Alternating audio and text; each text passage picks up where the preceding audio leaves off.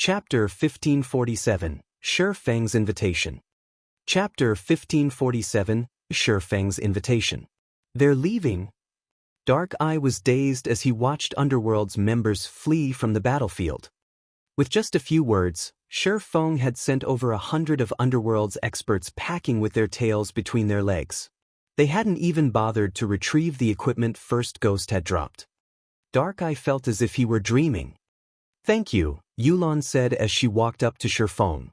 Unlike Dark Eye, her enemy's response hadn't particularly surprised her. "This is White River City. Naturally, I had to put a stop to this incident since I discovered it. Otherwise, no player would be willing to visit the city," Shi Feng said, surprised by Yulan's gratitude.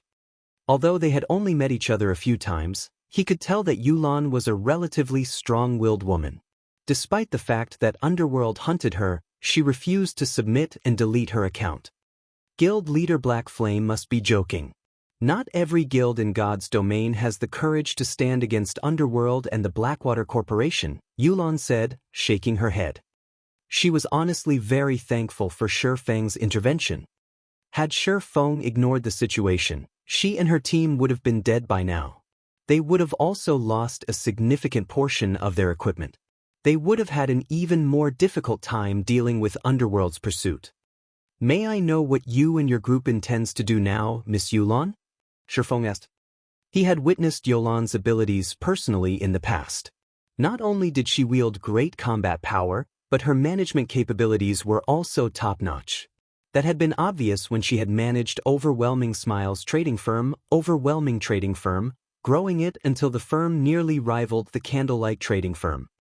By the time he had rejoined God's domain, he had accumulated 10 years of experience in the game. If not for his Candlelight trading firm, Yulan's firm might have dominated Star Moon Kingdom. If he could convince Yulan to join the Candlelight trading firm, it would undoubtedly strengthen the trading firm. After all, Melancholic Smile was more suited to forging and not a particularly skilled manager. Moreover, to manage the Candlelight trading firm, Melancholic Smile had been forced to sacrifice her precious practice time. Thus, hearing Shi Feng's words, Yulan could not help but turn to glance at Dark Eye and the others. "I had planned to complete a hidden quest I received and develop in a kingdom that lacks Underworld's influence, but I didn't expect the organization to discover us so quickly. They've even sent First Ghost after us. Since they clearly know where we are, we can't stay in White River City." "How about joining Zero Wing?" Shi Feng asked, considering this an excellent opportunity. No matter how far you run, with Underworld and Blackwater's information network, they'll have no trouble tracking you down. It is impossible to hide forever under black cloaks. God's domain has too many high-rank identification skills that can see through the black cloak's concealment effects. "Join Zero Wing." Yulan was stunned. She could not help but stare at Shi Feng, confused about the man's intentions. The Blackwater Corporation had already labeled her and her team as threats that needed to be removed. Any guild that discovered this would do its best to distance itself from them. Accepting them into its ranks would be the equivalent of declaring war on the Blackwater Corporation. First Ghost's death at Shi Feng's hands could be understood as his way of protecting his guild's reputation. Blackwater might let the matter slide, but it would be a different story entirely if Shi Feng offered them shelter. However, it would be an entirely different story if Shi Feng were to shelter them. This would be no different than slapping the Blackwater Corporation in the face. The corporation would undoubtedly mobilize its forces against Zero Wing. At this point, the Blackwater Corporation was much stronger than when Abandoned Wave had annexed Ouroboros. Not only had its experts caught up with mainstream players' levels, but the corporation had also secretly purchased several guilds and workshops. It had even partnered with a few superpowers.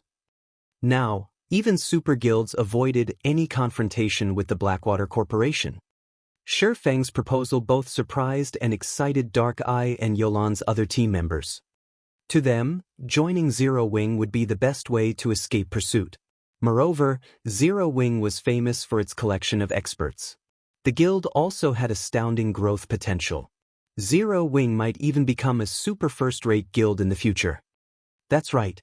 If you join Zero Wing, I can at least guarantee your safety. Your previous efforts won't have to go to waste, Shifeng said, nodding earnestly. You know the consequences for sheltering us, right? Yulan had to ask. We're talking about Blackwater's vengeance. This is also a crucial time for Zero Wing. If things go awry, Zero Wing might lose its chance of becoming a super first-rate guild.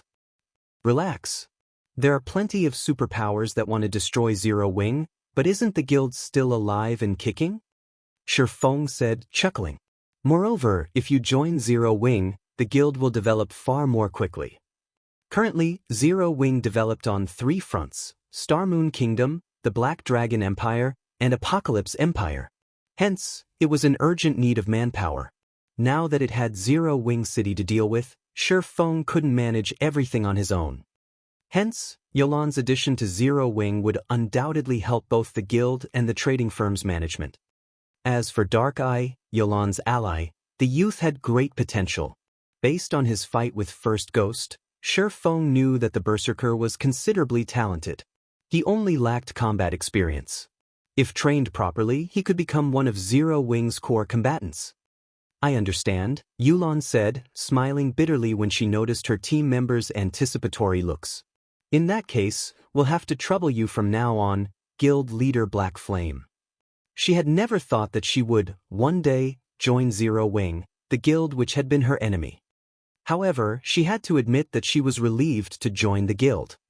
She only prayed that the Blackwater Corporation's fear of Zero Wing's potential would prevent it from declaring an all-out war on Zero Wing over her. Nonsense. Since you have now joined Zero Wing, the guild wouldn't let others bully you. Shifeng chuckled at Yolan's formality. Wait for me here for a moment. Once I've finished with my matters here, I'll bring you back to Zero Wing's residence to register. Of course, if you still have any matters to deal with, you can take care of them first. Once you're done, you can meet me at Zero Wing's residence. We don't have anything in particular to deal with right now. We're just waiting to turn in our quest.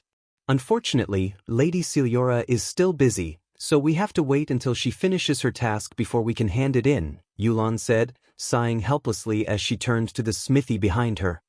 She was utterly helpless against Celiora. A Grandmaster Forger would be highly respected no matter where they went. Even Star Moon Kingdom's king had to treat the woman respectfully. Meanwhile, players could not afford to endure Celiora's wrath, so she had no choice but to wait until the woman stopped working before she could meet with the Grandmaster Forger. So, you're here to turn in a quest? Realization dawned on Shifeng. It was no wonder why Yulan and the others had been standing outside Celiora's house like a bunch of idiots. He then said, "Follow me then." Saying so, Shifeng approached the smithy, which emitted constant hammering sounds. Yulan and her companions didn't understand what Shifeng intended to do. When Shifeng knocked on the wooden door, they paled. They all knew about Celiora's temper. When they had interrupted the NPC earlier, she had used magic to reduce their attributes drastically for an entire day. Moreover, the debuff's duration only decreased if they were logged in. Under Shifeng's incessant knocking, the hammering sounds eventually stopped. Shortly after, Celiora slammed open the door, an enraged expression on her tanned face. "We're doomed." Yulan's team began to regret their alliance with Shifeng. Just as Yulan thought that Celiora would dole out their punishment, something unbelievable occurred. However, the moment Celiora's gaze found Shifeng, her wrathful expression softened. A joyful grin took its place. "Why are you here?" Chapter 1548, Forging Secret Journal. Chapter 1584, Forging Secret Journal. When Yulan and the others saw Celiora's friendly expression, they turned to Shifeng in shock. Even Star Moon Kingdom's king had to treat Grandmaster Forgers respectfully. Trying to raise one's favorability with an NPC Grandmaster Forger was exceedingly difficult, yet Celiora's reaction to seeing Shifeng wasn't unlike seeing an old friend who hadn't visited for many years. "I found a treasure. I'm here to see if you can help me recast it," Shifeng replied. "A treasure?" Celiora's eyes sparkled. "Come in then." "Right, these are my friends. They've completed a quest you've handed them, so they're here to hand it in," Shifeng said as he gestured Yulan and the others. Celiora glanced at the players behind Feng, and Yolan's group tensed. So, it's you guys. Come in as well. I just so happen to need those materials, Celiora said, nodding before leading everyone inside. As Feng stepped into the smithy, he was shocked by the sight before him. All sorts of exquisite weapons and pieces of equipment were on display in the relatively small house. Glass counters held various items that radiated powerful auras. Despite the magic array protecting the weapons, Feng could still feel a fraction of the energy they radiated. One could easily imagine how powerful these items were. The most inferior item in the house was dark gold rank, while most items were epic rank. Clearly, the weapons and pieces of equipment in the display cases were the creations Celiora was proud of. They were top tier even among epic items. With a casual glance, Feng easily counted many times more epic weapons and equipment in Celiora's small house than those Zero Wing had obtained. Even super guilds would go mad over Celiora's collection. Feng had to admit that a Grandmaster Forger was amazing. Celiora could craft epic items as if it were child's play. Even Master Forgers would be lucky to craft one epic item every few years. Although Master Forgers could craft epic items, their success rate was astoundingly low. Only if a Master Forger had an astronomical supply of high-ranking materials would they be able to produce epic items. Producing epic items was far more difficult than obtaining them from monsters and quests. This was because handcrafted items had higher compatibility with the players they were made for, which allowed said players to exhibit greater combat power.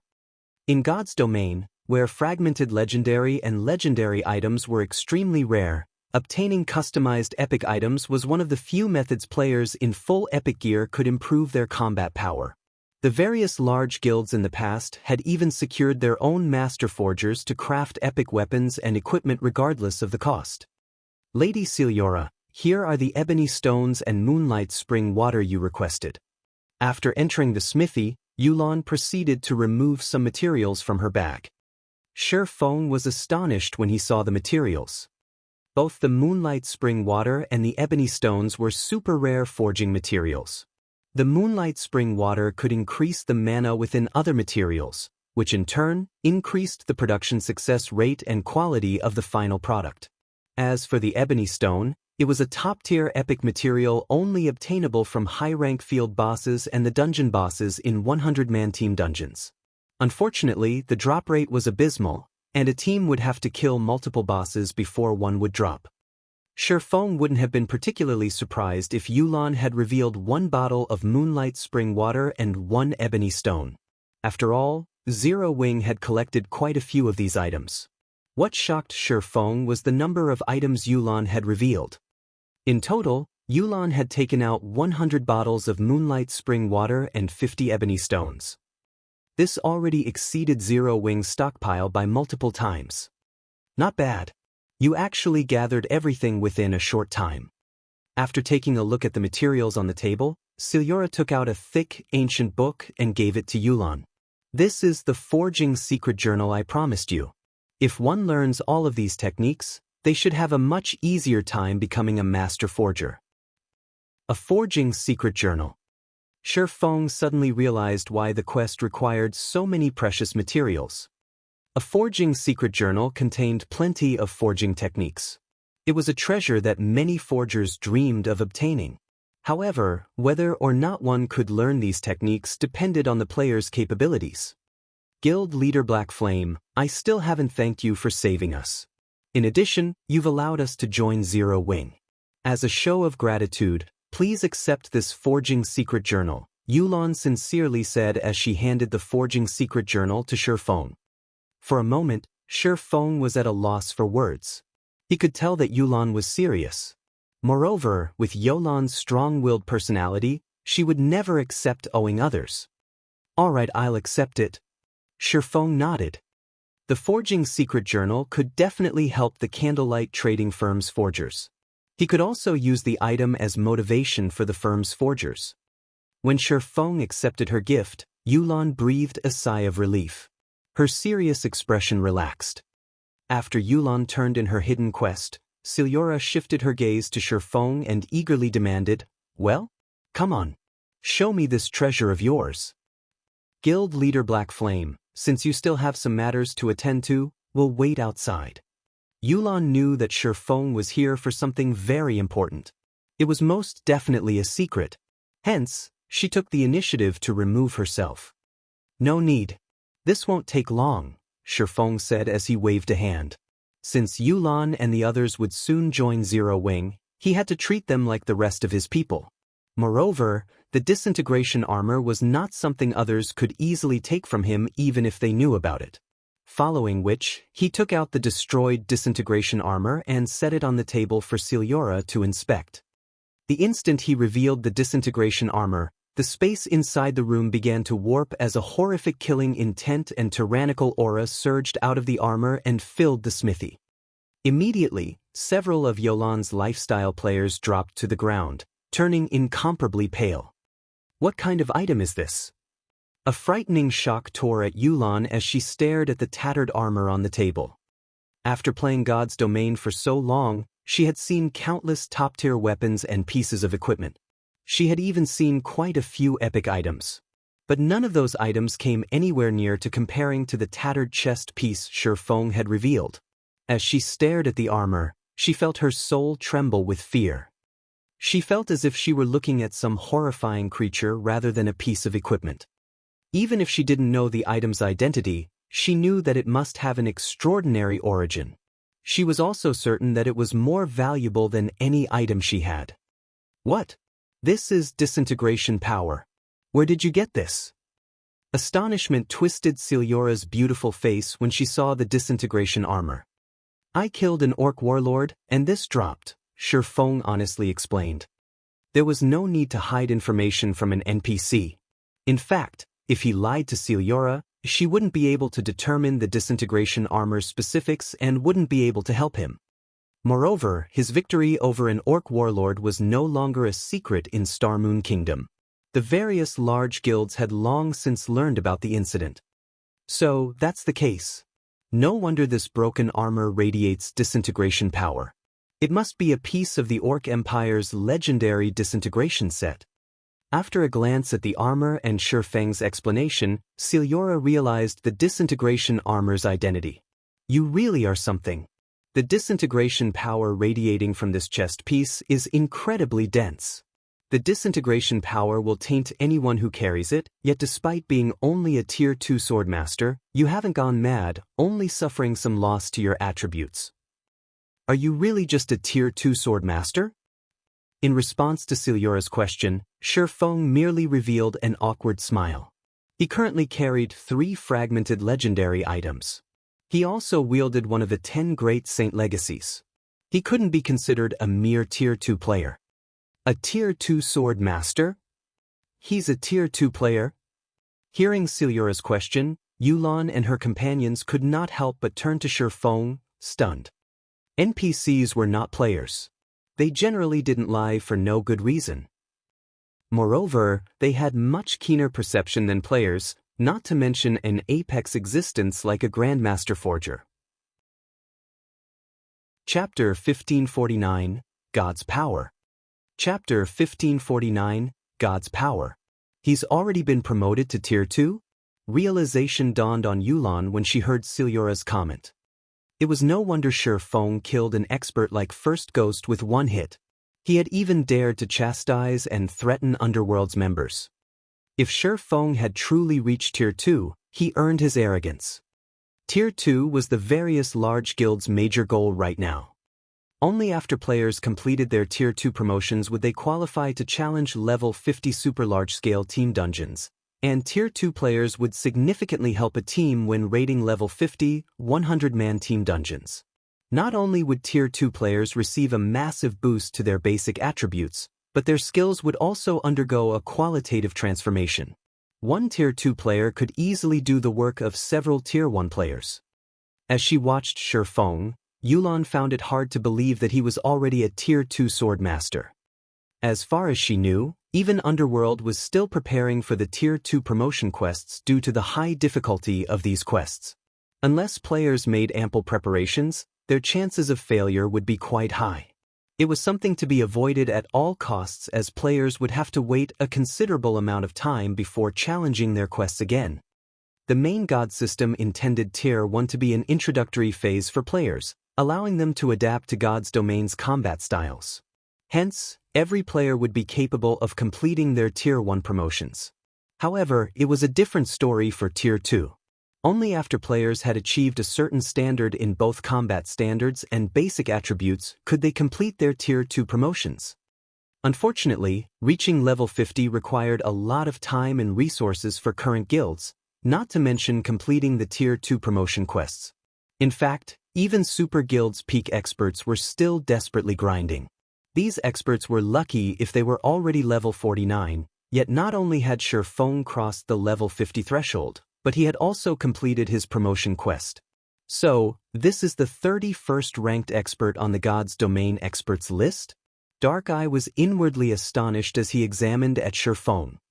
He had been considered a top-tier expert in Underworld. Although he was no match for experts like First Ghost, he was stronger than most of the organization's other experts. Even Warwolf had praised him for his potential. Yet, when he looked at Xianxia, he felt his horizons expand. In the past, he thought that experts like First Ghost were close to reaching the level of God's Domain's peak experts, but looking at it now, it seemed that that gap was far wider than he had imagined. When Dark Eye thought about how he could possibly receive guidance from an expert like Xianxia, he could not help his growing excitement. While these players digested their surprise over Xianxia's tier, Xianxia used an identification skill, inspecting the disintegration armor on the table. It is no longer possible to repair this disintegration armor. The core magic circuits have been destroyed. The materials used to construct the armor have also been tainted and crippled by some mysterious power, Xianxia said as she shook her head in pity. Then, can it be recast? Xianxia asked. Recast it?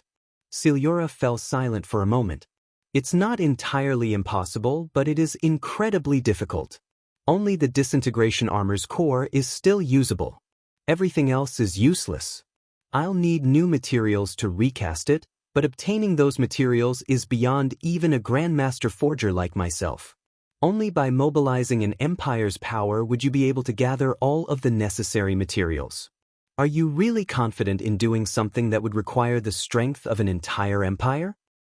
Yulan and her companions gasped when they heard Xianxia's explanation. The materials to reconstruct the disintegration armor were even out of reach for a Grandmaster Forger. Now, they were even more curious about the disintegration armor's rank. Is there no other way? Xianxia felt his head begin to ache. Xianxia could easily guess that the materials Xianxia had mentioned were likely rarer than legendary ranked materials. Otherwise, there would be no need to mobilize an entire empire's power. Although Zero Wing was Star Moon Kingdom's overlord, it was insignificant compared to the kingdom as a whole, much less an empire. Not exactly. Taking another look at the disintegration armor, Xianxia slowly said, there is the option of removing the mysterious power inside the disintegration armor. In reality, there isn't much of a problem with the disintegration armor itself. It's just that its magic circuits have been destroyed. However, a mysterious power is preventing the base materials from exhibiting their original strength. Now, only the core remains untainted. If you can remove this mysterious power, the disintegration armor will be much easier to recast. What must be done to remove this mysterious power? Xianxia asked, breathing a sigh of relief. If the system really tasked him with collecting the necessary materials, it would take him longer than 1 or 2 dedicated years to do so. After all, even a Grandmaster Forger would struggle to collect all of these materials. If you wish to remove this mysterious power, you just have to use a stronger power to do so. Unfortunately, I'm helpless against this mysterious power. It's likely that only the legendary god's power will do the trick, Xianxia said after giving the matter some thought. When she mentioned God's power, her expression became one of longing. Only Tai 6 gods could control God's power. Meanwhile, she was still far from becoming a Tier 6 god. In God's domain, countless emperors and peerless overlords had tried to reach that realm, including the disintegration armor's creator, the Orc Empire's founding emperor. God's power? Shifeng suddenly smiled. As long as I have God's power, I can remove this mysterious power. In the past, he had been ignorant about God's power. Now, however, not only did he know about it, but he also knew how to obtain it. To put it simply, the system wanted him to collect God crystals to cleanse the mysterious power inside the disintegration armor. Normally, it was very difficult to obtain God crystals, but after making a trip to the moon god's abode, he had a source. If he wished to obtain a large number of God crystals, he simply needed to visit places where gods had once lived. Although it was impossible to return to the moon god's abode in the dark canyon, he had a sealed tool, which could teleport him to a god's old residence. That item was Moloch's ring. Moloch's ring allowed him to open a gate of darkness that led to the Dark Den's central area, which happened to house the World Summit, a location the gods had created. Charlene had warned him not to use the Moloch's ring in fear of the power of darkness's taint, but after repairing the Bible of Darkness, he could reduce the power of darkness's erosion. If he only used Moloch's ring once, it should not cause too much of a problem. I've never tried this method before, so I can't guarantee that it will work, but it should be possible. If not even God's power does the trick, I'm afraid that nothing can cleanse this mysterious power, Xianxia warned. Although Xianxia was unsure, Shifeng could tell that he had a 90% chance of removing the mysterious power with the god's power inside God crystals. Otherwise, he'd have to collect the materials Xianxia had previously mentioned, and that was impossible for current players. It was a far more reasonable task if he only needed to collect God crystals. Following which, Shifeng stored the disintegration armor and bid farewell to Xianxia. He then led Yulan and the others towards Zero Wing's residence to complete the registration procedures. Due to God's domain evolution, the process of joining a guild had become far more troublesome. This was especially true for guilds with guild residences. Players who wanted to join such guilds needed to register at the Residence or the Adventurers Association. It was no longer possible to accept an invitation from a person in power. As Shifeng made his way towards Zero Wing's residence, the sound of a system notification reached his ears. System, congratulations. Zero Wing City's basic facilities have been constructed, and its name is spreading throughout Star Moon Kingdom. Do you wish to allow NPCs to garrison in Zero Wing City? Chapter 1550, City Opens. Chapter 1550, City Opens. They're done already? Shifeng was a little surprised to hear the system notification. Normally, even after a guild city's construction finished, it would take a considerable amount of time before the city could be open to NPCs.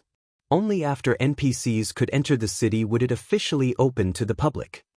NPCs were of utmost importance to a guild city's development. The sooner a guild could lure NPC residents, the sooner a city could unlock its various functions. He had expected to need a few more days before NPCs could conduct business in Zero Wing City. Immediately, Shifeng clicked Agree, allowing the NPCs, who had been attracted to Zero Wing City's scenery, to enter the city. Shortly after Shifeng had done so, he received a call from Aqua Rose. Guild leader, for some reason, NPCs have begun to serve into the city. Many NPC merchants have even visited the city lord's mansion, requesting to purchase the city's shops. All of these requests have time limits. Should we approve of them all? Aqua Rose, who currently resided in the city lord's mansion, asked anxiously.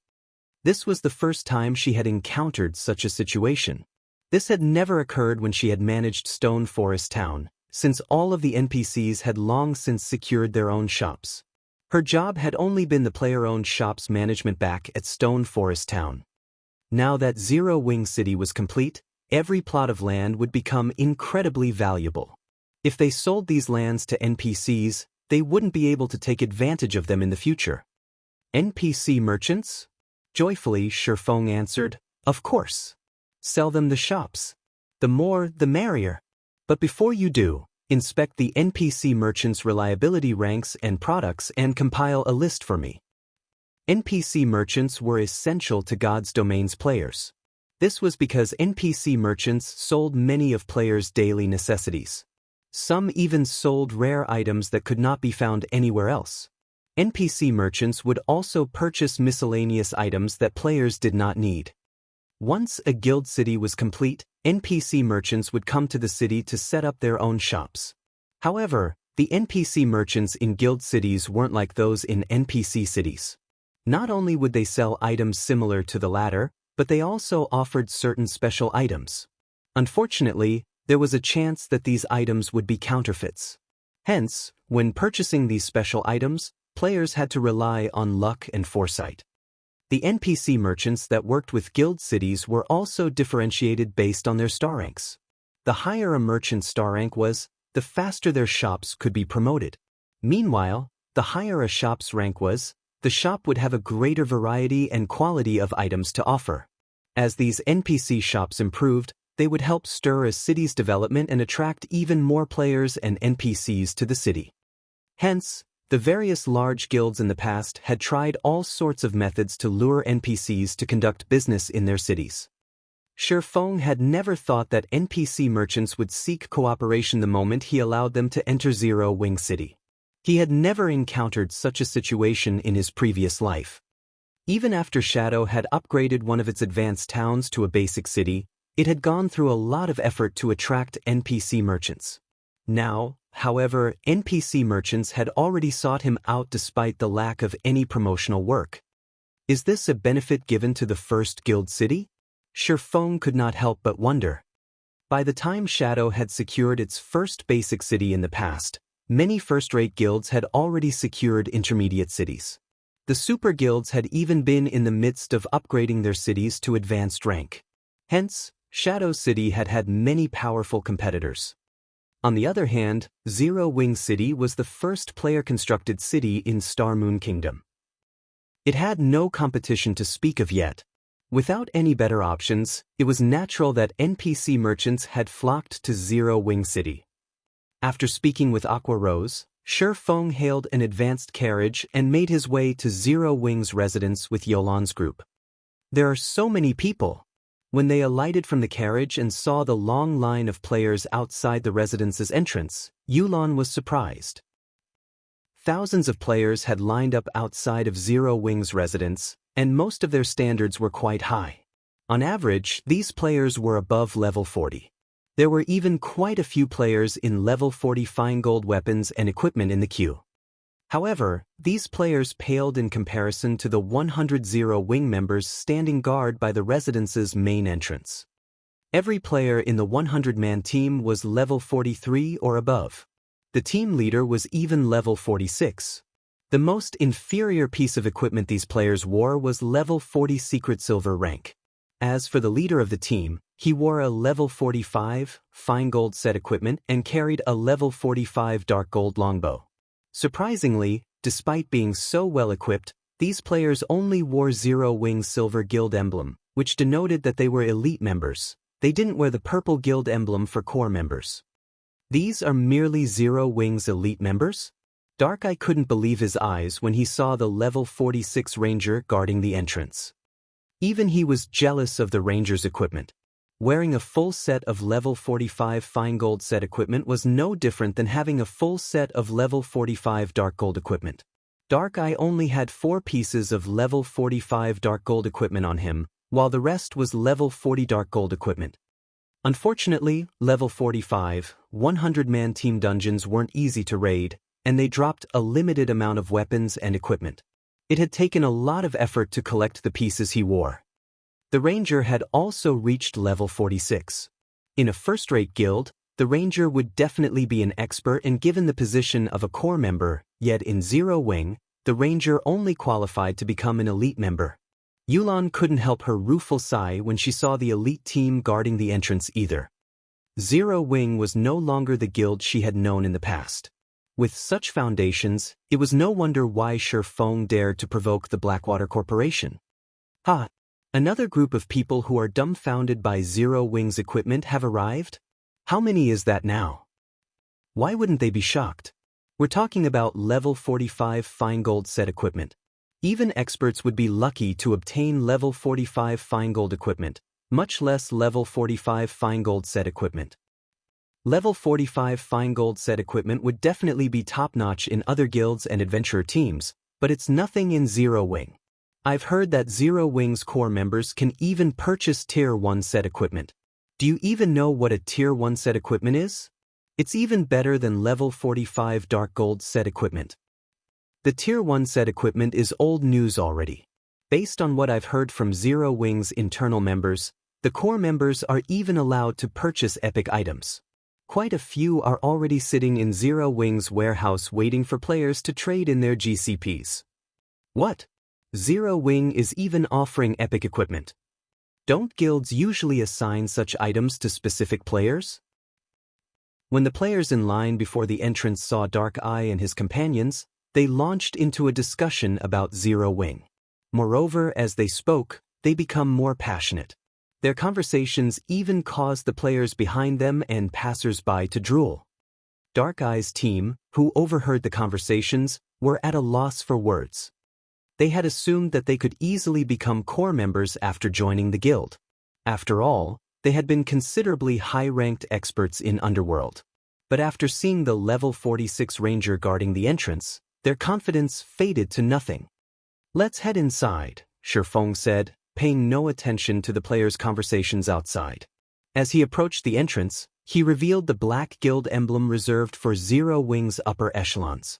After a few hushed words with the level 46 ranger, he led Dark Eye and the others into the residence.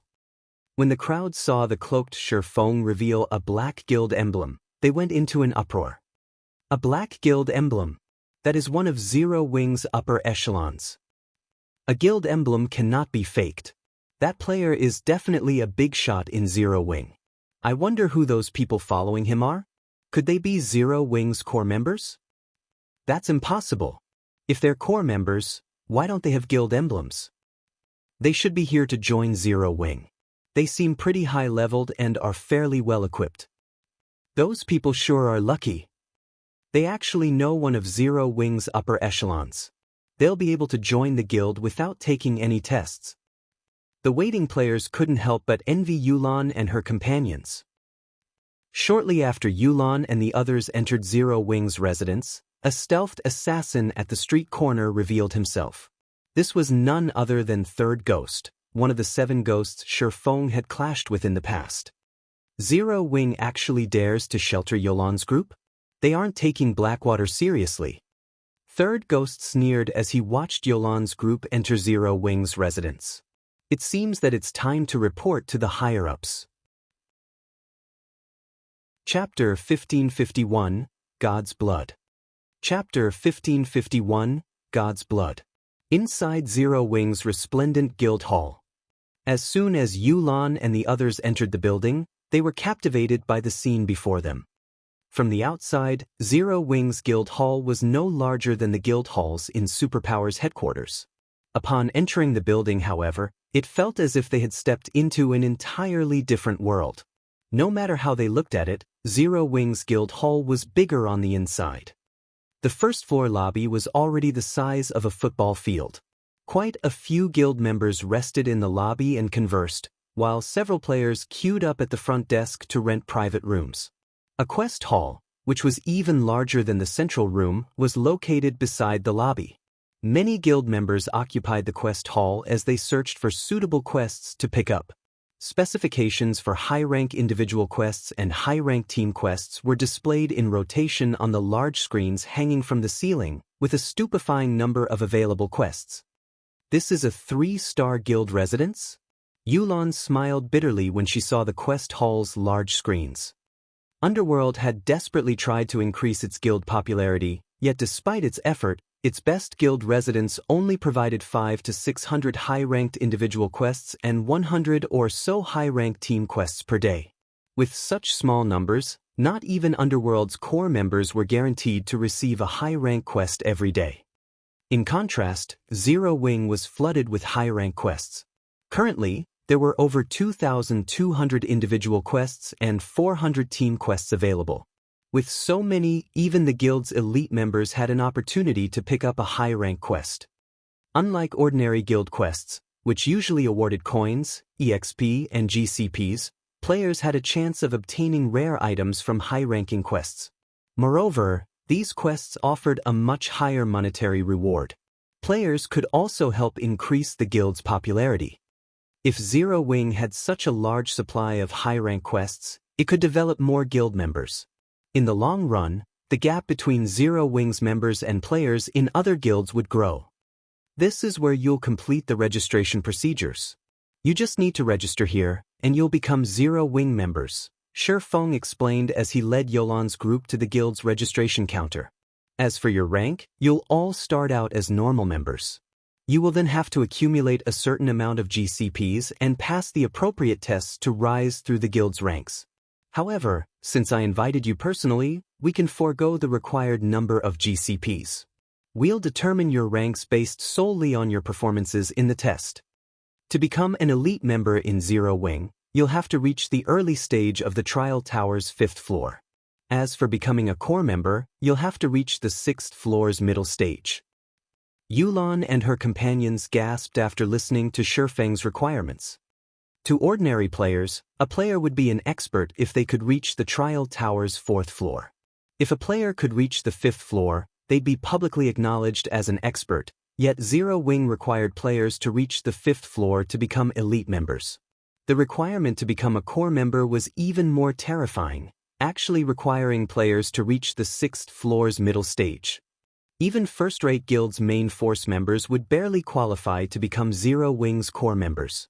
Guilds handpicked these experts from their core members, yet this was the minimum requirement to become a core member in Zero Wing. Yulan and the others felt beads of sweat slide down their skin from the embarrassment. Among the dozen or so experts in their group, only Yulan and Dark Eye met the requirements. The rest of their group was slightly weaker, with the best among them having only reached the 5th floor's late stage. Guild leader Black Flame, what about lifestyle players? The dozen or so lifestyle player behind Yulan asked nervously. They were lifestyle players. Although some lifestyle players were acceptable fighters, these players weren't. Relax. There's a separate test for lifestyle players that join the guild. But that test is conducted at the Candlelight Trading Firm, Feng explained. The dozen or so lifestyle players breathed a sigh of relief. They were advanced lifestyle players that Yulan had nurtured. While they weren't good in combat, they were top-notch when it came to subclass standards. However, they nearly choked when they heard Feng's next words. 4 subclasses, those who have reached the advanced rank will become Candlelight's official members. To become a core member, you have to achieve a practical success rate of 30% with advanced items. In God's domain, advanced subclasses only had around a 35% theoretical success rate with advanced items. The practical percentage, however, was much lower. The majority of Yolan's advanced lifestyle players only had a practical success rate of 25%. Raising their success rates by even 1% would require refining their technique standards quite a bit, much less a 5% increase. Even Yulan was surprised. She felt that this requirement was a little too excessive. She was no stranger to subclasses. After all, she had been supervising the underworld's trading firms for some time. She had a relatively clear understanding of the present state of God's domain subclasses. The dozen or so lifestyle players who had followed her could rank among the top lifestyle players in Underworld in terms of production standards. They were only slightly weaker than the organization's top-ranked lifestyle players, yet in Zero Wing, they didn't even meet the requirement to become core members. Right, we just so happen to be running a performance assessment for alchemists today. If there are any alchemists among you that wish to participate, I'll take you there in a bit. If you rank among the top 10, you'll be promoted to a core member. If you rank high enough, you might even get to use a set of dark gold alchemy tools for a certain period. The chief alchemist will also have the authority to use a basic meditation room long-term. These benefits will definitely help you reach master rank. You'll also be able to visit Titan City, Feng said. When the group's lifestyle players heard this, a fiery passion ignited in their eyes. Unfortunately, few of them were alchemists. Otherwise, they would definitely compete in this assessment. In response, a white-haired elder stepped away from the group. He smiled at Feng and said, "This is interesting. May this old man participate as well?" Master Aspiration is going to participate. Yulan gave the old man a confused look. Silent Aspiration was very famous in the virtual gaming world. While he had resided in Star Moon Kingdom, he had created the Fire Dragon Potion despite being an intermediate alchemist. The Fire Dragon Potion had allowed Overwhelming Smile to compete with the Candlelight trading firm. Silent Aspiration had long since become an advanced alchemist and was only a step away from master rank. Silent Aspiration wasn't normally interested in competing against others, yet this old man had actually asked to participate in this competition. His initiative had truly surprised Yulan. Michim. Although Zero Wing has offered us shelter, we can't let them look down on us, Silent Aspiration whispered to Yulan as he nodded. Of course, once we've completed the test here, we'll head over to the Candlelight trading firm, Shi Feng said as he looked at Silent Aspiration. He knew a little about this man, but although the man hadn't been particularly famous during God's Domain's early stages, practically everyone had known his name after 10 years. He had been a master alchemist and only a step away from becoming a grandmaster. More importantly, he had created the master-ranked potion that even grandmaster alchemists admired, God's Blood. God's Blood was why Silent Aspiration had become famous throughout God's Domain. It had been an incredibly powerful master-ranked berserk potion. In addition, God's Blood could stack with a berserk skill without side effects. As for Dark Eye and the other experts, Shi Feng sent them to join the 100-man expert team under Shadow Sword and Turtledove's leadership to grind for equipment in level 45, 100-man Hell Mode team dungeons. 10 minutes later, Shi Feng's group arrived before the Candlelight trading firm. The Candlelight trading firm was housed in a much taller building than Zero Wing's guild hall. One could say that it was the tallest player-owned shop in White River City. Since the teleportation fees between countries had fallen, an unprecedented number of lifestyle players visited the Candlelight trading firm. The establishment's prosperity could now rival Star Moon City's auction house. After reaching the trading firm, Yulan and her companions discovered a large number of lifestyle players seeking to join Candlelight. Dozens of advanced lifestyle players had lined up to register for the trading firm's test. This had never happened in Underworld's trading firms. Chapter 1552, Candlelight's Foundations. Chapter 1552, Candlelight's Foundations. After arriving at the Candlelight trading firm, Shi Feng led Yulan and the others into the building. Entering the trading firm's first-floor hall was like entering a supermarket. All kinds of products had been set up for sale in the hall. When players from other cities and kingdoms saw the trading firm's interior, they felt as if they had just set foot in another world. Unlike the other guilds, Shi Feng had placed heavy importance on lifestyle classes since the beginning of the game. As a result, the Candlelight trading firm had plenty of lifestyle players. This, in turn, allowed the Candlelight trading firm to produce a variety of items in large quantities. Currently, the Candlelight trading firm sold over 100 different kinds of crafted items. Although most of these items weren't particularly high quality and they didn't have much practical use, they still attracted customers to visit the firm. Unlike other trading firms, Candlelight also sold high-ranked weapons and equipment.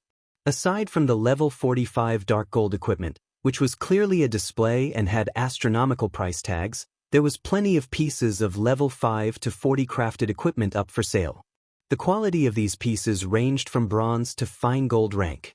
This even allowed the trading firm to satisfy players that had only joined God's Domain recently. Meanwhile, players constantly crowded the counters selling crafted level 40 weapons and equipment. Although there was quite a bit of level 40 weapons and equipment on the market, items of secret silver and fine gold rank were still fairly rare. Guilds and teams usually kept these items for their own use.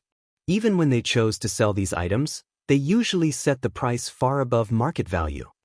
However, the Candlelight trading firm was different. It consistently produced level 40 equipment ranging from bronze to fine gold rank, most of which was secret silver and fine gold rank. Moreover, the trading firm sold the equipment it produced at fair prices. Although the prices were slightly higher than market value, they weren't ridiculous. As a result, players usually bought out any level 40 secret silver and fine gold equipment very quickly. As expected of the publicly acknowledged, #1 trading firm in Star Moon Kingdom, Its foundations are really something. Silent Aspiration nodded in satisfaction as he looked through the various products on display. Yolan's other lifestyle players were shocked. Shi Feng's group quickly reached one of the special alchemy rooms on the candlelight trading firm's top floor. A large crowd had already gathered in the room, and when Shi Feng's group entered, everyone turned towards them. The guild leader is here to watch the ranking competition? The guild leader is visiting us personally? Could he have some good news? There should be. Didn't you hear that Zero Wing City's construction has completed? He might be looking for people to manage the candlelight trading firm there. After all, Manager Melancholic can't handle so many locations by herself. Upon seeing Shi Feng enter the room, the crowd launched into a quiet discussion about his visit. Their excitement about the competition also grew. Guild leader, you're here? I've arranged everything to your specifications. There are a total of 323 alchemists participating in the test this time. Among them, 244 are intermediate alchemists, and 79 are advanced alchemists. We can start the competition once you're ready, Melancholic Smile reported after approaching Shi Feng. Yulan and her companions, who stood behind Shi Feng, gasped. The candlelight trading firm has so many advanced alchemists? Yulan was astonished as she surveyed the crowd before her. When she had first entered the room and saw this crowd, she had assumed that every one of Candlelight's alchemists was present, the firm housing roughly the same number of alchemists as Underworld. However, the difference was far larger than she had thought. This firm already had over 300 intermediate alchemists. If they included basic alchemists and apprentice alchemists, shouldn't Candlelight have nearly 1,000 alchemists under its command? The number of advanced alchemists Candlelight possessed was simply horrifying. Underworld currently had nearly 20 advanced alchemists, yet the Candlelight trading firm had over 4 times that. Hearing this, Silent Aspiration's fighting spirit welled within him. Alright, I have another alchemist here who wishes to participate in the ranking competition. With this, we'll have 80 advanced alchemists form a group, while the intermediate alchemists will form their own. Shi Feng nodded. He wasn't surprised in the least by the number of advanced alchemists current in the Candlelight trading firm. With Zero Wing's current popularity and the benefits Candlelight offered, it was natural that the trading firm attracted so many advanced alchemists. In reality, the trading firm could have had even more advanced alchemists, but due to God's domain's evolution changing the subclasses, it had become significantly harder for players to upgrade their subclasses. In the past, lifestyle players had simply needed to fulfill the proficiency requirement to be promoted. Now, however, not only did lifestyle players had to have enough proficiency, but they also had to pass a test at their respective lifestyle associations. Once they could create a specified item with a certain success rate would their rank rise. Otherwise, with how many alchemists the Candlelight trading firm nurtured, they would have had far more advanced alchemists. Following which, Silent Aspiration joined the competition group for advanced alchemists. Right, for this ranking competition, aside from the aforementioned benefits, the top 3 players will have the opportunity to learn this mana-enhancing potion recipe, Shi Feng said as he took a large booklet from his bag and placed it on the stone table before him. He then shared the details of the mana-enhancing potion to everyone in the room.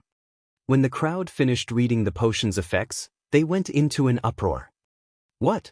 This is a berserk potion? An advanced berserk potion? And there's a special alchemy technique included with the recipe. If I could learn that technique, I might have an easier time trying for master rank. I have to fight for one of the top 3 positions this time, no matter what. Every alchemist's eyes shone with excitement. Even Silent Aspiration, who didn't seem overly excited about the competition, showed great interest after seeing the mana-enhancing potion. Advanced alchemy recipes weren't like ordinary alchemy recipes. Advanced alchemy recipes required the application of unique alchemy techniques. If one could learn these techniques, they'd have better luck when creating their own unique potions in the future. For alchemists who dedicated themselves to researching berserk potions, learning the alchemy technique for the mana-enhancing potion was necessary. Wonder, this is your chance. Haven't you been trying to create an advanced berserk potion for your master rank promotion for a while? If you can get your hands on this recipe, you'll definitely get promoted, a female alchemist beside Silent Wonder said. Michim, this recipe will be of great help.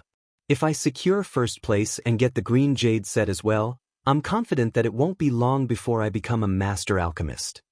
Silent Wonder nodded. When she looked at the mana-enhancing potion recipe on the table, she knew that she had to obtain it.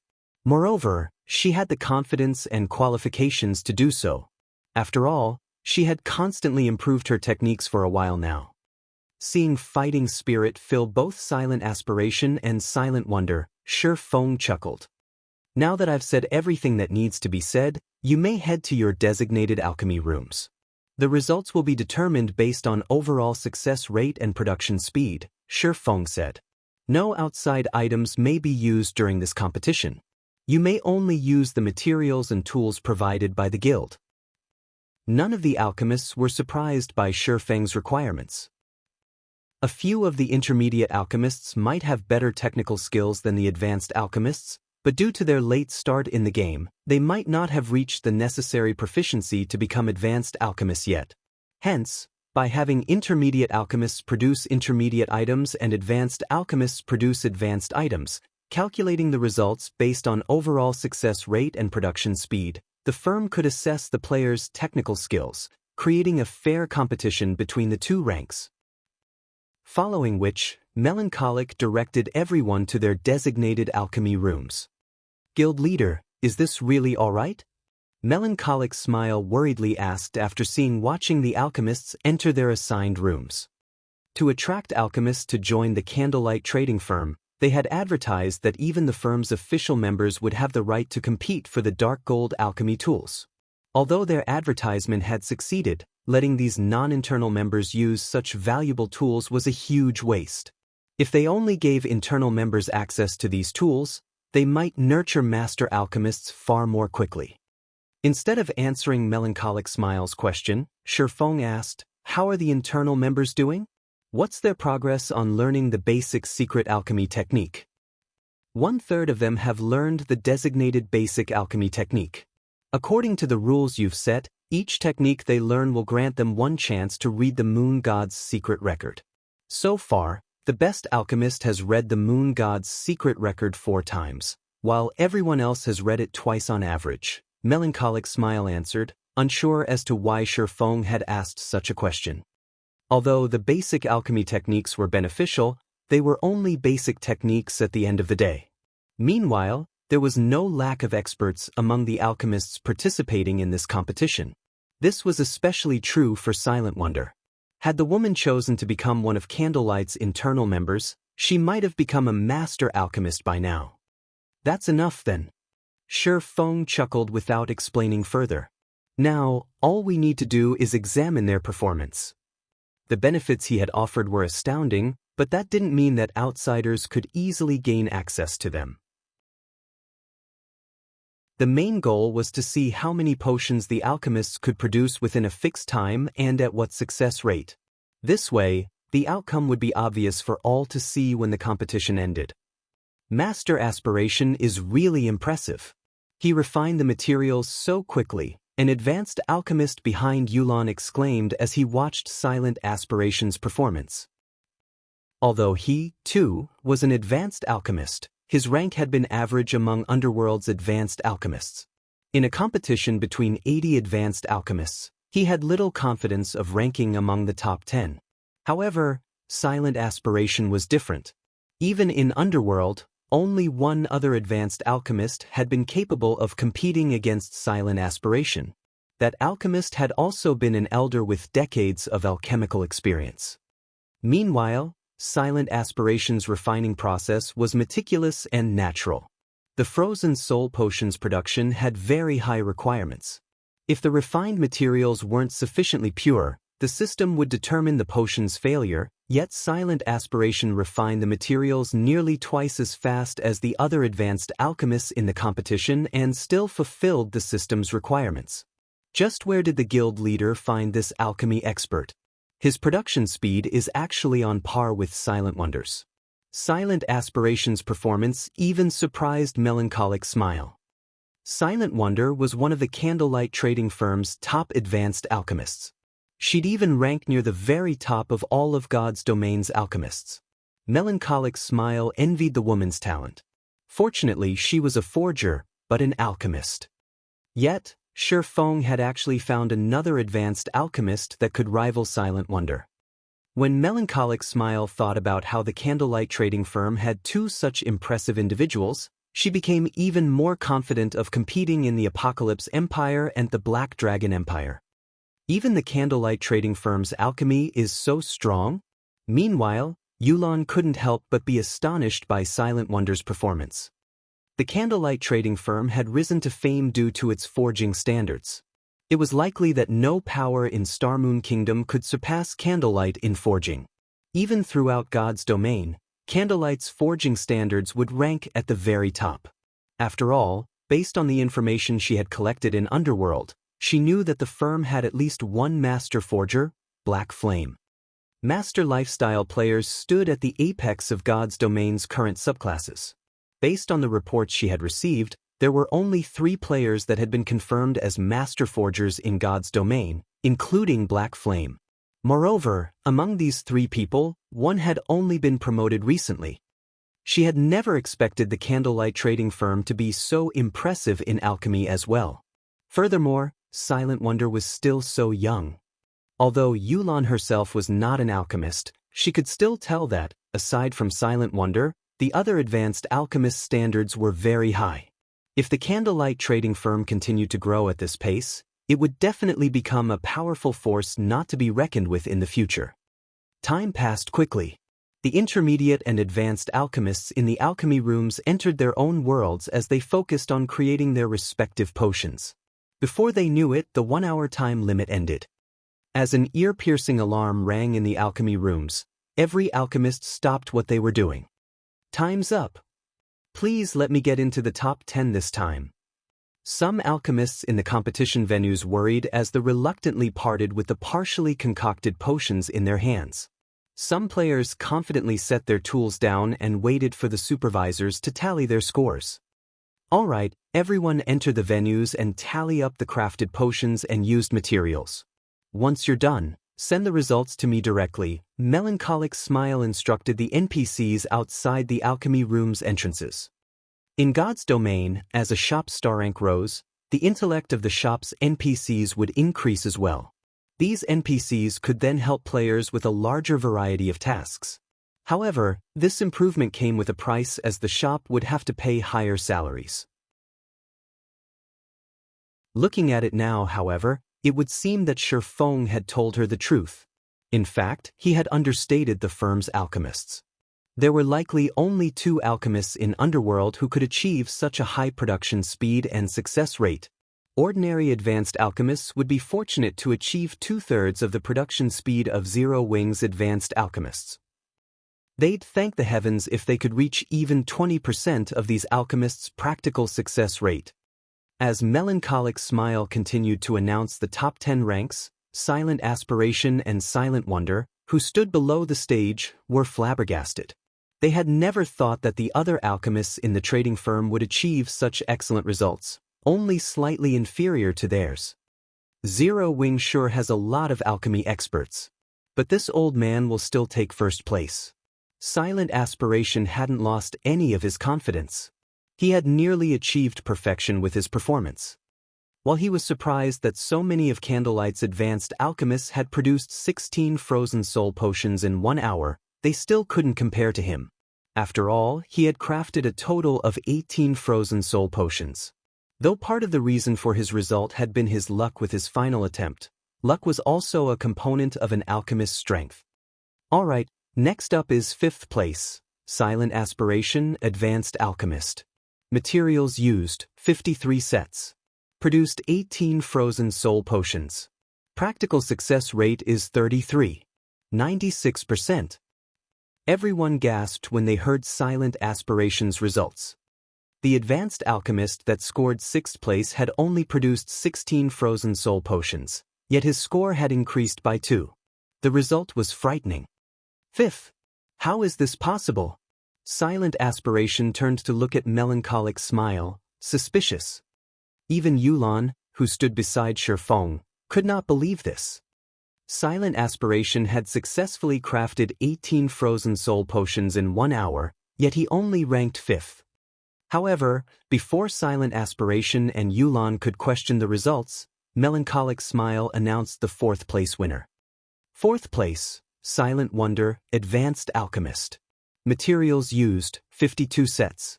Produced 18 frozen soul potions. Practical success rate is 61%. Hearing this result, Silent Aspiration, who had intended to question the results, was at a loss for words.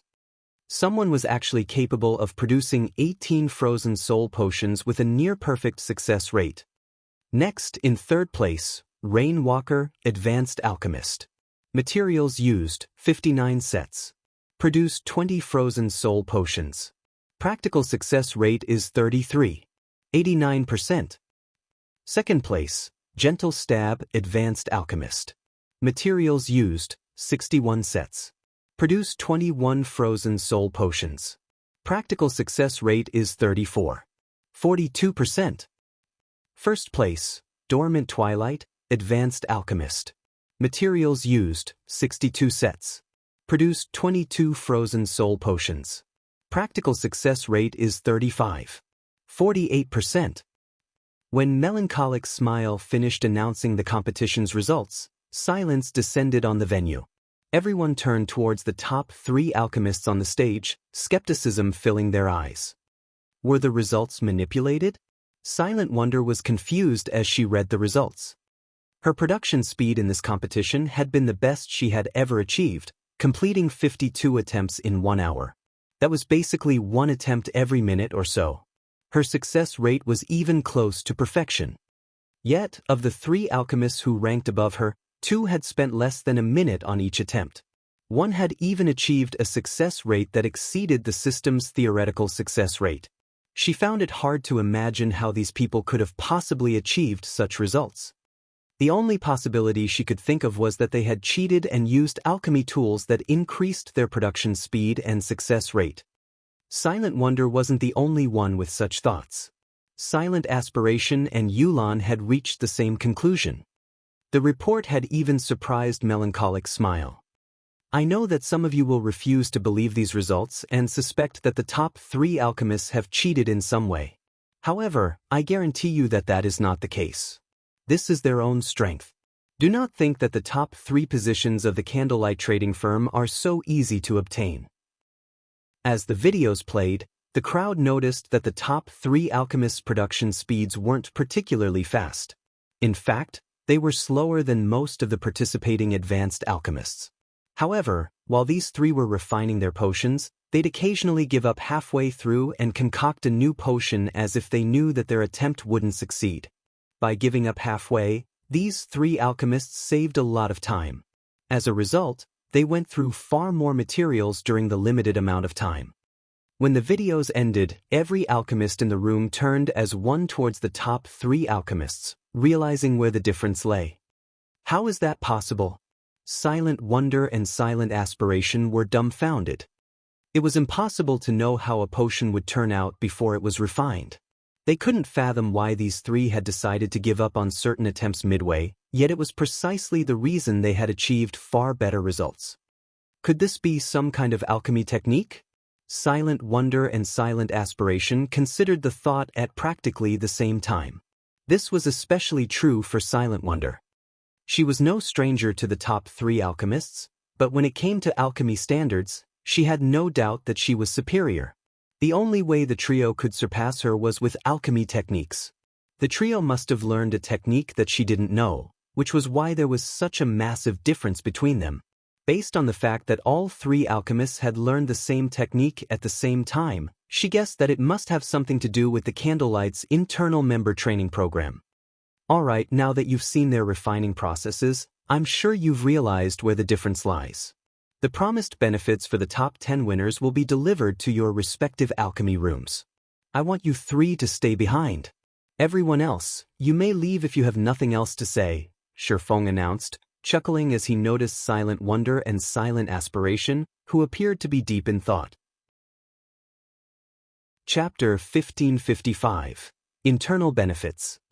Chapter 1555. Internal Benefits. After Shi Feng gave the command, everyone began orderly shuffling out of the special alchemy room. Even now, though, everyone still felt a little shocked by the outcome of this competition. Originally, they all thought that Silent Wonder would be the champion this time. They had never imagined that she would actually end up failing to get within even the top 3. Moreover, there was a huge difference between her results and the results of the third-place winner. This was simply incredible. However, just like Shi Feng had said, they had indeed underestimated the candlelight trading firm's foundations. The difference between the support received by internal members and official members was much greater than they had expected.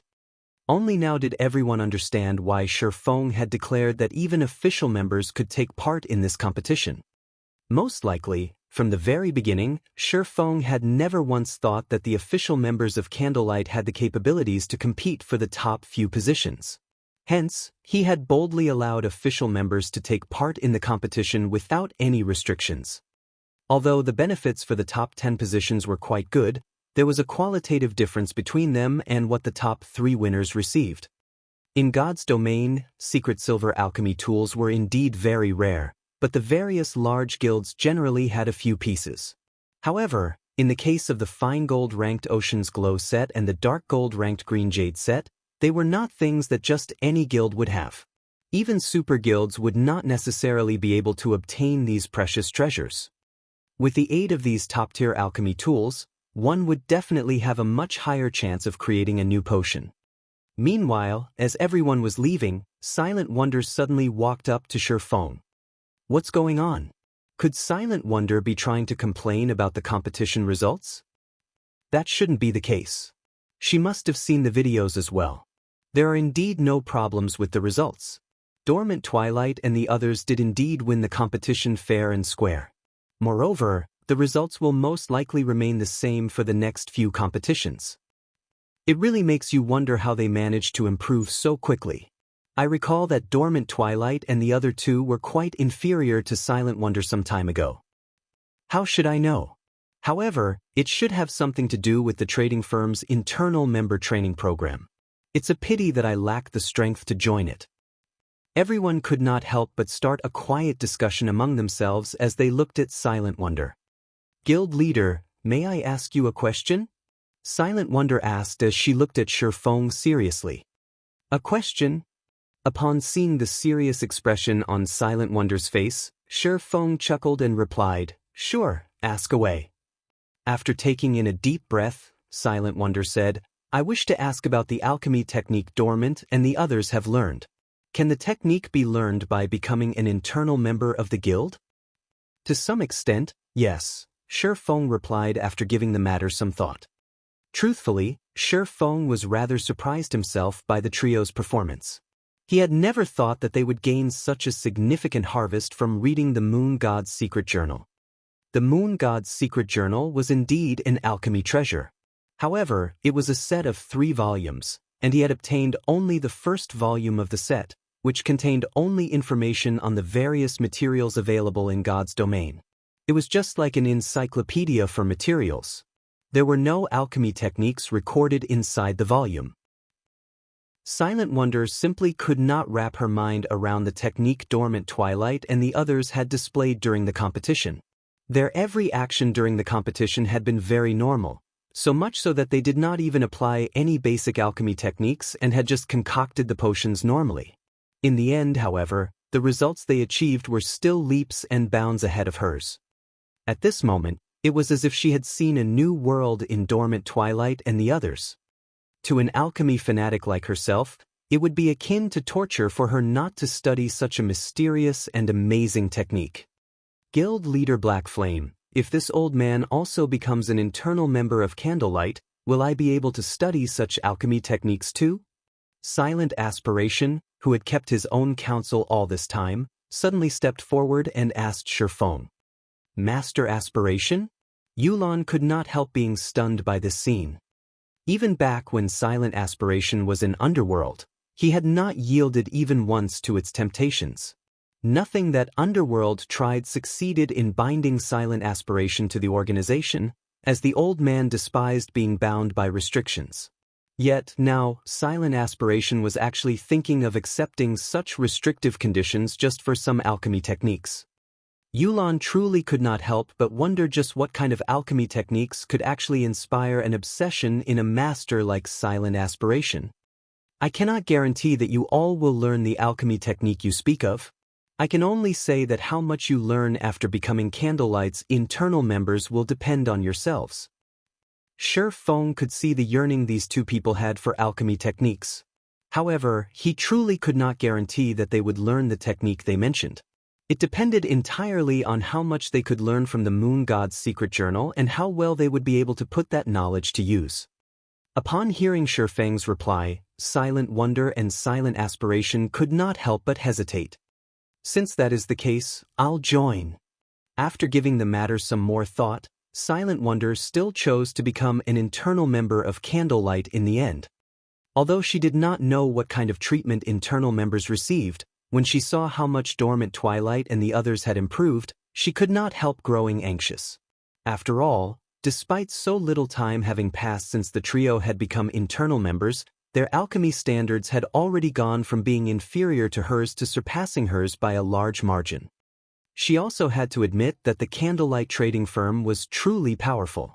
It possessed advantages that even super guilds did not. Although she was confident in herself, she was not blind. If things continued at this rate, the gap between herself and Dormant Twilight and the others would most likely continue to widen. This was not an outcome she wished to see. Moreover, she was also very curious to find out just what kind of item could help the internal members improve by so much in so little time. Interesting. This old man will join as well. Silent Aspiration chuckled as he sent glance at Silent Wonder and Dormant Twilight's group. Although being able to conduct experiments without restrictions was good, the competition with a bunch of alchemy experts had rekindled his long-lost fighting spirit and edge. Now, his goal had already changed. Instead of aiming to become the #1 alchemist in God's domain, he decided he would first secure the position of chief alchemist in the Candlelight trading firm. Only afterwards would he contend for the title of #1 alchemist in God's domain, as expected of the guild leader. With this, we won't have to worry about lacking potions to sell in Candlelight. Melancholic Smile could not help but inwardly worship Shi Feng's capabilities. After all, he had actually managed to lure alchemy experts like Silent Wonder and Silent Aspiration into becoming internal members of Candlelight while barely doing anything. With the standards of these two alchemy experts, the Candlelight trading firm would have no trouble producing extremely complex potions. Meanwhile, Yulan was dumbfounded by this scene. Despite all the methods Underworld had tried, it had failed to rope Silent Aspiration into the organization. Chapter 1556, 3-Star NPC Merchant. Chapter 1556, 3-Star NPC Merchant. The Moon God's Secret Journal. Everyone present was stunned momentarily when they heard Silent Wonder's words, their eyes staring dazedly at the thick book on the stone table. As long as one was an alchemist in God's domain, they would generally have visited a library and read up on matters regarding the alchemy world. Most of the many introductory books on alchemy would mention the alchemy treasure known as the Moon God's Secret Journal. Among the numerous epic wars that the continent of God's domain experienced before, quite a few of them were over the Moon God's Secret Journal. Meanwhile, such a precious alchemy treasure was actually being offered as a benefit for the internal members of the Candlelight trading firm. No wonder the three of them could improve so quickly. Realization dawned upon Silent Wonder as she turned to look at Dormant Twilight and the others. At the same time, the benefits offered to Candlelight's internal members also rendered her utterly speechless. Shi Feng's confidence in allowing even official members to compete for the top 10 positions was understandable. Meanwhile, Silent Aspiration's eyes were practically glowing as he looked at the Moon God's Secret Journal. He wished he could take a read through the book right this instant. I'm sure you all know how valuable this moon god's secret journal is. If you wish to read it, you'll have to rely on your own abilities to do so. Any internal member can look for melancholic smile to learn basic secret alchemy techniques. Also, only after learning one technique completely will you be allowed to learn another. Each time you finish learning a technique, you'll be given one opportunity to read through the moon god's secret journal. How many times you'll be able to read through the journal will depend on yourselves. Feng could not help but chuckle when he saw the longing in everyone's eyes. He then left the remaining matters for melancholic smile to deal with. Upon hearing Feng's words, the advanced alchemists that had become internal members just now immediately ran up to melancholic smile, fighting over the chance to start learning a basic secret alchemy technique as soon as possible. Had Feng taken out the moon god's secret journal and shown it to them before the competition, they would have treated the journal as merely an alchemy treasure. They would not have had a clear understanding of its value. However, after watching Dormant Twilight and the others' performance, they came to fully appreciate the power of the moon god's secret journal. Now, they hoped to grasp the knowledge stored inside the journal as soon as possible. Just as Feng was letting Dormant Twilight and the other two top 3 winners learn the mana-enhancing potion recipe, Aqua Rose suddenly contacted him. Guild leader, I just received a report stating that Heaven's Burial has begun raiding the Orc Empire's ancient rock city. Moreover, they've mobilized a considerable force. At this point in time, we estimate that Heaven's Burial has mobilized over 100,000 elite members and 5,000 NPCs. By the looks of it, they are almost certain to capture ancient rock city, Aqua Rose reported. They dare raid an orc city with just 100,000 elite players and 5,000 mercenaries? Hearing Aqua Rose's words, Feng could not help but fall into deep thought. Could Heaven's Burial have some other insurance? He might not have a clear idea of how powerful the cities in the Orc Empire were, but one thing he did know was that the cities located in neutral maps were not that easy to raid. For example, even though the secret pavilion had obtained 15,000 NPC mercenaries from him, its chances of securing an orc city were minimal. After all, a city possessed a defensive magic array. Meanwhile, attacks at Tier 3 and below would do very little to deplete the energy of a city's defensive magic array. In addition, the orcs defending the city would definitely outnumber players by a lot. There were also mythic monsters garrisoning the city. Unlike the mythic monsters found in dungeons and out in the fields, a mythic monster defending a city would receive a significant buff from the city's defensive magic array. An army of 100,000 elite players was no different from a bunch of ants in the face of such a mythic monster. The latter could annihilate the former with little to no effort. In fact, even if the mythic monsters defending the city did not make a move, the orc army stationed inside the city would most likely be able to annihilate Heaven's Burial's army of 100,000 elite players easily. Hence, by attempting to capture ancient rock city, either Heaven's Burial's upper echelon consisted of utter fools or the guild had some other power they were relying on. Guild leader, I heard that many first-rate guilds are sending their own forces to take advantage of the situation. Should we poke our hands into the matter as well? Aqua Rose did not have any positive feelings about Heaven's Burial. In other words, their two guilds were basically enemies. Now that Heaven's Burial was trying to capture ancient rock city, Zero Wing naturally could not just sit out and do nothing. Forget it. Since Heaven's Burial dares to take such an action, I'm sure they've considered this problem as well. For all we know, we might end up stepping into a trap they set up. Let the other guilds have their fun. However, make sure to keep an eye on the situation there as well, Feng said, shaking his head. Right, are you done sorting through the information on the NPC merchants yet? Beast Emperor's shadow loomed behind Heaven's Burial. In a field battle without the aid of defensive structures like the Magic Tower, dealing with a swarm of evil beasts and evil demons would be very difficult. At the very least, Zero Wing currently still lacked the means to contend against an army of monsters in a frontal confrontation. In fact, Heaven's Burial's goal in attacking ancient rock city might not be the conquest of the city at all. It might very well be an attempt to lure the various large guilds into a trap and turn their members into resources for Beast Emperor to create even more evil demons. After all, the Black Dragon Empire's Evil Gods Temple had already been activated. If Beast Emperor wished to nurture powerful evil demons, he would need a large number of sacrifices to do so. Meanwhile, hunting for players the normal way would take a very long time. If he could gather a large number of players in a single location at the same time, with the said location even being in a neutral map, just the thought of it horrified Shifeng. Now, the only thing Shifeng could do was improve Zero Wing's power as quickly as possible. He was confident that so long as he developed Zero Wing City properly, be it Heaven's Burial, Beast Emperor, or the Blackwater Corporation, none of them should even dream of shaking Zero Wing's foundations by even the slightest. I understand. I'll have Flying Shadow and the others head over to take a look. Aqua Rose nodded. As for the NPC merchants, I've already compiled a report on their details.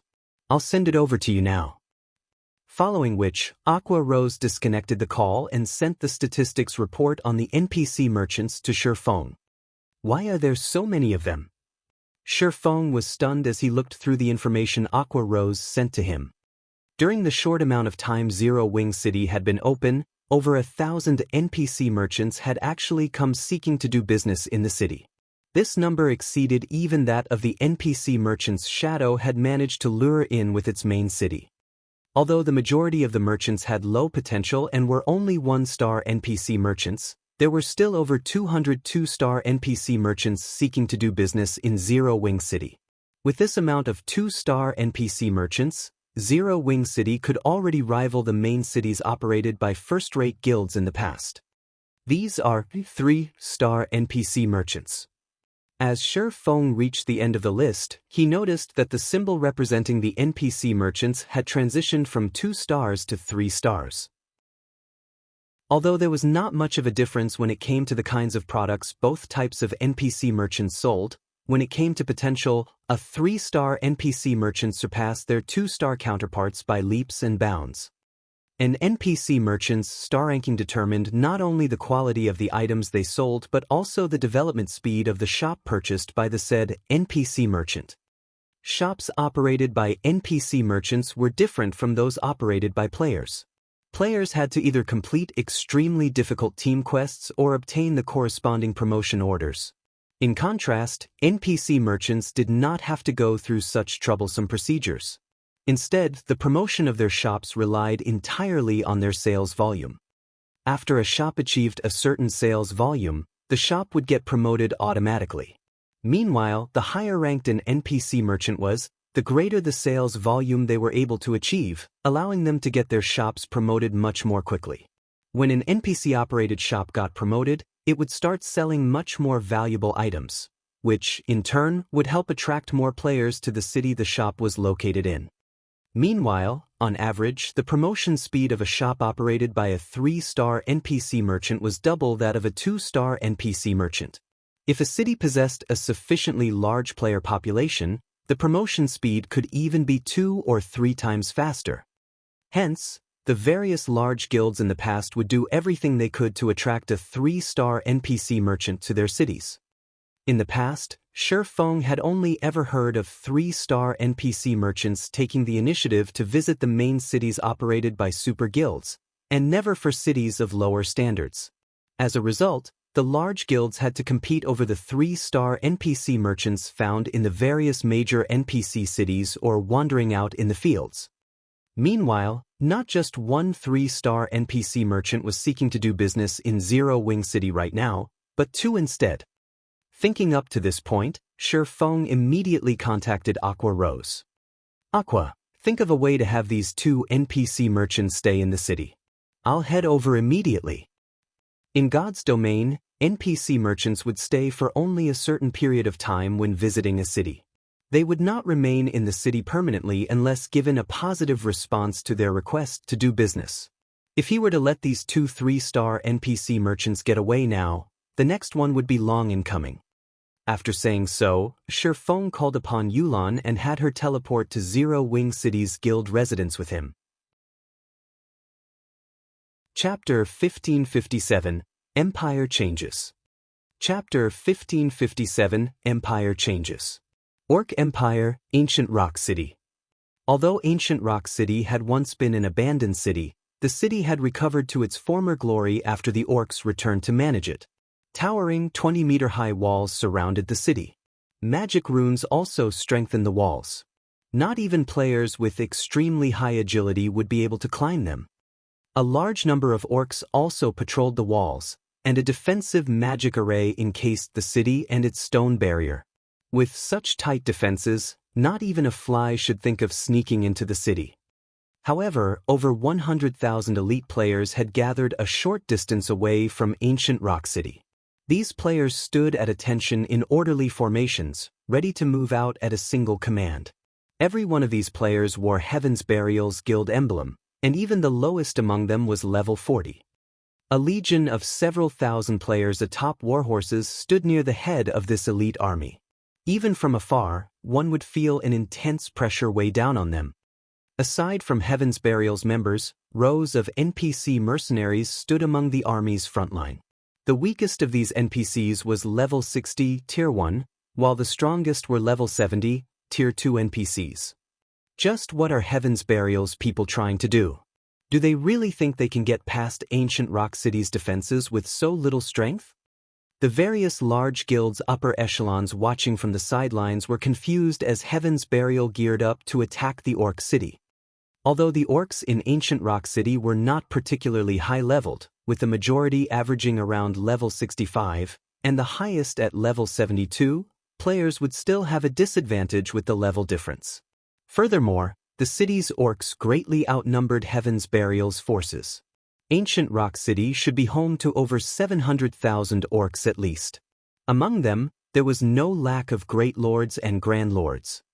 Heaven's Burial's 100,000-strong elite army and 5,000 NPC mercenaries would barely serve as a warm-up for the orcs. Guild Leader Singular, it seems our siege has attracted quite a few flies, Lei Jingyang commented, smiling as he surveyed the spectating large guilds. Over 10 guilds had gathered to watch Heaven's Burial siege ancient Rock City. Together, these guilds had dispatched over 200,000 players. The combined force already surpassed Heaven's Burial's numbers. If these large guilds ambushed their army at a crucial moment during the siege, they would deal a fatal blow. Isn't this just as we expected? Singular Burial asked, laughing. That's right. Though, it's a pity that Zero Wing isn't here. Otherwise, we could band together and take the guild out, Lei Jingyang said, sighing. All right, it's almost time to take action.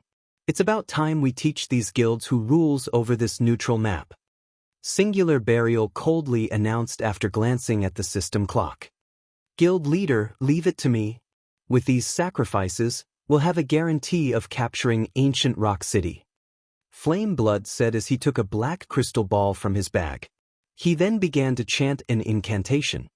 Suddenly, violent roaring filled the surrounding forest. Even the various large guilds watching from outside the forest clearly heard the monsters. Suddenly, ferocious monsters with sharp fangs and claws surged out of the forest and charged for the various guilds' armies. Evil beasts! The upper echelons paled when they saw the monster tide sweep towards them. They were no strangers to evil beasts. After all, they had all watched as evil beasts had assaulted Stone Forest Town twice. During the two sieges, they had learned just how powerful evil beasts were. The evil beasts charging towards them were all level 45 and above. Although they were not as strong as those that had attacked Stone Forest Town, they were powerful nonetheless. Furthermore, 3 level 60 mythic-ranked evil earth dragons led the evil beast army. Crap. Everyone, use your return scrolls. The various guilds' upper echelons gave the command to retreat the moment they saw the evil beasts. However, when they tried using their return scrolls, they found them ineffective. In the end, they could only watch as the evil beasts stormed closer. Damn it! We've been tricked. Everyone, get ready to fight and pull back. How dare Heaven's Burial do this? Aren't they afraid that our guilds will band together to exact our revenge? Only now did the various large guilds realize that this had been a trap, but all they could do was give the command to retreat from the battlefield. If they fought the evil beasts, they would only suffer even greater losses. Although these guilds had a total of 200,000 members with them, the evil beast army, which was not suppressed by any magic arrays, had an overwhelming advantage. Even as the various large guilds bombarded the evil beast army with large-scale destruction spells, all they accomplished was clearing out the elite and special elite ranked evil beasts. The chieftain rank and above evil beasts took barely any damage. In contrast, the evil beasts wiped out these players. The Grand Lord ranked evil beasts easily massacred groups of players as they moved through their enemies' lines. Even when top-tier experts tried to pin these Grand Lords down, their efforts accomplished very little. As for the mythic-ranked evil earth dragons, they were no different than walking disasters. A single hit could take the lives of hundreds of players. When the three evil earth dragons working together, they were practically unstoppable as they mowed through the player armies. In the end, these guilds' upper echelons could only watch as their guild members were exterminated. Heaven's Burial, our guilds will not let you get away with this. The upper echelons realized that there was no escape. They glared and shouted at Singular Burial's group. Let us get away with this? Singular Burial could not help but laugh. It seems like you still don't understand your situation. Haven't you realized that the moment you arrived here, you became a stepping stone for Heaven's Burial? From now on, the Orc Empire will become Heaven's Burial's domain. Whatever we say goes. Previously, they hadn't dared to massacre players openly because they had been afraid of the various large guilds targeting them. However, they had since solidified their foundations.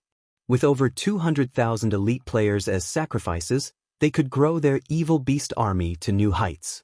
Once Ancient Rock City became Heaven's Burial's base of operations, not even God's Domain's superpowers would be a threat to their guild. As the large guild's members continued to die, Flame Blood used the dead players to create evil beasts and demons. Moreover, as the evil beasts killed the enemy players, their levels rapidly rose. By the time the various large guilds were annihilated, 5 more Grand Lord-ranked evil beasts had evolved into mythic-ranked evil earth dragons. The army had also doubled its number of Grand Lords on the battlefield. Amazing! As expected of the large guild's elite players. With these evil beasts, we'll have no problems taking down Ancient Rock City. Flame Blood laughed madly as he gazed at the army under his command. Without a moment to rest, Flame Blood commanded his evil beast army to charge for Ancient Rock City. At the same time, the 8 evil earth dragons roared as they launched 8 Tier 4 spells at the city's defensive magic array. When the spells collided with the barrier shook violently. It was clear that the attacks had depleted a significant portion of the magic barrier's energy. Meanwhile, back in Starmoon Kingdom, Shifeng and Yulan arrived in Zero Wing City's guild residence. So, this is the rumored Zero Wing City? As Yulan observed the city below her from the guild hall's roof, the scenery captivated her. Not only was Zero Wing City's environment impressive, but a vitality that couldn't be found in any town filled the streets. She spotted plenty of high-level NPCs wandering about the city. There were even plenty of wandering merchants hawking their wares from the sidewalks. Horse carriages, which towns lacked, drove down the streets as they worked. There was barely any difference between Zero Wing City and an NPC city. If she really had to point out a difference, though, it would definitely be Zero Wing City's mana density. Despite the lack of magic towers inside the city, the mana density here was only slightly weaker than in Stone Forest Town. When considering how spacious Zero Wing City was, Yolan's eyes could not help but light up as she imagined the difference several magic towers would make. With Zero Wing's incredible potential, it was no wonder why Shifeng even dared to provoke the Blackwater Corporation. However, Yulan was curious about why Shifeng had led her here. Let's visit the City Lord's mansion. Fortunately, it wasn't entirely impossible to convince NPC merchants to change their conditions. I've tried talking to them multiple times, but both NPCs are dead set on their requirements.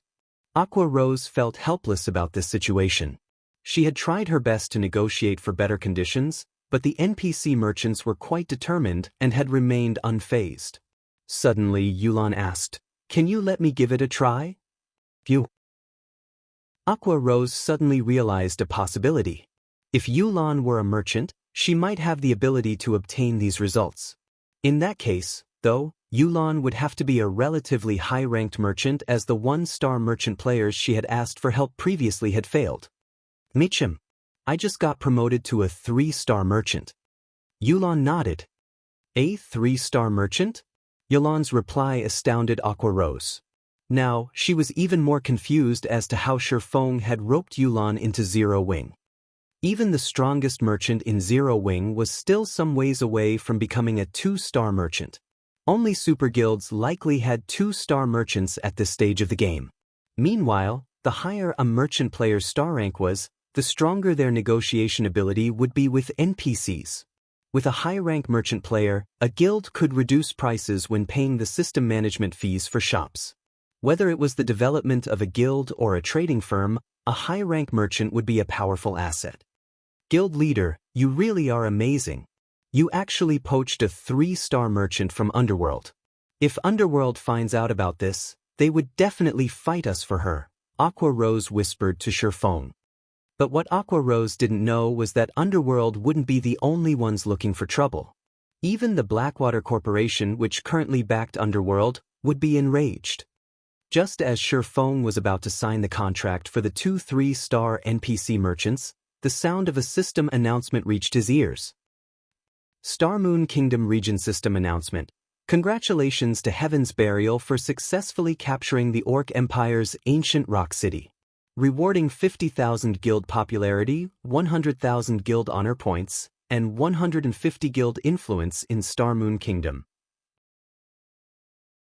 Chapter 1559. 4 Towers of Elements Arise. Chapter 1559. 4 Towers of Elements Arise. Ancient Rock City has been captured. How is that possible?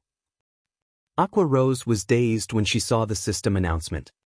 Hundreds of thousands of orcs defended the Orc Empire's cities. Each city was also protected by a powerful, defensive magic array. It would take a lot of time and manpower just to break through the array. However, this wasn't what surprised her most. After all, God's domain had many powerful tools. What shocked her most was the timing. Less than 2 hours had passed since she had received the report about Heaven's Burial's assault on Ancient Rock City. With how many orcs Ancient Rock City housed, it was impossible for an army of 100,000 elite players to clear the city in just 2 hours. There were also various large guilds watching from the sidelines and waiting for an opportunity to strike. Immediately, Aqua Rose began to contact her subordinates and had them look into the situation in Ancient Rock City. Capturing one of the Orc Empire's cities was no trivial matter. Nowadays, many players from the neighboring kingdoms and empires gathered in the Orc Empire to grind and level. Unlike the 3 towns in the Orc Empire that had been captured thus far, Ancient Rock City was located in the Empire's inner region, rather than the outer area. If players wanted to earn contribution points, it was much easier to do so in the inner region due to the stronger monsters. Now that Ancient Rock City had been captured, a large number of players would swarm to the city, using it as a rest area. The money and resources one could make with the city would be frightening. With so much income in Heaven's Burial's background, the guild would develop rapidly. While Aqua Rose investigated the situation, Star Moon Kingdom's forums were in an uproar.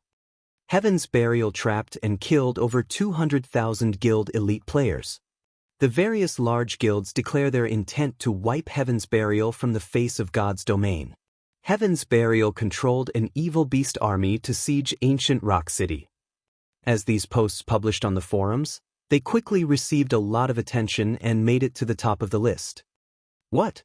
Even something like this is possible? Crap, this is cheating. Heaven's Burial can actually control so many evil beasts. Who could possibly be a match for the guild now? It is impressive, but at the end of the day, evil beasts stand against the human race. If NPCs discover these evil beasts, they will mobilize to wipe them out. Moreover, the evil beast army Heaven's Burial controls has suffered significant damages. Didn't you guys see that over 80% of the evil beast army was wiped out in this battle? However, Heaven's Burial now controls ancient Rock City and a town in the Orc Empire. Even without the threat of the evil beast army, which guild could possibly be a match for Heaven's Burial? I'm afraid that it won't be long before Heaven's Burial becomes the #1 guild in the several neighboring kingdoms. I wonder if Heaven's Burial is recruiting? For a time, various conversations about Heaven's Burial filled Star Moon Kingdom's forums. Nobody could have imagined that Heaven's Burial, a guild which Zero Wing constantly suppressed, would rise as a dark horse. Now that the Orc Empire effectively belonged to Heaven's Burial, everyone believed that it wouldn't be long before the guild stole the position of Star Moon Kingdom's overlord. As for the various large guilds working together to take Heaven's Burial down, everyone thought it was nothing more than a joke. Now that Heaven's Burial had captured ancient Rock City, even without the evil beasts, the guild could turn the city into an iron fortress during its protection period, establishing an unshakable foundation in the Orc Empire. There were no teleportation arrays in the Orc Empire. Players had to rely on their own 2 feet to get there. If the various large guilds engaged in a war of attrition against Heaven's Burial inside the Empire, they'd be at an overwhelming disadvantage. After all, Heaven's Burial's members could resurrect in ancient Rock City.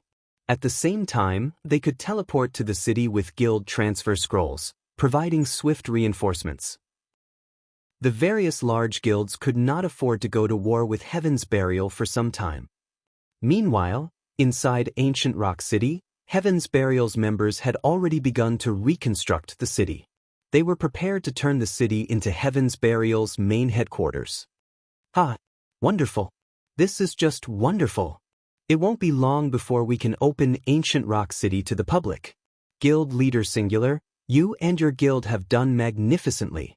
With this city as our base, we won't have to worry about a lack of funds or resources when developing elsewhere. We might even attract a few more major corporations to work with us. Lei Jingyang said. He could not help but laugh as he watched over ancient Rock City from the city walls. Our success is all thanks to you, young Master Lei. If not for your Tier 4 domain scroll, we wouldn't have been able to defeat the Guardian boss so smoothly. Had we been any slower in the fight, the evil beast army might have been annihilated. Singular Burial sighed ruefully. Although he had been confident about capturing ancient Rock City, now that the city was actually in his hands, he felt as if he were dreaming. The orcs defending ancient Rock City weren't like those in the fields. The city's magic array had buffed these defending orcs, and although they had a large number of evil beasts and evil demons, they had only held back the orcs temporarily, failing to annihilate them completely. While most of the orcs in the city had been distracted, they had used the 8 mythic-ranked evil earth dragons and mercenary NPCs to open a path towards the city's guardian boss. Only after using a Tier 4 domain scroll had they managed to kill the level 72 orc general. In the end, they had sacrificed 6 evil earth dragons, over 80% of the evil beast and evil demon army, and over 40,000 elite players to capture ancient Rock City. Although the sacrifices had been great, they were insignificant compared to the potential profits they could gain through ancient Rock City. Guild Leader Singular, now that we've captured ancient Rock City, we'll have to expand the guild. Are you really planning to go along with the original plan to deal with Star Moon Kingdom's Zero Wing? Lei Jingyang asked curiously. Now that Heaven's Burial could use ancient Rock City as its foundation, truthfully, it was a huge waste of time to focus the guild's development in Star Moon Kingdom. In Lei Jingyang's opinion, the correct decision would be to focus the guild's development in the 2 neighboring empires. After all, the empires had far more players and resources compared to Star Moon Kingdom. Of course, it is about time we show Star Moon Kingdom who its true overlord is. Singular Burial snapped, a cold glint flashing in his eyes when he heard the name Zero Wing. Heaven's Burial had been forced to abandon its development in Star Moon Kingdom precisely because of Zero Wing. As a result, Heaven's Burial had become a laughingstock in the public eye and had been forced to shift its focus to neutral maps. Now that Heaven's Burial had ancient Rock City as assurance, it had to recover its previous glory. Moreover, Singular Burial still held a grudge against Shi Feng for killing him with a single attack back in the Frozen Scar. How could he possibly shift his guild's development to other kingdoms and empires before getting his revenge? Meanwhile, back in Starmoon Kingdom's Zero Wing City. Guild leader, this is bad. Aqua Rose frowned slightly when she read the latest situation report from her subordinates. Now that Heaven's Burial has secured a gold mine like Ancient Rock City, although they still lack the military prowess to do anything to us, they have begun to intervene in Starmoon Kingdom's market. Not only have they lowered prices of the items they sold in the kingdom by 20%, but they've also placed a bounty on our entire guild. They'll pay 20 silver for each normal member killed, 1 gold for elite members, 10 gold for core members, 1,000 gold for the guild's upper echelons, and 20,000 gold for you, guild leader. They're clearly trying to defeat us using money. Defeat us using money? Shi Feng could not help his smile when he heard Aqua Rose's report. This is interesting. Guild leader, you're still in the mood to smile? So far, many players on the forums have expressed interest in the bounty and have begun to plot against us, Aqua Rose said, flabbergasted by Shi Feng's light-hearted response. How's the 4 Towers of Elements construction going? Shi Feng asked as he stopped messing with Aqua Rose. The base structures have been completed. However, we can't do anything about the core sections, Aqua Rose said, shaking her head. That's fast. Only the cores are left? Shi Feng was a little surprised. He had never expected to complete the tower's construction so quickly. Alright then, let's head over to the towers. He had waited for this moment for a long time now. In the past, he had only ever visited guild cities that possessed the 4 Towers of Elements. He had never thought that he would get to construct the towers personally in this life. Chapter 1560, Competition of Wealth. Chapter 1560, Competition of Wealth. Take a look at the 4 Towers of Elements. Aqua Rose gave Shi Feng a confused look. Although Heaven's Burial had just placed a bounty on Zero Wing and wouldn't be able to affect the guild's development for some time, the consequences would be incredibly severe if they didn't prepare properly. In the best-case scenario, the enemy would only weaken the guild slightly. In the worst-case scenario, the guild would crumble. Players' main goal in joining a guild was to level quickly and obtain better equipment. Nobody wanted to become prey, spending all of their time avoiding other players. However, Aqua Rose had no choice but to follow Shi Feng's orders and trail behind him towards the 4 Towers of Elements. Meanwhile, Starmoon Kingdom's official forums were in an uproar. Sure enough, Heaven's Burial really took action. What a generous bounty! Heaven's Burial is actually paying 20 silver for each normal member. I don't even earn that much in a single day. I know, right? Although it won't be easy to kill Zero Wing's core members, it's a different story for the guild's normal and elite members. If I can take advantage of this opportunity, I might earn enough money to get myself a mount. Forming a hunting party. Whoever's interested in making some money, contact me quickly. It seems that Heaven's Burial is serious this time. I wonder which guild will rule over Starmoon Kingdom in the end? It is definitely going to be Heaven's Burial. Didn't you see Heaven's Burial's background? Now that it has a treasured land like Ancient Rock City, it won't have any lack of funds. As expected of the guild that took down an orc city, Zero Wing is doomed. Even if Heaven's Burial does not directly attack, it can easily whittle Zero Wing down until it crumbles. Everyone engaged in heated discussions about the bounty Heaven's Burial placed on Zero Wing's head. The bounty tempted many powerful players. Meanwhile, the kingdom's dark players immediately set their sights on Zero Wing. Not only could they secure better equipment by killing Zero Wing's members, but they'd also earn a significant income by doing so. Moreover, with so many players targeting Zero Wing's members, the guild couldn't direct its anger at a specific group. Hence, they could kill Zero Wing's members without worry. Meanwhile, in the Star Alliance's guild residence in White River City, Heaven's Burial has sure moved quickly, guild leader. I wonder how Zero Wing will respond to this. With Ancient Rock City's income, Heaven's Burial can definitely overwhelm Zero Wing in a battle of attrition, Purple Eye said as she read the latest report she had received. The method Heaven's Burial employed was one of the most troublesome tactics the various large guilds had to deal with. It was also the method that the various large guilds avoided using. Using such a method would require a massive expenditure. Regardless of whether one won or lost the war, they'd still incur massive losses. However, Heaven's Burial did not have to worry about such a problem now.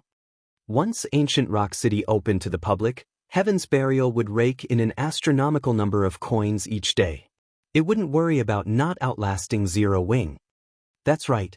Had Zero Wing agreed to the Secret Pavilion's acquisition, it would have likely avoided such a perilous situation, Galaxy Pass said, lamenting.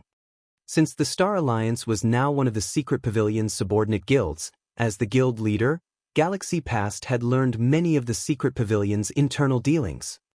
The Secret Pavilion's offer to Zero Wing even tempted Galaxy Pass, yet Zero Wing had rejected the offer without hesitation.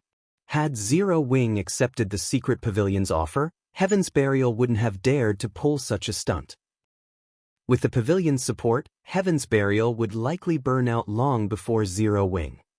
Meanwhile, when Singular Burial read the message he had just received in Ancient Rock City, he sneered. Daybreak did a magnificent job. I can't wait to see how Zero Wing intends to survive in Star Moon Kingdom. Singular Burial was delighted as he read the report Daybreak Fog had sent him. When Zero Wing had declared that Stone Forest Town would no longer allow entry to merchant players and adventurer teams that visited Red Iron Town, it had caused Heaven's Burial tremendous losses. Now, he would ensure that Zero Wing would experience the same feeling. Guild Leader Singular, you are ruthless. Zero Wing will definitely lose its position as Star Moon Kingdom's #1 guild. In the end, it might be forced to leave Star Moon Kingdom entirely, Lei Jingyang said, laughing. Zero Wing only has itself to blame for making an enemy of Heaven's Burial. Singular Burial growled. It won't be long before I can eliminate Zero Wing from Star Moon Kingdom entirely. Although it was very costly to place a bounty on every player in Zero Wing, it would be devastating to the guild.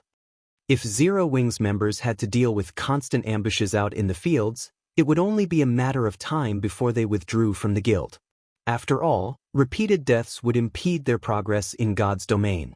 Similarly, no one would be willing to join the guild in fear of becoming a target. Not only would Zero Wing's development stagnate, but it would also have to spend a significant amount of its funding to compensate its guild members' losses. With a constant drain on Zero Wing's numbers and funds, Zero Wing would either crumble or be forced out of Star Moon Kingdom even if Heaven's Burial didn't take any direct action. While the various large guilds wondered about how Zero Wing intended to pull itself out of this mess, Shifeng arrived before one of the 4 Towers of Elements. The 4 Towers of Elements occupied the city's 4 corners. Each tower was 100 meters tall, looming like giants as they protected Zero Wing City. Guild Leader, a report just came in. Players have begun to ambush many of our members. Based on our initial estimates, we've already suffered over 4,000 casualties. Aqua Rose frowned as she looked at the report a subordinate had sent. The guild would have to play a lot of coins as compensation with so many casualties. If this situation continued for a long time, not even the profits they earned from the candlelight trading firm would be enough to compensate the guild members. Moreover, this was still not the most crucial issue. The guild's prestige was their bigger concern. There sure are a lot of players prioritizing money over their own lives. Even Shifeng was a little astonished. Zero Wing's recruitment standards were very high. Unless there was an overwhelming difference between the two sides' combat power, players would have a very difficult time killing Zero Wing members and would doubtlessly sustain serious damage. And yet after such a short time since Heaven's Burial announced its bounty, Zero Wing had lost over 4,000 lives. This situation somewhat exceeded Shifeng's expectations. Guild Leader, what should we do? Aqua Rose asked. Since Heaven's Burial wants to play, then we'll play, Shifeng said, chuckling. First, have our guild members move in teams from now on. Anyone who refuses will not receive any compensation should they die. Also, announce to the public that anyone who dares to kill Zero Wing's members will be permanently blacklisted and barred from all of Zero Wing's towns and cities. In addition, place a bounty on every player in Heaven's Burial. Not only will this bounty be effective in Star Moon Kingdom, but it will also be effective in the Orc Empire. When the two women heard Shifeng's decision, Aqua Rose and Yulan fell silent. Shifeng basically wanted to compete with Heaven's Burial with wealth. Not only would their guild suffer tremendous losses by doing so, but if they handled this badly, they could even self-destruct. Guild leader, with our guild's current funds, I'm afraid that Aqua Rose could not help but try to dissuade Shifeng. Chapter 1561, Mana Rain. Chapter 1561, Mana Rain. After Aqua Rose quoted Shifeng on Star Moon Kingdom's forums, the players had originally focused on Heaven's Burial's declaration shifted their attention to her post. The title of the post was eye-catching. If you want to fight, we'll give you a fight. This is insane. Zero Wing must have lost its mind. Is this for real? Zero Wing actually dares to pull something like this? Isn't Zero Wing afraid of Heaven's Burial whittling them down to nothing? Amazing! As expected of Zero Wing. Zero Wing is just trying to save its reputation by doing something like this. Even if Zero Wing blacklists the players that target its members, what can it do if those people use black cloaks? That's right. This also gives us more opportunities to earn money. The bounties on both sides are the same. Heaven's Burial also has more members than Zero Wing, and they're weaker. If you really want to earn money, killing Heaven's Burial's members is the way to go. Zero Wing's response to Heaven's Burial's provocations shocked the players on the forums. They were also delighted. After all, they just gained another source of income. Now they could target more than just Zero Wing's members. They could even head to the Orc Empire to level up and earn for contribution points while grinding for Heaven's Burial members. When the various major powers saw Zero Wing's reply, they laughed at Zero Wing's foolishness. Of all the things Zero Wing could have chosen to compete with Heaven's Burial in, the guild had chosen wealth. Zero Wing was overestimating itself and seeking self-destruction. Just what is Zero Wing trying to do? Is it really intent on duking it out with Heaven's Burial? Galaxy Past felt confused when he saw this message. In his opinion, Zero Wing should still have methods of dealing with Heaven's Burial's bounty. Although the result wouldn't change regardless of what Zero Wing did, they could buy some time, using it as an opportunity to look for other methods, such as seeking collaborators. Although Zero Wing's situation was perilous, with the guild's current foundations, there should be plenty of major corporations and superpowers willing to acquire the guild. After all, Zero Wing's Stone Forest town still held the battle arena and advanced auction house, which could rake in plenty of resources for a considerable time. The guild still had great potential for growth. Moreover, Zero Wing and Phoenix Rain, who now had control over a portion of Thunder Island, were connected. When Singular Burial received news of Zero Wing's declaration, his expression darkened.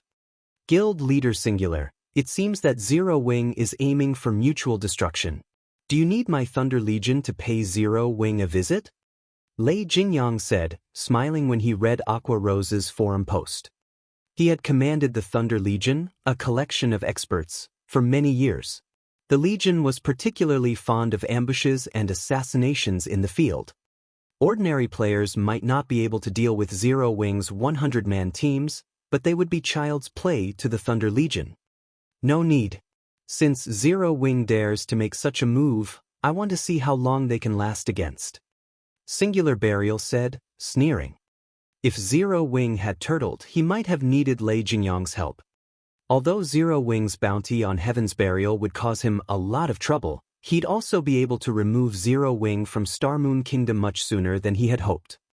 He also refused to believe that Zero Wing's financial strength could surpass his. At this moment, a slightly chubby, middle-aged man approached Singular Burial and reported, Guild leader, the city's basic infrastructure has been repaired. The NPC guards we hired have arrived as well. We can open Ancient Rock City to the public at any time now. Many adventurer teams and merchant players have requested to garrison and set up stalls in the city. Open the city to the public. Let the players waiting outside the city come in, Singular Burial commanded hurriedly. He was joyful when he heard that they finished the city's infrastructure. Gather the adventurer teams and merchant players, and I'll go meet them. The so-called basic infrastructure referred to smithies and hotels. Even after the city's mana density stabilized, Zero Wing City's mana was far denser than in Stone Forest Town. At the very least, Zero Wing City's mana density was 30% higher than in the Guild Town. Chapter 1562, The Power of the Four Towers of Elements. Chapter 1562, The Power of the Four Towers of Elements. What's going on with the city's mana? When the players in Zero Wing City felt the change in the mana density around them, they felt an indescribably pleasant sensation. However, this pleasant sensation didn't originate from bathing in high amounts of mana, but from a power that nourished their souls. While everyone lost themselves in the sensation, a few guild members noticed a change to their experience bars. The double EXP buff indicator, which usually only appeared after they rested in a private room, had actually popped up near their experience bars. This can't be real, right? We can actually accumulate the double EXP buff just by staying in the city? That's not all. My stamina and concentration recovery rates are as high as when I recover in a hotel. Very quickly, more players inside the city discovered the peculiarities from bathing in the city's mana. So, this is the power of the Four Towers of Elements? Aqua Rose could not help but grow ecstatic as she stared at one of the four towers of elements erected before her. She had been curious about Shifeng focusing on an advanced construction like the Four Towers of Elements rather than setting up the city's basic infrastructure. He had even decided to open Zero Wing City to the public soon. Now, she finally understood his decisions. Although Zero Wing City still lacked many basic features a city ought to have, this special mana density was enough to secure Zero Wing's position in Star Moon Kingdom. No guild town could ever rival Zero Wing City with its advantages, whether it was in terms of guild development or the ability to attract players. Not only would Zero Wing City's incredibly high mana density be helpful to combat players, but it would also benefit lifestyle players. The city's mana also allowed players to accumulate the double EXP buff and improved their stamina and concentration recovery rates. These benefits might not attract players seeking to adventure in the Orc Empire, but to players who wanted to develop in Star Moon Kingdom, Zero Wing City would be a holy land. Moreover, it was considerably easy for players to travel to Zero Wing City. Zero Wing had already garrisoned in Evernight City, and they could open a teleportation channel between Evernight City and Zero Wing City at any time. Aqua, make a trip to Evernight City and set up the teleportation array linking Zero Wing City and Evernight City. Once you're done, announce the link to the public. Shifeng, who had just emerged from the tower after drawing the final magic array, ordered. All right, I'll head out immediately. Aqua Rose nodded, clearly excited. She then took out a return scroll and teleported back to White River City. Meanwhile, Yulan, who stood beside Aqua Rose, was still immersed in the city's ambient mana, unable to calm her pounding heart. Is this Zero Wing's true power? Yulan could not help but raise her head and look at Shifeng, indescribable shock filling her heart.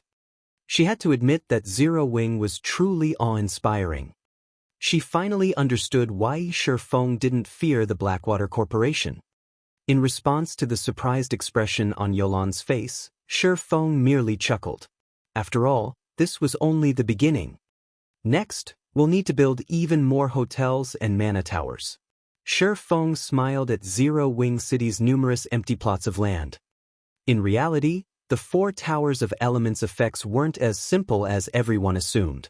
It was an advanced construction that required 7 luminaries crystals, after all. Not only would players enjoy double the recovery rates when resting in hotels under the tower's influence, but the double EXP buff's accumulation rate would also double. Yulan fell silent as she evaluated the man before her. She simply could not understand what was going through Shifeng's mind. Normally, no guild would allow an outsider, who had recently joined the guild, to take on such an important management role, yet Shifeng had done so without hesitation. Alright, but I won't be responsible if things go south, Yulan said, smiling. Shifeng couldn't help but laugh at Yulan's reply. He then notified Aqua Rose and had the two women work out the finer details amongst themselves. He then returned to Zero Wing's residence and collected some consumables and magic scrolls from the guild warehouse. He then used Moloch's ring to teleport to the Dark Den Central region. Meanwhile, Aqua Rose began to spread the news of Zero Wing City opening to the public throughout Star Moon Kingdom. Aqua Rose had expected this situation, so she wasn't surprised in the least by the public's reactions. If the merchant players and adventurer teams contact us again, tell them that these are our conditions. The female summoner was momentarily speechless as she read the list of conditions Aqua Rose had given her. They'd be lucky enough if they found any merchant players interested in renting Zero Wing City's shops. The new conditions Aqua Rose proposed were simply absurd. Initially, they had only planned to charge 120 gold per week for the shops in Zero Wing City's outer areas. This was already expensive compared to the rental prices in guild towns. The high-potential shops rental had been set at 200 gold per week, and those in the city's core would have cost 300 gold per week. Very few merchant players could afford such a high price. Normally, only guilds' trading firms could afford these shops' rent. Without sufficient sales, merchants might not even earn back the cost of their items after taking into account the weekly rent. Yet, Aqua Rose had raised the fees. If the merchant players were to find out about this, they would most likely choke from anger. Now, each shop in the outer areas would cost 240 gold per week, while shops with high potential had risen to 400 to 500 gold per week. Shops in the city's core would cost 700 to 1,000 gold to rent per week. These prices were insane. They'd be seeking fools to rent Zero Wing City shops, rather than merchant players. With 1,000 gold, one could purchase a relatively valuable shop in another guild's town, yet in Zero Wing City, one could only rent a shop for a week. Only a fool would accept such a deal. We're sticking with these conditions. Whether they want to rent the shops or not is up to them, Aqua Rose informed the hesitating female summoner seriously. I understand. The female summoner had no choice but to nod. Aqua Rose was the boss, not her. As news of Zero Wing City's grand opening spread, some curious players made their way towards the city. Once players had reached their levels, the 30 copper entrance fee wouldn't hamper their development too much. At worst, they'd only pay the city one visit. Evernight City, Teleportation Hall. As always, Evernight City's Teleportation Hall was crowded with players. Boss, are we really going to Zero Wing City? A level 42 male assassin asked the mighty-looking swordsman before him.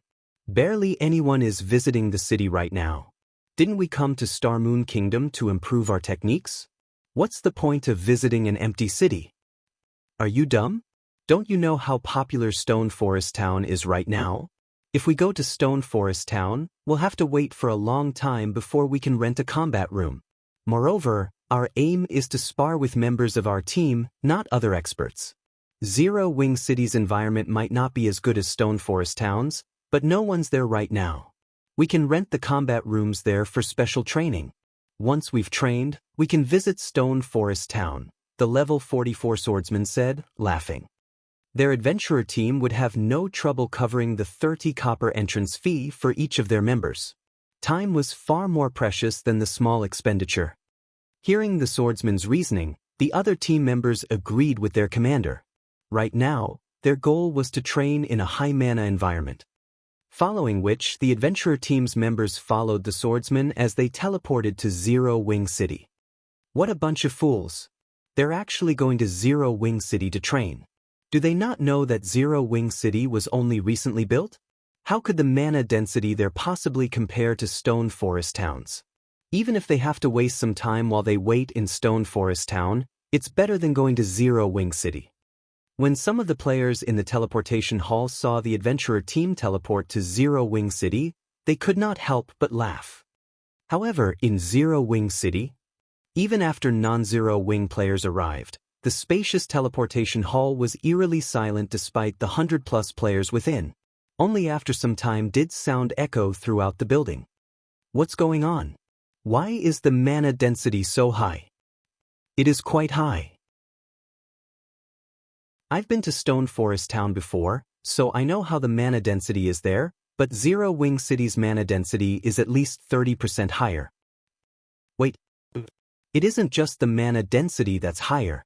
My stamina and concentration recovery rates have increased significantly as well. Guys, look at your experience bars.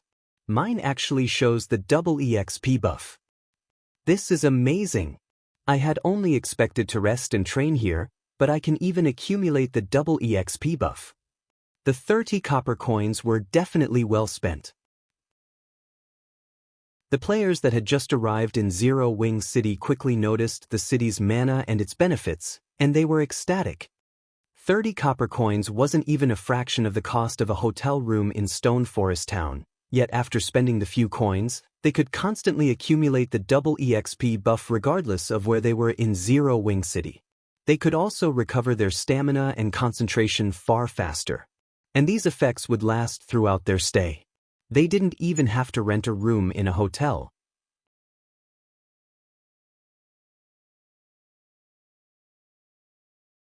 Chapter 1564, Popular Zero Wing City. Chapter 1564, Popular Zero Wing City. Following a brief moment of shock, the players visiting Zero Wing City for the first time left the teleportation hall. When these players left the building, they were shocked by what they saw. None of them had expected anything like this. The guild had only recently constructed Zero Wing City. Logically, it should still be relatively empty, but although there weren't many players on the street, there were plenty of NPCs. Several wandering merchant NPCs had already set up their stalls and were busy hawking their wares as well. These wandering merchants sold a lot more items than those in Stone Forest Town. Normally, wandering merchants had no lack of rare items for sale.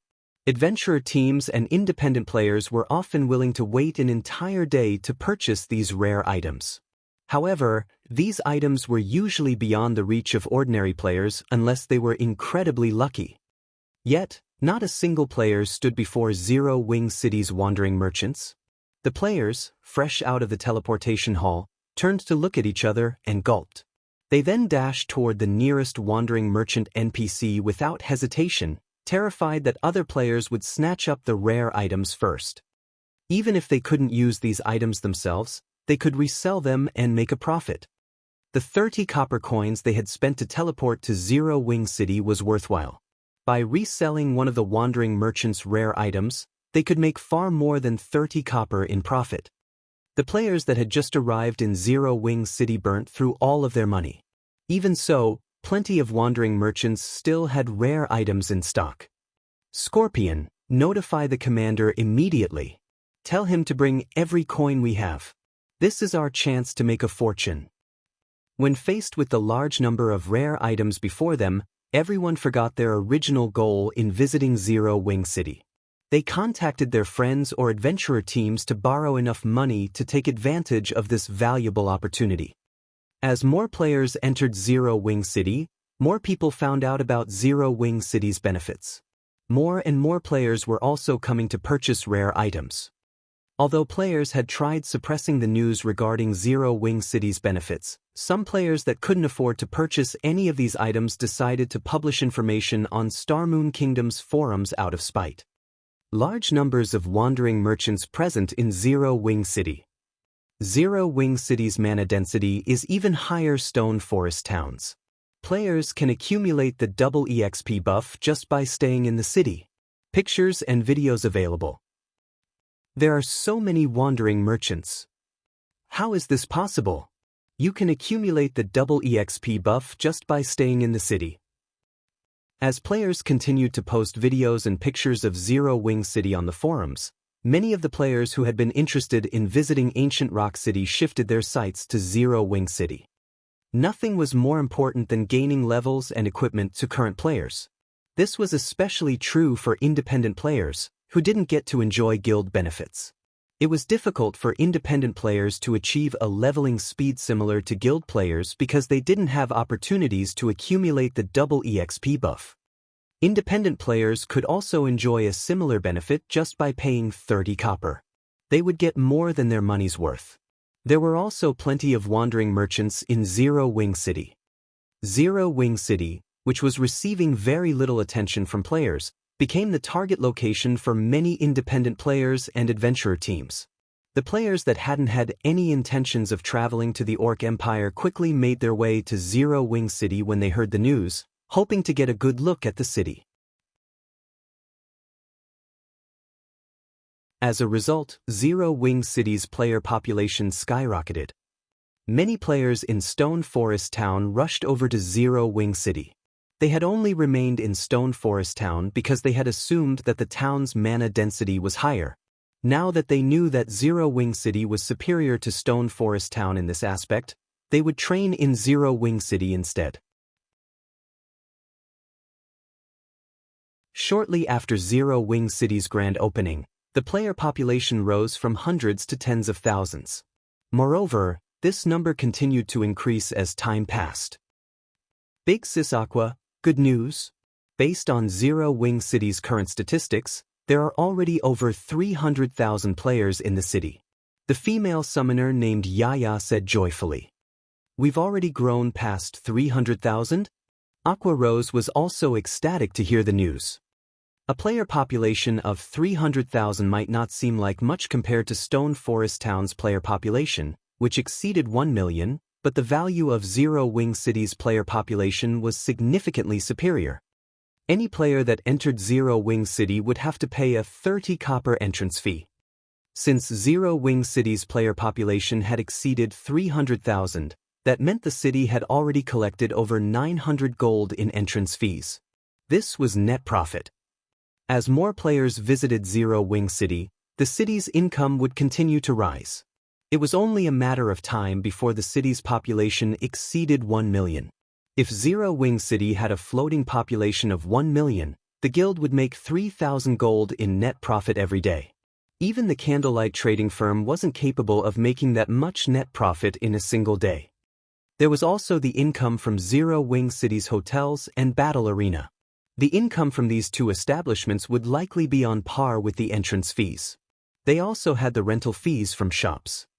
Big Sis Aqua, several merchant players and adventurer teams have contacted us again. They've stated that they wish to rent the city's shops. Are we really going to give them the new conditions? Yaya asked as she looked at Aqua Rose. The conditions Aqua Rose had proposed were simply ruthless. She worried that the merchant players would flee once they informed them of the changes. Of course, once Zero Wing City's player population hits 1 million, we're going to increase this price further. Aqua Rose said with determination. Yaya didn't know that Zero Wing City was still an empty shelf. The many 2-star and 3-star NPC merchants Zero Wing City had contracted hadn't built their shops yet. Once their shops were complete, not only would they sell items at a more reliable rate than the wandering merchant NPCs, but they would sell even higher valued items. Even more players would be attracted to Zero Wing City then. Even a population of 2 or 3 million might not be impossible, much less 1 million. I understand. When Yaya heard Aqua Rose, she could not help but pity those merchant players. Had they agreed to lease Zero Wing City's shops earlier, they would have been able to take advantage of the sudden development and made a huge profit. Now Aqua Rose would fleece them of every coin they had.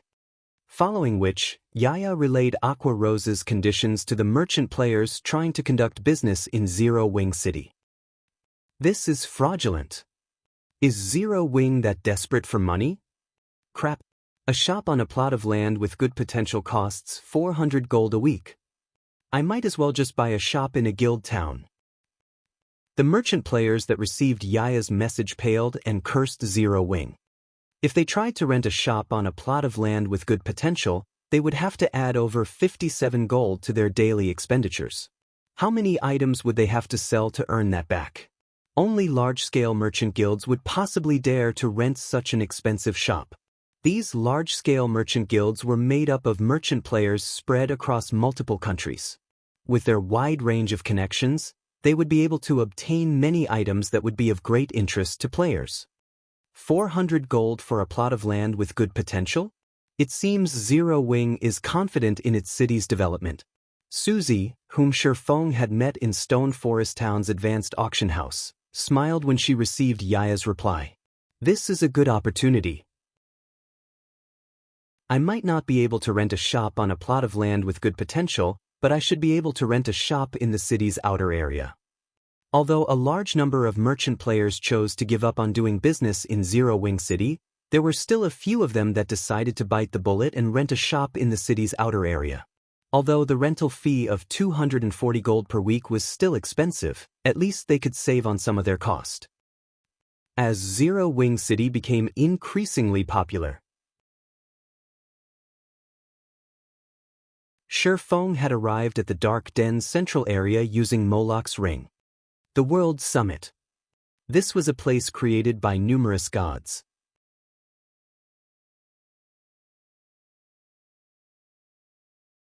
Chapter 1565, Land of Gods. Chapter 1565, Land of Gods. When Shifeng returned to the World Summit's outer area once again, he felt that the place had changed since his last visit. More precisely, it wasn't the World Summit that had changed, but himself. When he visited the World Summit previously, he had merely been a Tier 1 player. He had been weaker in both perception and physique. He also hadn't had a clear understanding of what kind of place the World Summit was. This time, however, he noticed far more details. He could feel a strange power filling the area. This power gave off a cloud-like feeling. Although it felt vague, it had even suppressed the disintegration power's effects in his body. The disintegrated debuff had weakened his basic attributes by 50%. Now, his basic attributes were only 30% less than normal. This strange power's effect was striking. Moreover, the closer he got to the World Summit, the stronger the strange power became. Sure enough, the World Summit is extraordinary. It should be quite possible to obtain God crystals here. Shifeng took a look at the distant mountain that pierced the clouds. He had been in a rush during his first visit. He had wanted to secure the Bible of Darkness and leave as quickly as possible. He hadn't bothered to explore the World Summit and the surrounding areas properly. Now that he had returned, he had to research the area. After all, gods had created this place. If he had obtained so much from the moon god's old residence, the harvest he could obtain from a gathering place for many gods would be extraordinary. His goal was to obtain god crystals. The more god crystals he obtained, the better, since he had so many uses for them. Aside from the disintegration armor, he needed god crystals to repair his equipment, such as the Nightwalker's cape and soul orb. He had to search for any possible locations to obtain god crystals. Following which, Shifeng began to explore the World Summit. Time passed quickly. Before he realized it, he had already spent over 10 hours exploring. The World Summit's map was very large. It was like a large-scale leveling map. There were deserts, forests, and canyons around the World Summit. The map itself was like a miniature world. However, aside from the Golden Avenue, the other locations didn't house a single living creature. Don't tell me that I can only obtain treasures by entering the World Summit itself? Shifeng was speechless. While there were many treasures in the World Summit, there were quite a few problems he would have while inside. The amount of time a player could remain in the World Summit was based on the strength they displayed. Previously, he had fought desperately to gain barely enough time to secure the Bible of Darkness. Although he had grown a lot stronger since his previous visit, and he should be able to secure more time, he didn't think that he could gather enough god crystals to repair the disintegration armor. After entering the World Summit, although countless shrines dotted the mountain, activating each shrine would cost a corresponding amount of time. It was obvious that obtaining 1 or 2 god crystals wouldn't be sufficient to remove the mysterious power suppressing the disintegration armor, and no matter how he looked at it, he should only be able to find god crystals in the epic ranked and above shrines. In that case, according to his estimates, he'd be quite fortunate if he could activate 2 or 3 epic shrines. Just as Shifeng was about to give up on exploring the area and reach the Golden Avenue, he discovered something unbelievable. What's going on? Shifeng was dumbfounded as he looked at the Golden Avenue. Players. Other players had actually arrived in this special space. The most unbelievable part was the number of players. There were more than 20 players just within his vision range right now. These players didn't seem to belong to a single, large team. They moved in parties of 3 to 5 people, and they were clearly on high alert despite the fact that attacks weren't permitted on the Golden Avenue. Shifeng also sensed the power of darkness radiating from these players. To be more precise, it was the power of demons. These 20-plus players were all demon players. When the demon players noticed Shifeng, they weren't particularly surprised. They simply glanced at Shifeng before continuing to make their way toward the World Summit. Could there be another method of entering this place aside from Moloch's ring? After watching the group of players walk away, Shifeng quickly noticed several more demon players approach from behind them. It was obvious that there were quite a lot of demon players that had arrived in the World Summit. It was also clear that the demon players didn't arrive at this place using Moloch's ring instead. 2 players wearing black cloaks, one male and one female, approached Shifeng as he pondered. The man looked like a savage with his unkempt hair, while the woman was a beauty with an extraordinary body. A broken sword also hung from the woman's waist. Shifeng had met both these players before. One of them was Brute Spear, whom he had met on Demon Island, and the other one was Hidden Soul, the holder of Pride in the Flower of 7 Sins. He never thought that he would meet these two in the World Summit. Fellow friend, are you alone?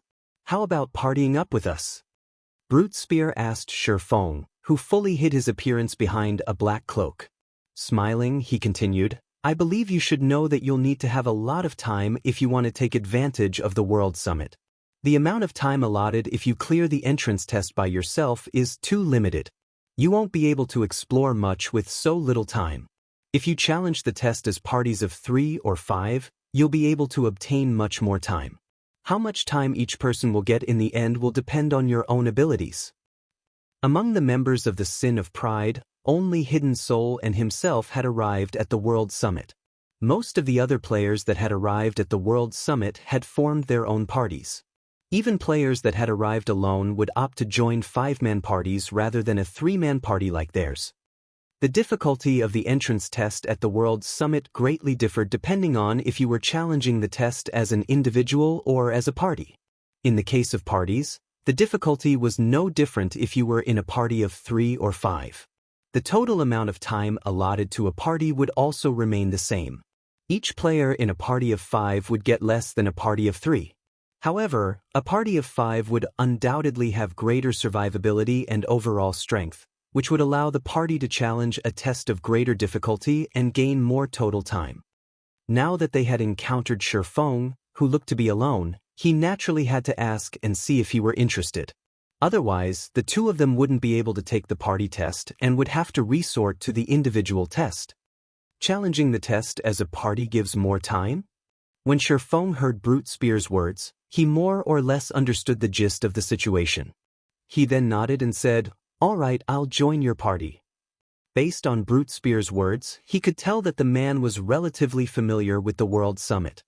Previously, Shifeng had come as an individual, so he didn't notice that there was a party mode for the test. Judging by how experts like Brute Spear and Hidden Soul were willing to accept a stranger like himself into their party before even confirming his strength, he could tell that the party test was much more rewarding than the individual test. Otherwise, Brute Spear wouldn't bother inviting him at all. Experts on Brute Spear and Hidden Soul's caliber were relatively prideful. If they were capable of achieving their goal on their own, they wouldn't ask for help, especially not from a stranger. Ha! Wonderful. Brother, it seems you're quite a sensible person as well. If something can be done in a party of 3, there's naturally no need to do it in a party of 5. Let's hurry up and head for the test then. Brute Spear laughed when Shifeng agreed to his invite. Hidden Soul merely glanced at Shifeng before continuing on her way toward the World Summit silently. It was clear that she held no interest in knowing a hanger-on like Shifeng. Brother, don't mind it. Our commander is always like this, Brute Spear explained awkwardly. That's understandable. Shifeng didn't say much about Hidden Soul's response. After all, his thoughts were exactly the same as Hidden Soul's. They were merely using each other for their own benefits and were far from being friends. There was naturally no need to act chummy with each other. Shifeng, Hidden Soul, and Brute Spear walked along the Golden Avenue and made their way towards the World Summit.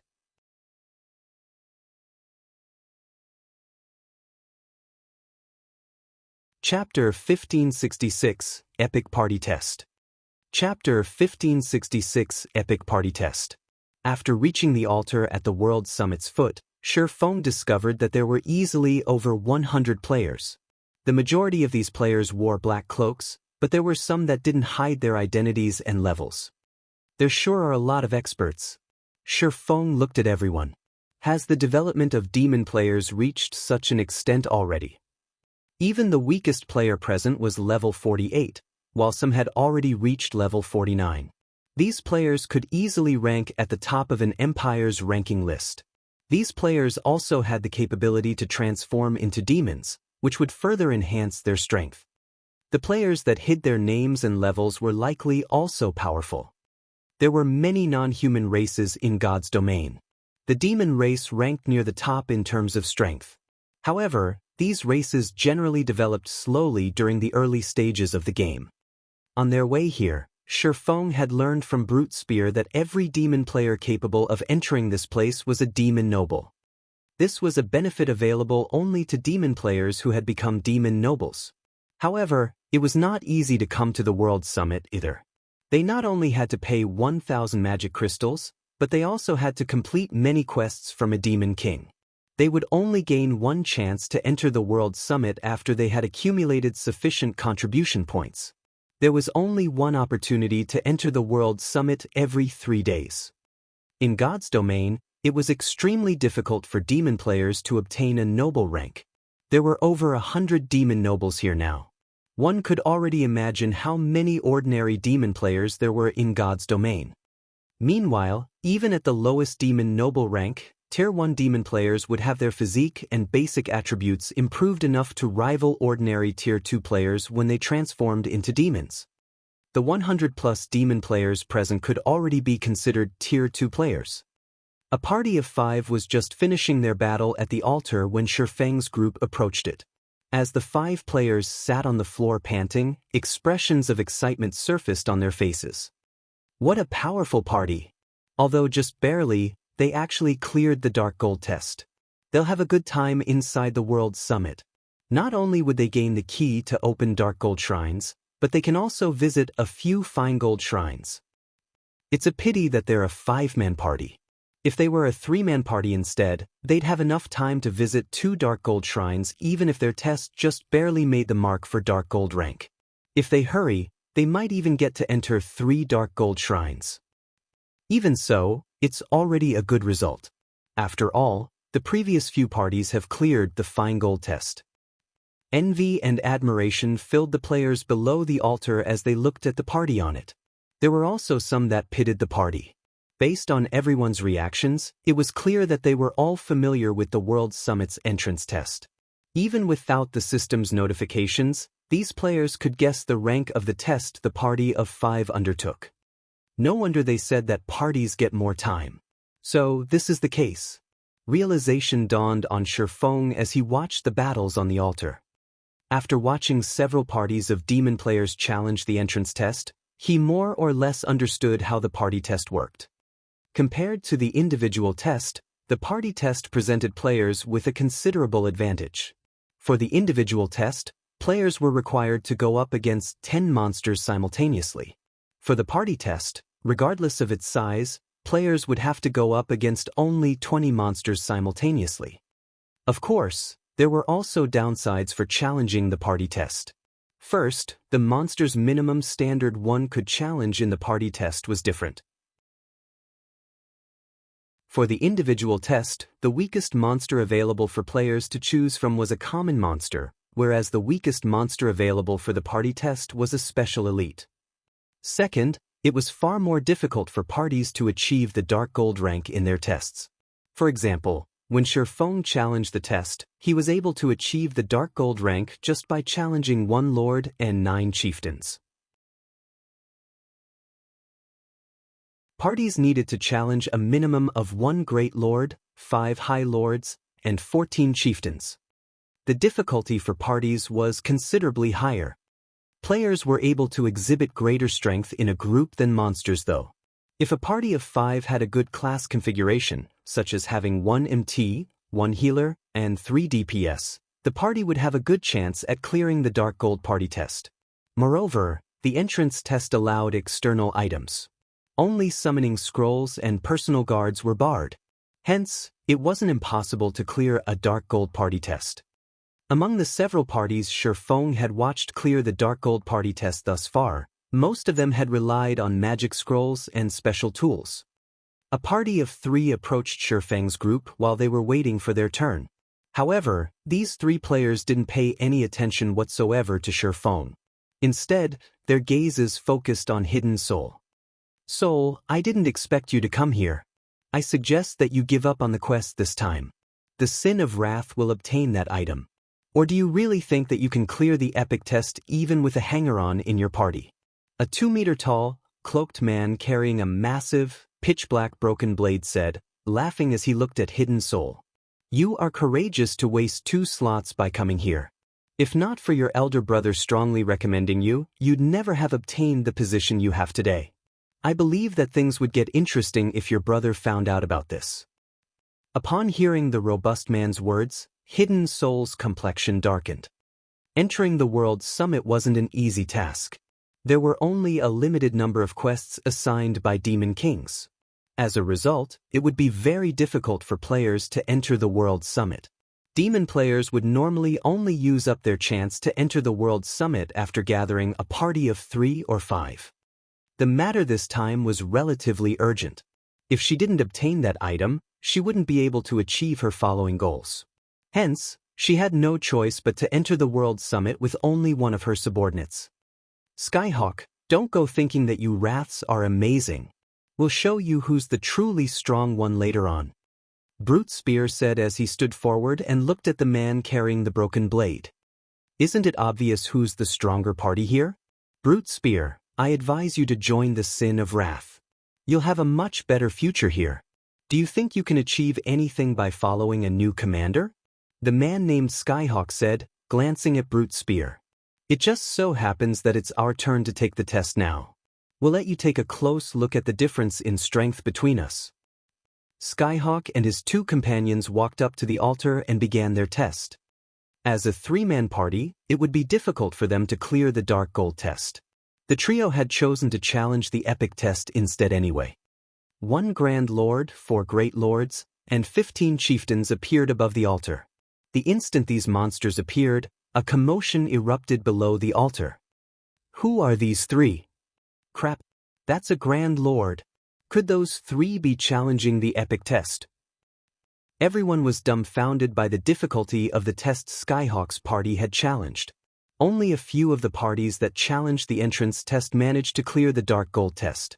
Most of these parties had only just barely managed to clear the test after using all sorts of tools. This was the first time they were seeing anyone challenging the epic test.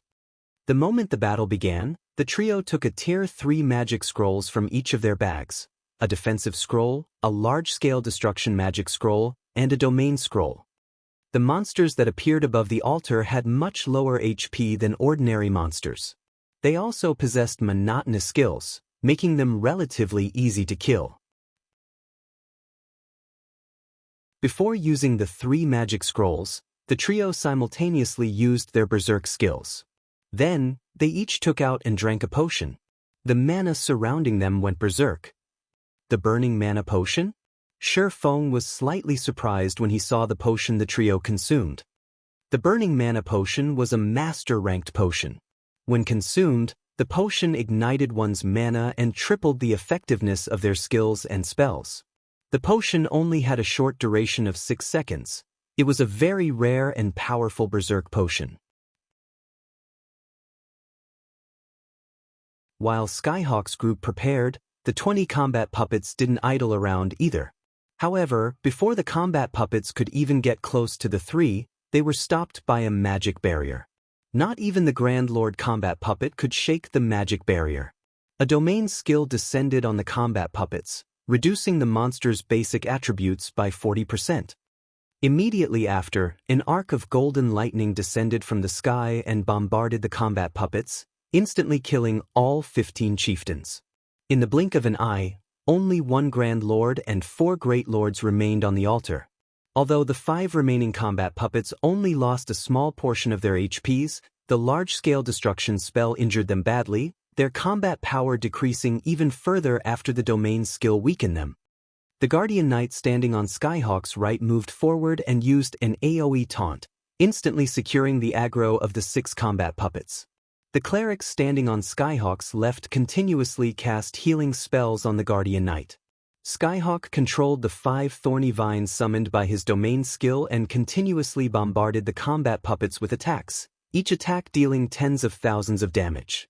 Meanwhile, even the Grand Lord ranked combat puppet only had a maximum HP of 16,200,000 after being weakened. After a few short minutes, the remaining 6 combat puppets collapsed to the ground. Skyhawk's party smoothly cleared the epic test. They're too strong. Who are these people? Everyone below the stage was dumbfounded. When the previous parties had challenged the entrance test, they had ended up dead tired by the time they had completed it, yet despite challenging an epic test, Skyhawk's party cleared it without breaking a sweat. Standing on the altar, Skyhawk sent Hidden Soul a provocative glance before laughing and stepping down from the stage to rest. It was as if he had said, "Can you do that? Damn it. When did they gather such a set of Tier 3 magic scrolls?" Brute Spear growled in frustration as he looked at Skyhawk's party. Envy flashed in his eyes. Although Hidden Soul didn't comment, she didn't look pleased. "It'll be our turn in a moment. I've already stated our goal, we aim for epic rank. If you wish to withdraw, you can do so now. I won't try to force the matter. You've already seen the difficulty of the epic test. If you wish to continue, I only have one request, although I don't know how powerful you are exactly, and that is to figure out a way to distract one Great Lord," Hidden Soul said as she turned to Shifeng. Truthfully, the epic test was far more difficult than she had expected. Although she had prepared, she wasn't confident of clearing the test. Players only had one opportunity to challenge the entrance test during each visit to the World Summit. If they failed, they would have to wait until they returned. "There are no problems on my side." Shifeng nodded. Epic rank had been his goal all along. "Commander, you see? I knew I picked the right person," Brute Spear said and laughed when he saw Shifeng's unwavering attitude. Hidden Soul simply smiled and didn't say anything else. After another party finished their test, Shifeng's group's turn to challenge it finally arrived. "All right, let's go." Hidden Soul started walking towards the altar.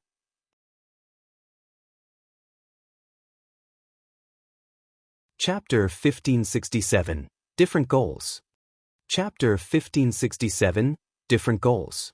As Shifeng's 3-man party ascended the altar, Skyhawk and the others, who rested and recovered their concentration and stamina before the mountain, turned to watch. "Commander, Hidden Soul's party is up next." What a joke! An assassin, a berserker, and a swordsman? Do they really plan to challenge the epic test with that kind of party configuration? If she really lets these slots go to waste, not even her brother can help her keep her position. After sending Hidden Soul a contemptuous glance, Skyhawk closed his eyes and focused on recuperation, paying no attention to the upcoming battle. He had severely depleted both his stamina and concentration in the previous intense battle. Although the World Summit was a relatively safe place, it was not completely void of danger. He had to remain in peak condition. As soon as Shifeng stepped on the altar, the sound of a system notification reached his ears. "System, defeat all enemies before you, and you will be granted entry to the World Summit. System, as a 3-man party, you will gain 30 minutes for every special elite killed, 100 minutes for chieftains, 500 minutes for lords, 1,000 minutes for high lords, 2,000 minutes for great lords, and 5,000 minutes for Grand Lords. System: your party must choose 20 monsters to face. If you are unable to defeat your opponents, you will die. System: as a 3-man party, the party leader may choose 10 monsters, while party members may choose 5 monsters each. The chosen monsters will prioritize the players that chose them. Your party has 10 minutes to consider. Failure to do so will result in automatic forfeit. You will die if you forfeit. Based on our previous discussion, I'll choose 1 Grand Lord and 9 chieftains. Brute: you'll choose 3 Great Lords and 2 chieftains. Maple Leaf: you'll choose 1 Great Lord and 4 chieftains. Try to buy as much time as possible. Brute and I will deal with the chieftains as quickly as possible, and then we'll focus on your Great Lord, Hidden Soul said as she looked at Shifeng. Understood. Shifeng nodded. Shifeng hadn't given Hidden Soul and Brute Spear any of the names he usually used. Instead, he had given them a fake name that he had thought up on the fly. The World Summit was a paradise of treasure. It was also a hub for demon players. It certainly wasn't a good idea to expose either his Yi Feng ID or Black Flame ID. Hence, he had decided to use another name to avoid complications. Moreover, he had the Nightwalker's cape. Even if others used high-ranking identification skills on him, they couldn't see through his concealment. When Shifeng nodded, Hidden Soul chose her monsters. However, once Shifeng chose his Great Lord, he didn't immediately select 4 chieftains. Instead, he chose 1 Grand Lord and 3 chieftains. Now that he had the rare opportunity of joining a party in the World Summit, he had to earn as much time as possible. After all, he needed to secure a large number of God Crystals, not just 1 or 2. Even though an epic party test would award a lot of time, it wasn't enough for his purposes. Moreover, since Hidden Soul and Brute Spear were confident of dealing with their own monsters, trading 1 chieftain for a Grand Lord wouldn't matter much. By the time Shifeng finished with his selection, Hidden Soul and Brute Spear had finished choosing their monsters. Following which, they quietly waited for their chosen monsters to spawn. When their allotted 10 minutes ended, a magic array formed above the altar. Combat puppets then dropped from the magic array.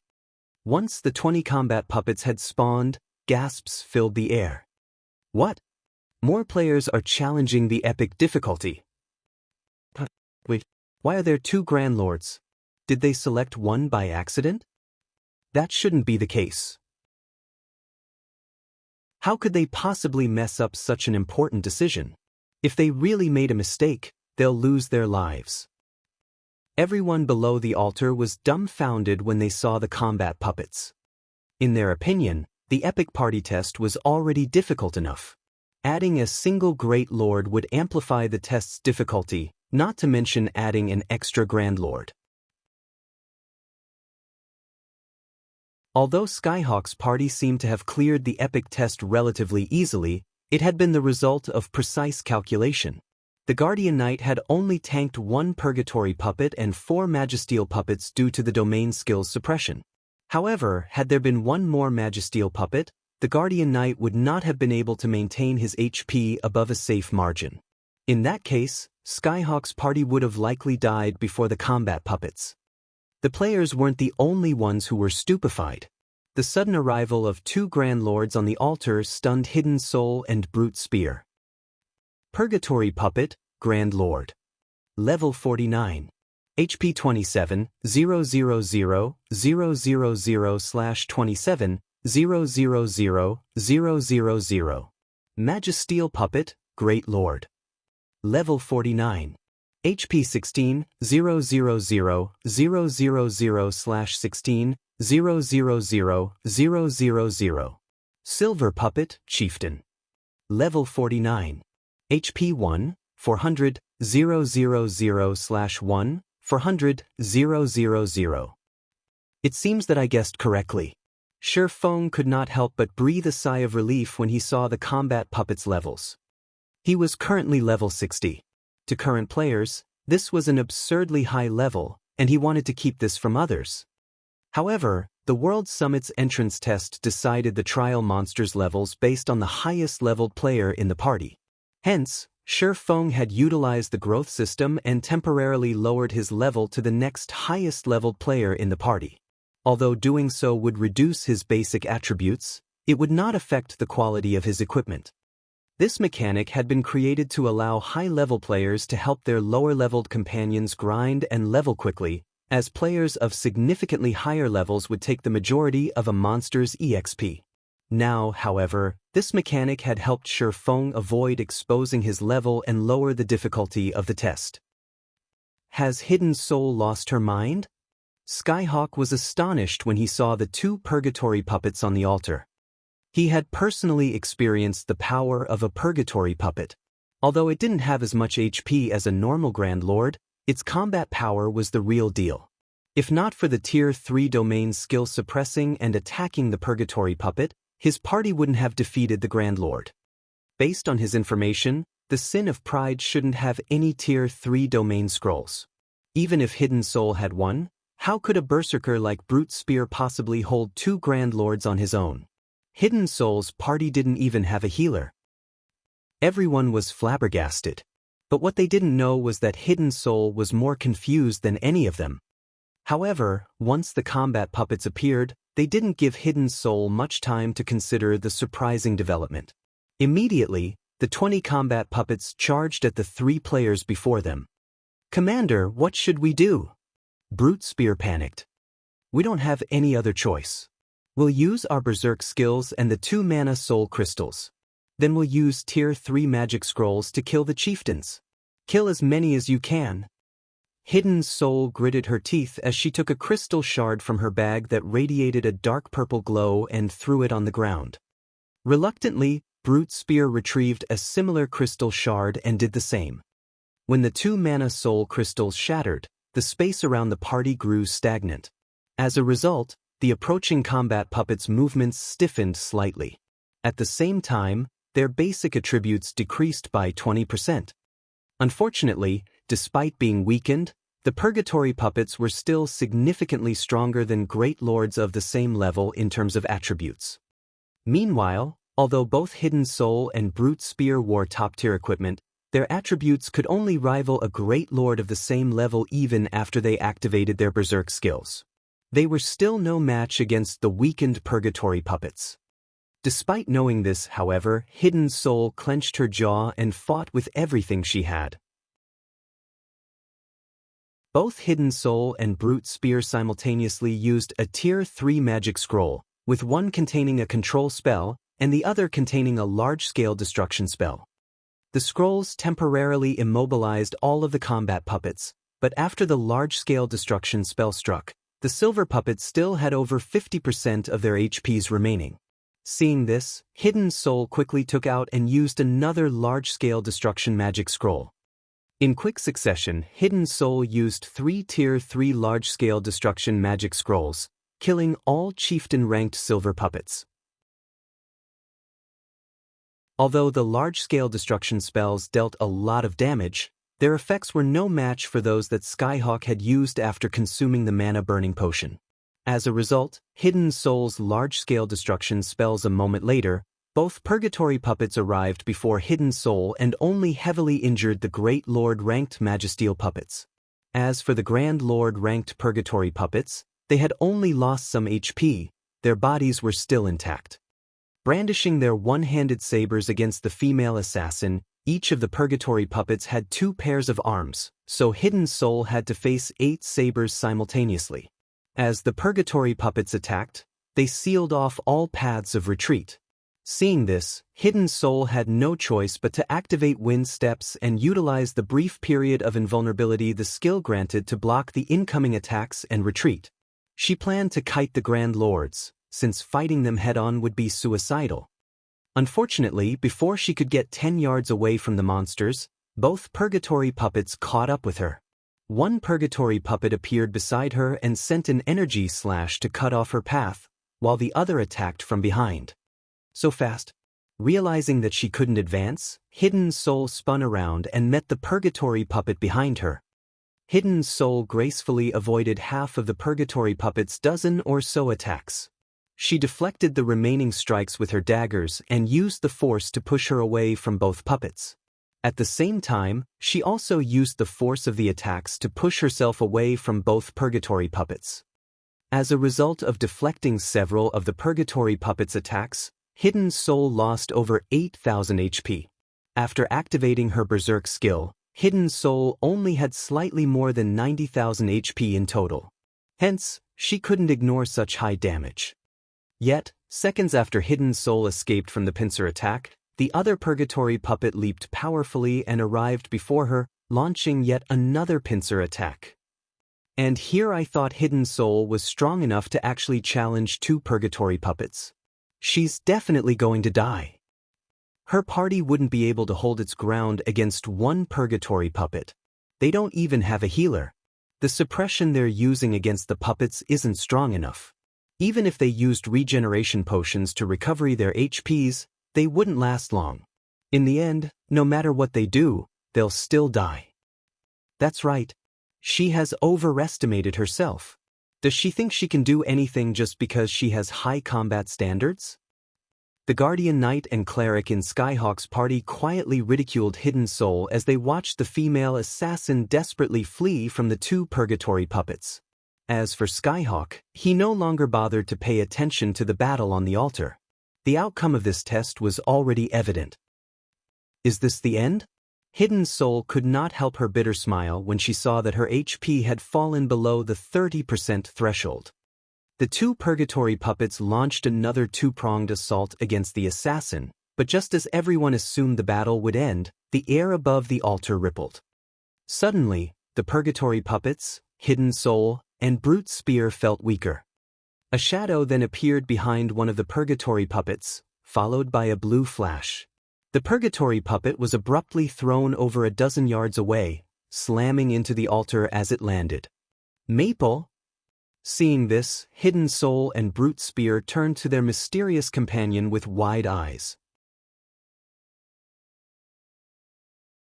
Chapter 1568, Mysterious Demon Expert.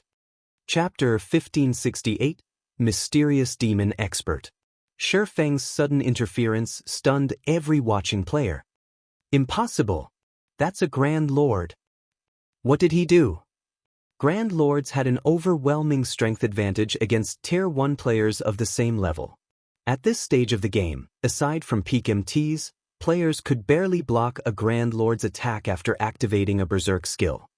Yet, not only had Shi Feng blocked the Purgatory Puppet's attack, but he had also sent it flying.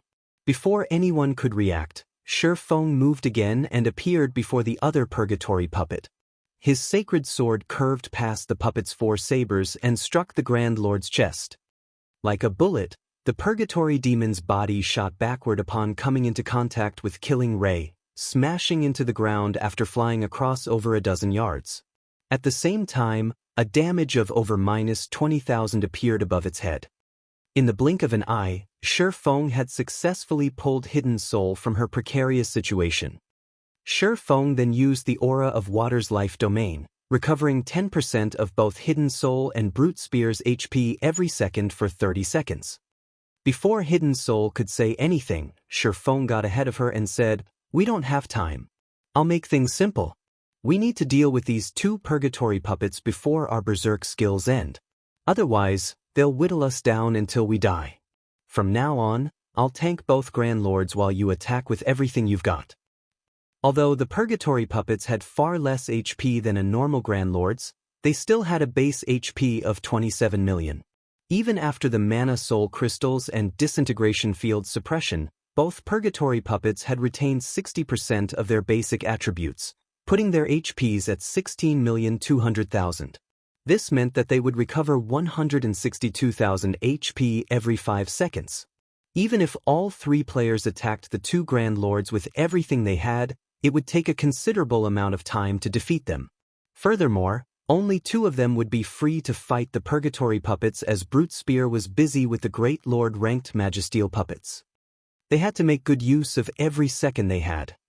Fortunately, after stepping up to the altar, the disintegrated debuff suppressing Shi Feng's basic attributes had disappeared, which allowed him to fight at his peak.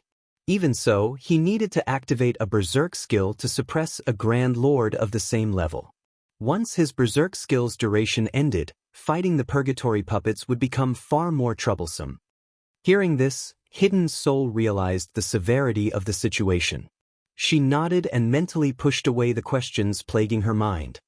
By this time, the two purgatory puppets had recovered from Shifeng's attacks, staring at the swordsman with emotionless, crimson eyes.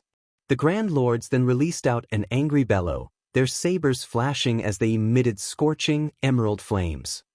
This move was none other than the purgatory puppets' trademark move, Purgatory Blade. It seems the purgatory puppets are finally getting serious. It'll be even more difficult to take them down now.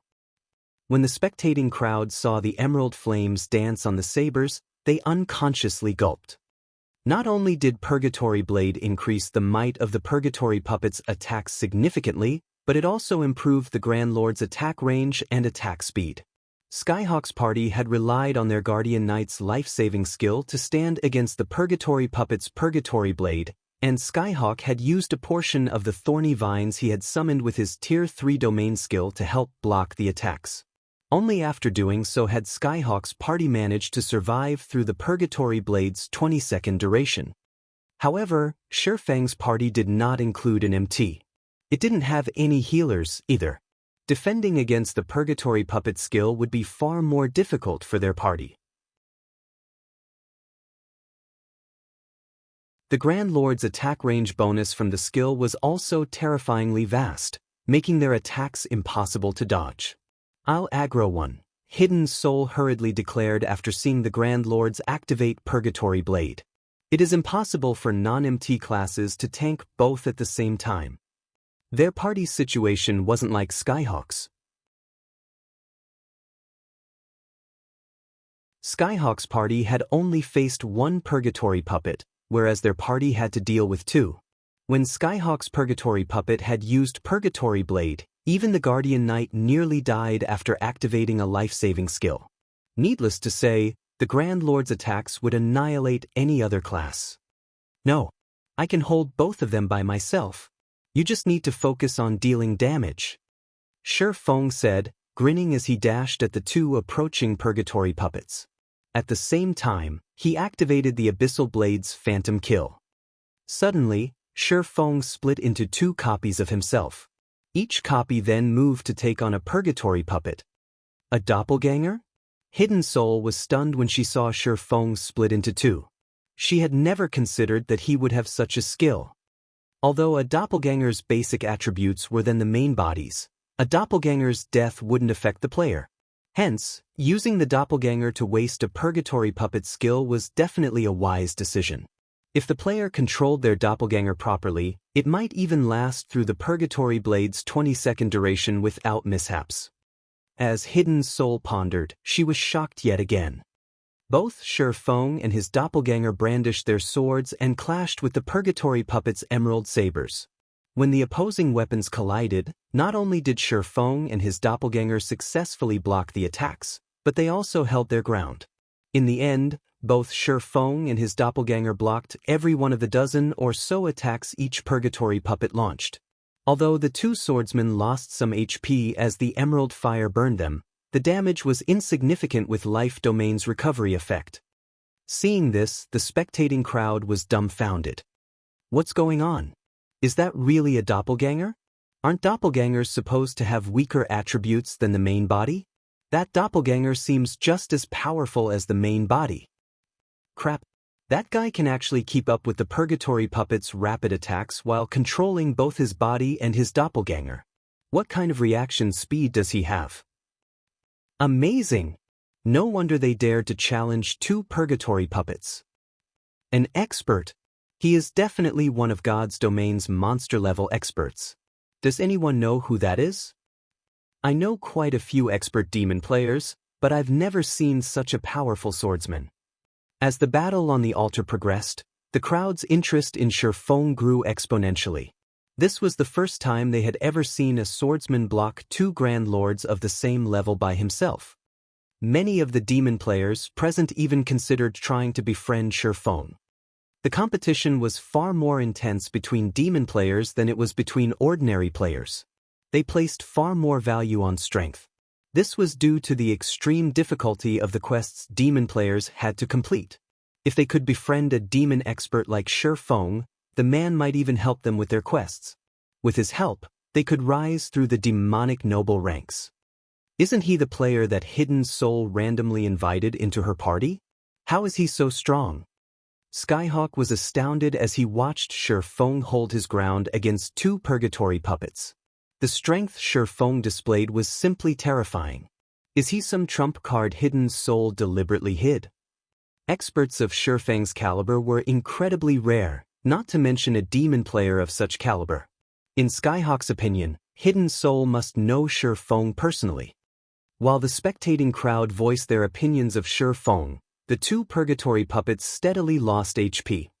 Once Purgatory Blade ended, Shi Feng could occasionally launch counterattacks while blocking the Grand Lord's strikes.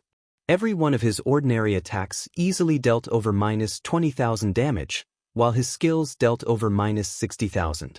When he used skills such as Shadow Blade and Flame Burst, his damage soared past -100,000 per hit. Meanwhile, Hidden Soul attacked one of the 2 purgatory puppets in a frenzy.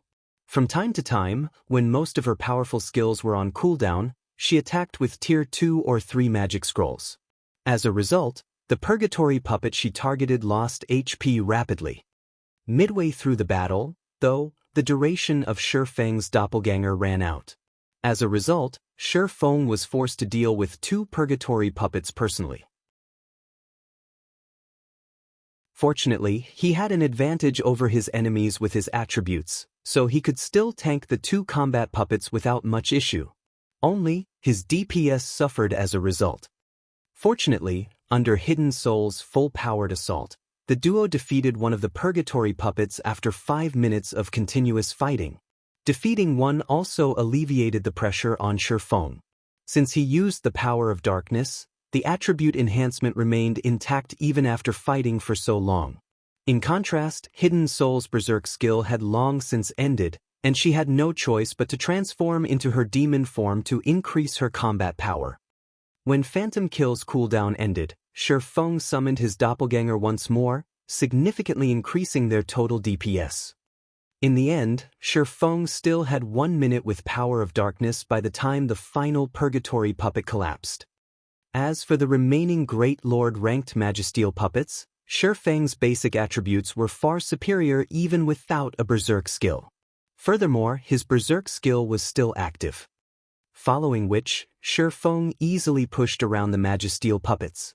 When the final Magisteel puppet died, the crowd below the altar fell silent. These players only recovered from their daze after a few seconds. Shi Feng and his 2 companions heard the sound of a system notification.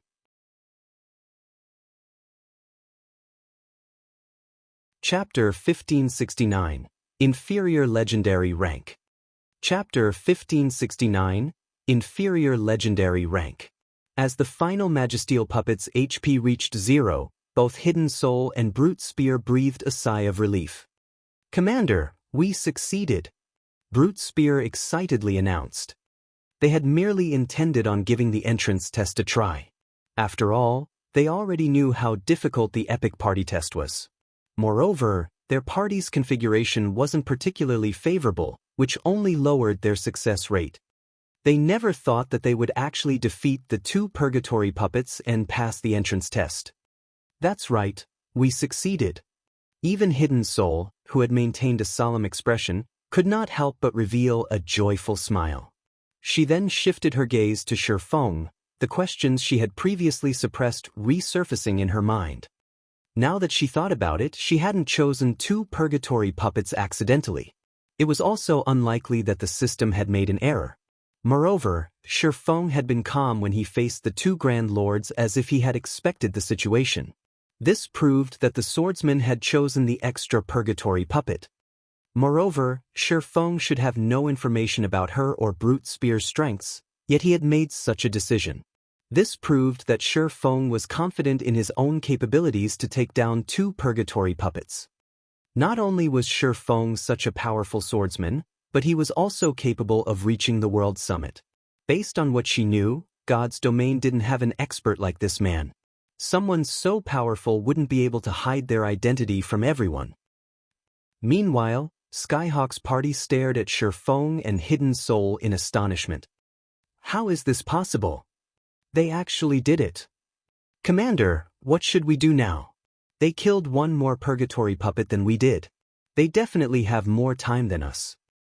The Guardian Knight and Cleric in Skyhawk's party panicked when Hidden Soul's party cleared the test.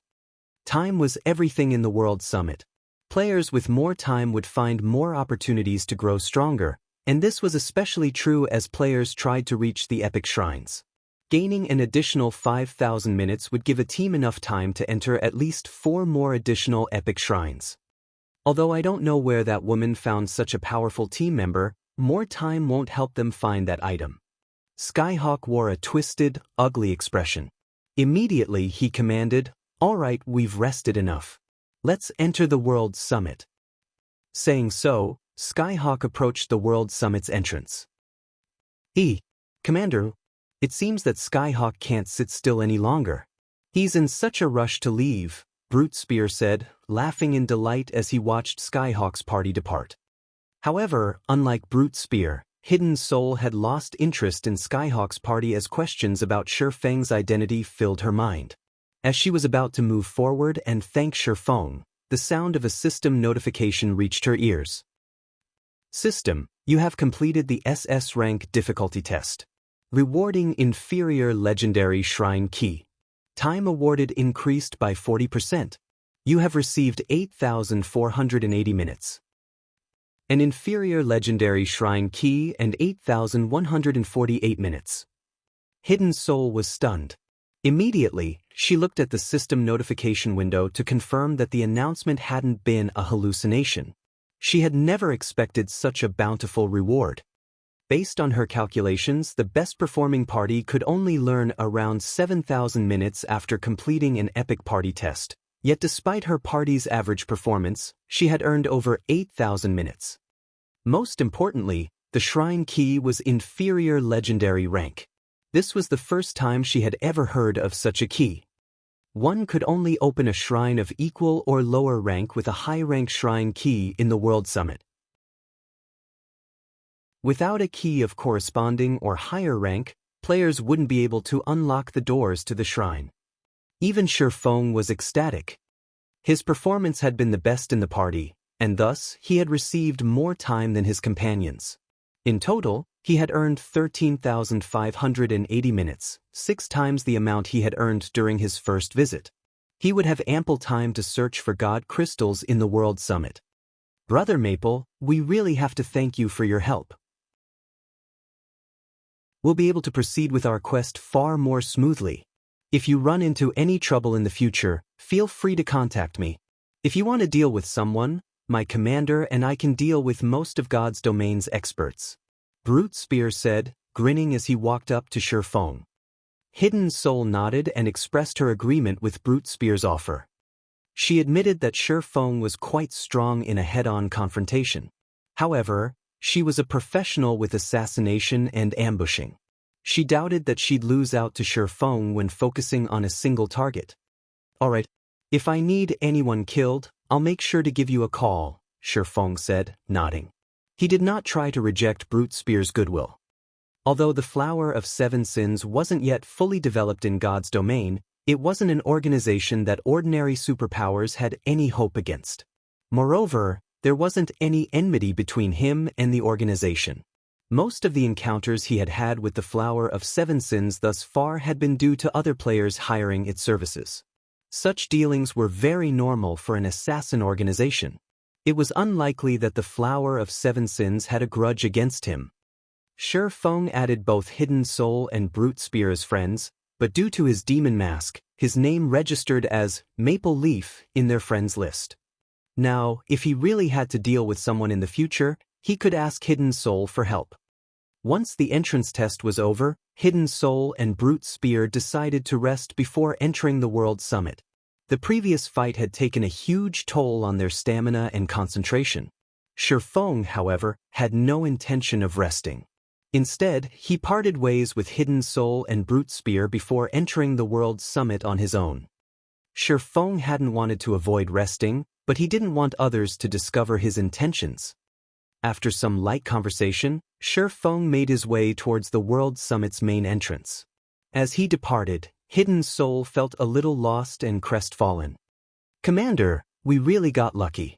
If we hadn't come across Brother Maple, we would have had to watch Skyhawk's party enter the World Summit and search for the item.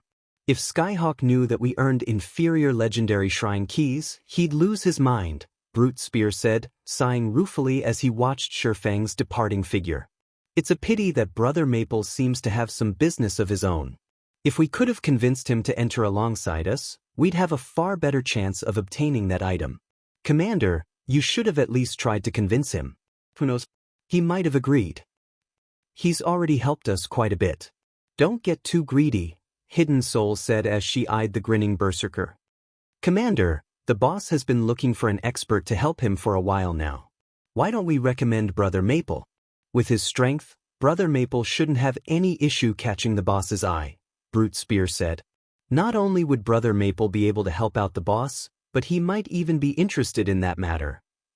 "Perhaps." Hidden Soul nodded in agreement. While Hidden Soul and Brute Spear conversed, Feng arrived in the World Summit. The World Summit was far more lively than it had been during his previous visit. Plenty of players even occupied the bronze area. Some players were even fighting over shrines. But Feng had no intention of staying in the bronze area, and he charged towards the top of the mountain. Although he had acquired a lot of time, he could still fail to find enough god crystals to remove the mysterious power suppressing the disintegration armor. He couldn't afford to waste a second on low-quality shrines. Without any hesitation, he dashed towards the epic shrines. However, as Feng was about to climb the staircase to the next area, an enchanting beauty with 3 pairs of pitch-black wings appeared before him. As the woman hovered in the air, she radiated an aura that suggested that she could triumph over all beings. This woman was none other than the fallen angel Serena. Interesting. Someone has finally obtained the inferior legendary shrine key after so long? Serena smiled as she gazed down at Feng.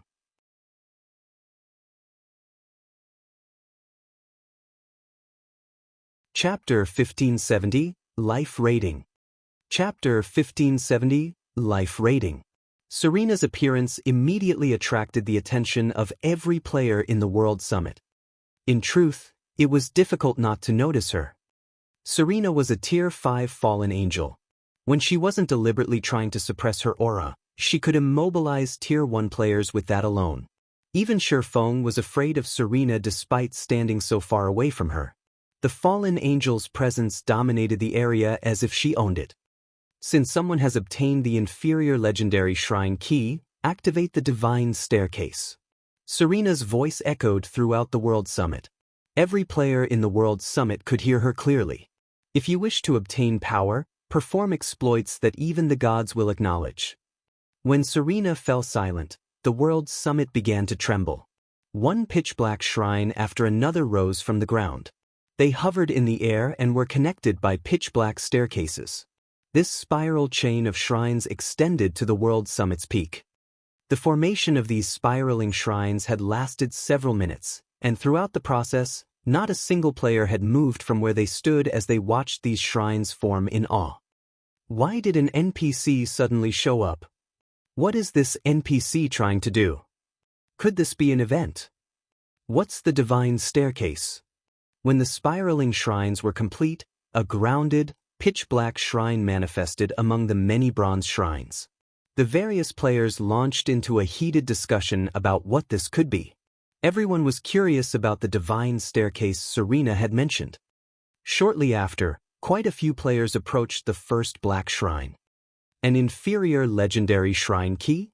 Is Hidden Soul's party responsible for triggering this divine staircase? Skyhawk, who was already relatively high up the mountain, looked at the new pitch-black shrines with shock and envy. Not only had Hidden Soul earned a large amount of time, but she had also obtained an inferior legendary shrine key. Thinking up to this point, he immediately commanded his companions, "Let's go! We have to take a look at the new shrine." At this point, he could do nothing about the inferior legendary shrine key. After all, it was a bound item. But he could get a clear idea of the divine staircase's function. When players reached the grounded shrine, they examined the rules on the stone monument beside it. These players instantly revealed excited expressions. God, this divine staircase is amazing. Damn it. If I knew something like this would happen, I would have waited to come to the world's summit. These players gazed at the stone monument as if they were looking at a peerless treasure.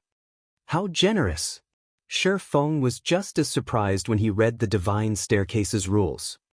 Unlike the shrines around the world summit, the divine staircase's shrines didn't require corresponding keys or time to unlock. Rather, players had to rely on their own power to ascend to the next shrine. Since it didn't cost time to climb the divine staircase, players could explore its shrines as long as they had time remaining. However, the number of times they could climb the divine staircase depended on the type of shrine key the players carried. Players could only climb the divine staircase once if they had a bronze shrine key, while mysterious iron keys would allow players to climb the staircase twice. Secret silver keys granted players 3 entries, fine gold keys granted 4, dark gold keys granted 5 entries, epic keys would allow players to climb 7 times, and inferior legendary keys allowed players access to the divine staircase 10 times. However, once players exhausted their entries, they'd be forced out of the world's summit regardless of how much time they had remaining. Meanwhile, each time players cleared a pitch-black shrine, they would earn a corresponding number of shrine points. They could then use these shrine points to purchase various items available in the world summit. Players didn't need any specific qualifications to purchase these items. As long as they had the required number of points, they could buy any item they wanted. Shi Feng wouldn't have been overly surprised if the items available were merely top-tier weapons and equipment, even epic weapons and equipment. The World Summit had plenty of epic shrines, and as long as players cleared the epic ranked entrance test, they could easily obtain epic items from the appropriately ranked shrines. What surprised Shi Feng was the fact that players could use these SPs to improve their life rating. It was common knowledge in God's domain that improving one's life rating was extremely difficult. Improving one's life rating wasn't just a matter of a stronger physique. Rather, it was a life transition. For example, if one compared an archaic species to a normal human being, the archaic species' basic attributes would be several times higher than a human's of the same level. This was the difference of a higher life rating.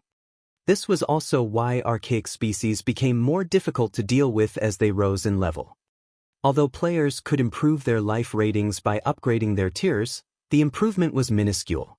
For example, an ordinary Tier 5 player's life rating was only slightly higher than an ordinary Tier 1 player's. This was also the reason that Tier 5 players were significantly weaker than Tier 5 monsters. The attribute difference wasn't much during the early levels, and players could easily close the gap with top-tier weapons and equipment.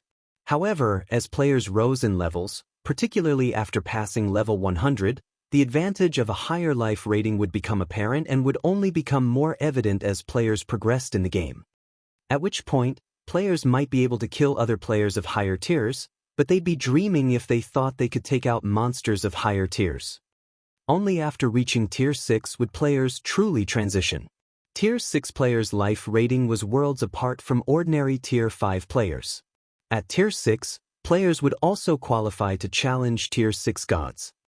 Meanwhile, players could actually improve their life ratings with the shrine points from the divine staircase. Why wouldn't Shi Feng be shocked?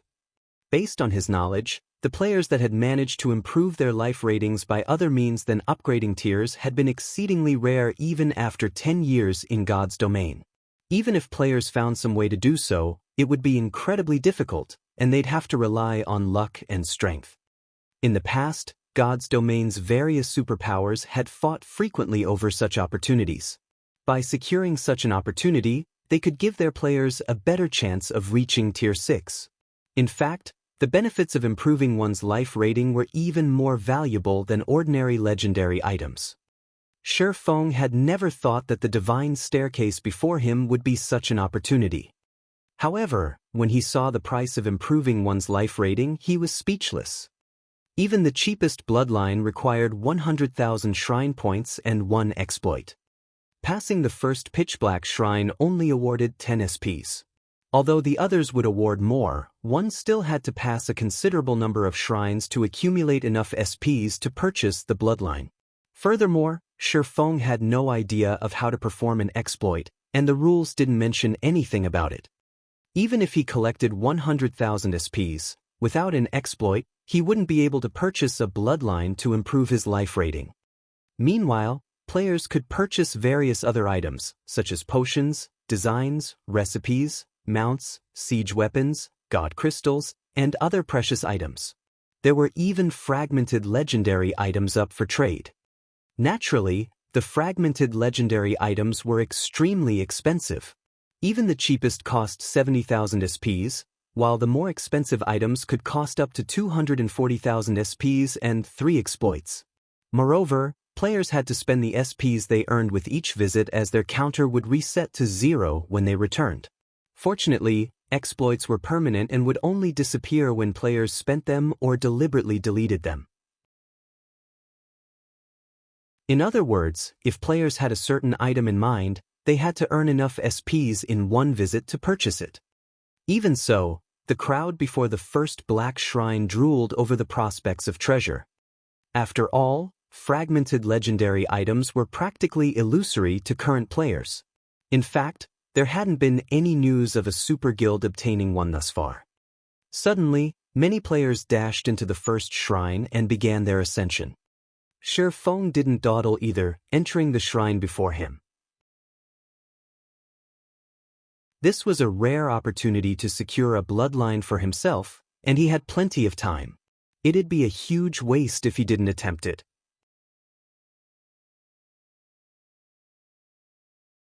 Chapter 1571, Realm Lord. Chapter 1571, Realm Lord. As soon as Shifeng set foot in the pitch-black shrine, his environment transformed. It felt as if he had just stepped through a teleportation gate and arrived in an entirely different space. A dark forest loomed before him, and the howling of wolves occasionally echoed in his ears. In the darkness of night, he faintly saw pairs of crimson eyes flicker in the treetops. This is a survival battle? Shifeng wondered as he observed his surroundings. Although it was night here, his vision was unaffected. He could see around him as clearly as if the sun hung above him. Shifeng spotted over a dozen werewolves armed with crossbows and in excellent equipment standing in the trees around him. In addition, he spotted another dozen or so werewolves with spears and greatswords beneath the tree's cover, radiating an intense killing intent. All of these werewolves were level 55 or above, with the highest at level 58. They ranged between elites and special elites. If an ordinary player attempted to take all of these monsters on by themselves, they'd definitely be torn apart. As Shifeng observed these werewolves, the sound of a system notification reached his ears. System, clear this divine shrine to obtain a reward. When the system notification ended, a system map appeared in the corner of Shifeng's vision. A teleportation point had been marked on the map in the heart of the forest. It was obvious that he had to reach said teleportation point to leave the divine shrine. However, before Shifeng could examine the map closely, the werewolves in the treetops began to attack, the triple-loaded crossbows releasing their bolts at him simultaneously.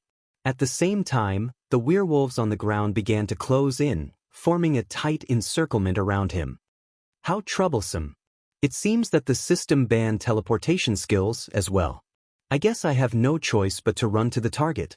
When Shifeng had noticed the werewolves' attacks, he had attempted to use space movement, teleporting to the destination directly. Unfortunately, teleportation skills were prohibited in the divine shrine. He had no choice but to unsheath Killing Ray and retaliate. A rain of bolts from above might be troublesome to ordinary players, but to Shifeng, the bolts were practically negligible. He easily dodged the bolts and appeared before a level 56 elite werewolf in the blink of an eye. He lightly swung Killing Ray at the melee-focused werewolf. Shadow Blade. Numerous streaks of shadows cut past the elite werewolf, each hit dealing several tens of thousands of damage. Like a cannonball, the 2-meter-tall werewolf's body shot backward and slammed into the werewolves behind it. The monster only returned to the ground after flying over 20 yards. By the time it landed, however, its HP had reached 0. Its body turned to ash and disappeared, leaving several copper coins in its place. These monsters actually drop loot? Feng was slightly confused to see the copper coins on the ground. He had assumed that he'd be striving for nothing here. This was a kind of test, and tests normally didn't provide loot. However, Feng did not bother to kill the other werewolves. Instead, he swiftly maneuvered out of the circle of werewolves, heading straight for the teleportation array in the forest's heart. Combat players like Feng were no stranger to survival battles in God's domain. These situations were common in dungeons. If players focused on defeating the monsters in survival battles, they'd only get caught up in an endless cycle of combat, wasting their time. Feng, of course, didn't have a lot of time to waste, and even if he could kill these monsters easily, he'd still consume stamina. If he ran out of stamina midway through a battle, he'd become a sheep for the slaughter no matter how powerful he was. As he headed deeper into the forest, the werewolves went into a frenzy, chasing after him. However, Feng was simply too fast, and even the special elite-ranked werewolves could only watch as the distance between them and their target grew until the swordsman eventually left their sight. After a few more minutes of running, Feng reached the teleportation array in the heart of the forest. However, before he could approach the array, he felt a chill crawl down his spine. The cause of this creeping sensation was none other than a one-eyed werewolf with a massive greatsword that guarded the teleportation array. A realm lord? Feng stared at the one-eyed werewolf in shock. This one-eyed werewolf was over 3 meters tall, and although it was only a level 58 special elite, the mana circling it was extraordinary. It felt like this land's protected child. Spectre werewolf, realm lord, humanoid creature, special elite, level 58 HP 4, 200, 000/4, 200, 000. In God's domain, the title of Realm Lord did not represent a monster's rank or bloodline. Rather, it was a buff that greatly enhanced the monster's skills and spells. Monsters with this title also had strengthened physiques and HPs. Basically, they were boss-like existences among monsters of the same level and rank. Realm Lords were not particularly rare in God's domain, but they were usually only found in level 50+, resource-rich maps. They protected these resource maps, and as long as they remained in their designated maps, they could display far more combat power than monsters of the same level and rank. Normally, player teams avoided Realm Lords as much as possible. Fighting these monsters simply wasn't worthwhile. Despite being so much stronger than monsters of the same level and rank, Realm Lords didn't offer additional or better loot. Is the Divine Shrine itself some sort of opportunity? After a moment of surprise, Feng's lips curled into a smile. When players had first discovered Realm Lords in the past, they had avoided these monsters as much as possible. Unfortunately, some battles were unavoidable, and players had been forced to kill certain Realm Lords. As players had killed more Realm Lords, they discovered something astonishing. The Mana Barrier Crystal Fragment. Only Realm Lords dropped this item, and there was no way to obtain the crystal fragments from other monsters. On its own, the Mana Barrier Crystal Fragment did not possess much of a function. At most, it could be used as a support material when crafting weapons and equipment, but when players synthesized the Mana Barrier Crystal Fragments into Mana Barrier Crystals, their value rose by over 100-fold. The Mana Barrier Crystals were the various NPC cities' main power source for their teleportation magic arrays. Not only did the Mana Barrier Crystal contain a frightening amount of mana, but it could also replenish itself by absorbing the mana around it. Only, the Mana Barrier Crystal required a considerably long time to replenish itself. However, this replenishment time would vary depending on the mana density around it. In an ordinary environment, for example, an empty Mana Barrier Crystal would require 48 hours to recover fully. To put it simply, a Mana Barrier Crystal was akin to an everlasting magic crystal. It was the perfect power source for teleportation arrays. With enough mana barrier crystals, one could operate a teleportation array for no cost. It was easy to imagine how valuable these mana barrier crystals were. After all, mana barrier crystals were not that easy to obtain, yet the various large guilds and players were in dire need of them. Meanwhile, the special elite-ranked realm lord before Shifeng was a walking mana source. Without hesitation, he charged forward, showing no intentions of circling the specter werewolf and leaving the divine shrine. As Shifeng boldly approached, the specter werewolf howled in anger. It raised its great sword and swung the massive weapon at the impudent intruder. Over a dozen magical wind blades formed before the specter werewolf and shot towards Shifeng. The attacks were spread out, making it impossible for Shifeng to dodge them all. Fortunately, the disintegration armor wasn't currently suppressing Shifeng's basic attributes. In other words, his strength was even higher than a great lord's of the same level. Hence, although the specter werewolf's realm lord status enhanced its wind blades, and the attack nearly rivaled the power of a Tier 2 spell, they were insignificant to Shifeng. Sword's orbit. A galaxy of stars formed around Shifeng, striking down the approaching wind blades. Shifeng didn't even pause as he continued towards the specter werewolf. Shadow blade. Thunder flame explosion. Flame burst.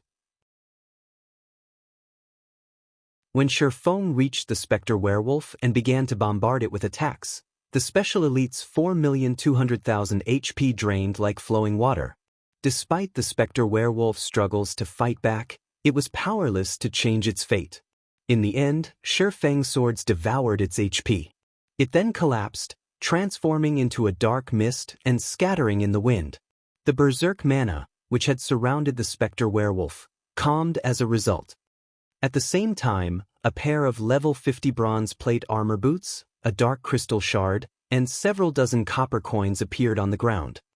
Although the loot was not particularly impressive, Shifeng's eyes glowed when he saw the dark crystal shard. This shard was none other than the mana barrier crystal fragment.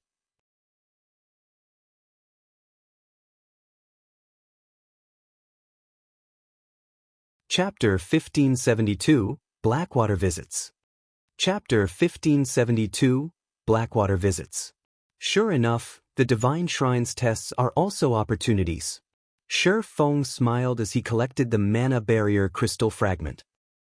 Mana barrier crystal fragment, consumable, can be used to increase mana. A support tool for crafting items. Obtaining mana barrier crystal fragments wasn't easy, and although the item had a high drop rate, it didn't drop from every realm lord. Meanwhile, realm lords were even rarer than field bosses. High resource leveling maps only had 2 or 3 realm lords. In addition, these realm lords' respawn time was much longer than ordinary field bosses. When the various large guilds had discovered the benefits of killing realm lords in the past, many guild wars had broken out over these monsters. Obtaining 1 mana barrier crystal fragment after killing a single special elite-ranked realm lord was a huge boon from the system. Each mana barrier crystal fragment had sold for around 30 gold in the past. Of course, most guilds that had obtained these crystal shards had refused to sell them. When players collected 10 crystal fragments, they could seek out an NPC master alchemist to synthesize the mana barrier crystal with a 40% success rate. If the synthesis were successful, one would have an everlasting magic crystal. The mana barrier crystal was a priceless treasure, useful in multiple aspects, such as powering teleportation arrays, magic towers, and other such constructions. There had even been a few workshops that had specialized in hunting realm lords in distant maps, making a living from selling mana barrier crystals. After obtaining the crystal fragment, Shifeng moved towards the teleportation array and left the forest. When he opened his eyes again, he had arrived at the first divine shrine's exit, and the staircase leading to the second shrine stretched before him. Many players were already running towards the second divine shrine. So many people are already out? Shifeng was surprised. Over 100 players were already approaching the second divine shrine. However, after giving the matter some thought, he realized that he had spent quite some time fighting the specter werewolf. Most, if not all, of the players before him had likely avoided fighting the Realm Lord. They had simply slipped past the specter werewolf to enter the teleportation array. As Shi Feng left the first divine shrine, the sound of system notifications reached his ears. System, congratulations! You have passed the divine shrine, rewarding 10 shrine points. System, congratulations! You have passed the divine shrine within the time limit, rewarding 10 shrine points. System, congratulations! You have killed the guardian boss within the time limit, rewarding 50 shrine points. So many points! Shi Feng was somewhat taken aback when he saw how many points the system had awarded for killing the specter werewolf. Passing the divine shrine had only earned him 10 SPs, yet killing the special elite-ranked specter werewolf had awarded 50. If these other players realized that killing the guardian boss would award even more points, they'd likely regret their earlier actions. Even the cheapest item available for purchase in the divine shrine cost 500 SPs. If one cleared the first divine shrine quickly and ignored killing the guardian boss, they would only receive 20 SPs. With that method, who knew how many divine shrines one would have to clear to accumulate 500 SPs? Moreover, as players climbed the divine staircase, the divine shrines would become more challenging. If players did not earn as many points as possible early on, it would only become more difficult to earn the points they needed later. It seems that I'll have to defeat every divine shrine's guardian boss. Thinking up to this point, Shi Feng realized the fastest way to earn shrine points from the divine staircase. Following which, he proceeded towards the second divine shrine. The second shrine contained a gravel ridge, and its monsters ranged between level 55 and 58. However, the second shrine had far fewer elite monsters, and nearly half the shrine's monsters were special elites. Next to the Realm Lord, a few level 58 elites guarded the teleportation array. To Shi Feng, however, this slight increase in difficulty was no issue. He had only spent a few minutes to defeat the Realm Lord and 3 elites. This time, however, he did not obtain a mana barrier crystal fragment. He had only obtained a level 55 bronze mage top and some coins. Upon clearing the second divine shrine, Shi Feng earned 15 SPs. He also received 15 SPs for clearing the shrine within the time limit and 70 SPs for killing the guardian boss. Although Shi Feng had cleared the second divine shrine, he was clearly lagging behind the other players. Even those who had entered the first divine shrine sometime after him were already on their way towards the third shrine. However, Shi Feng did not rush. Instead, he continued to ascend the divine staircase at his own pace. Each divine shrine was a little more challenging than the last and awarded 5 more SPs when cleared. When Shi Feng entered the 5th divine shrine, the test's difficulty visibly increased. Now, every monster he faced was a special elite. In terms of attributes, the monsters were on par with well-equipped, Tier 1 players of the same level. When facing a dozen or so of these monsters at once, even elite players would be in a bind. Even the guardian boss was now a chieftain-ranked realm lord. Not only did the chieftain possess 10 million HP, but its skills also carried great destructive power. Even Shi Feng did not dare to meet the boss's attacks head-on. Shi Feng only defeated this guardian boss after a dozen or so minutes of fighting. Meanwhile, as a chieftain-ranked realm lord, the boss had been very generous. It had dropped 2 mana barrier crystal fragments, instantly increasing Shi Feng's haul to 4. Now, he only needed 6 more fragments to synthesize a mana barrier crystal. When Shi Feng had cleared the 5th divine shrine, the shrine points he earned also undergone a qualitative transformation. The clear reward alone rose to 100 SPs, while clearing the shrine within the time limit awarded another 100 SPs, and killing the guardian boss within the time limit awarded 500 SPs. However, the ranking list before the various divine shrines also reported that players had already reached the 8th shrine. There were over a dozen players clearing the shrines with astonishing speed. Meanwhile, while Shi Feng continued to challenge divine shrines, Zero Wing City's fame in Starmoon Kingdom had exceeded Stone Forest towns. The city had become a holy resting ground for many of the kingdom's players.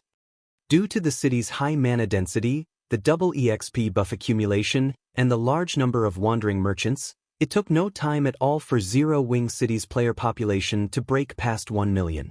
The originally empty city was now so lively that Zero Wing City could rival major NPC cities. Guild Leader Singular, Zero Wing City's player population has grown past 1 million. The city is even charging players an entrance fee. Its daily income is incredibly high. With this, I don't think that it'll be easy to whittle Zero Wing down anymore, Lei Jingyang reported. He currently rested in one of Zero Wing City's restaurants, wearing a frown as he watched the crowded street outside. Initially, he hadn't cared about Zero Wing City, but after visiting the city personally, he had to admit that it was extraordinary. Young Master Lei, although Zero Wing City is better than we expected, Zero Wing's celebration of the fact will be short-lived. Singular Burial chuckled. He didn't seem to mind the fact that Zero Wing City earned considerable wealth for the guild. Don't tell me you plan to fight it out with Zero Wing? Lei Jingyang frowned at Singular Burial's reaction. He had expected Singular Burial to finish Zero Wing off in a few more days, but clearly, that plan was no longer viable.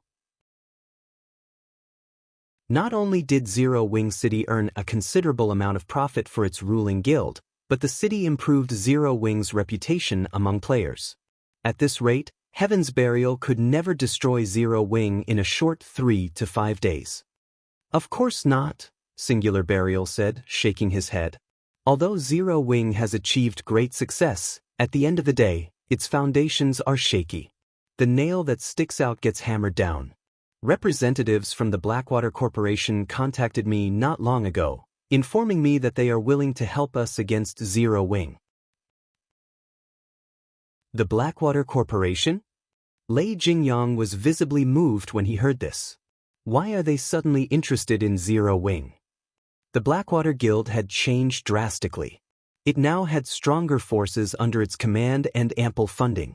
Just some time ago, it had even established a guild town in a resource-rich, neutral map. Even super guilds avoided any conflict with the guild. I don't know why either, but this doesn't change our plans to take down Zero Wing, Singular Burial said, chuckling.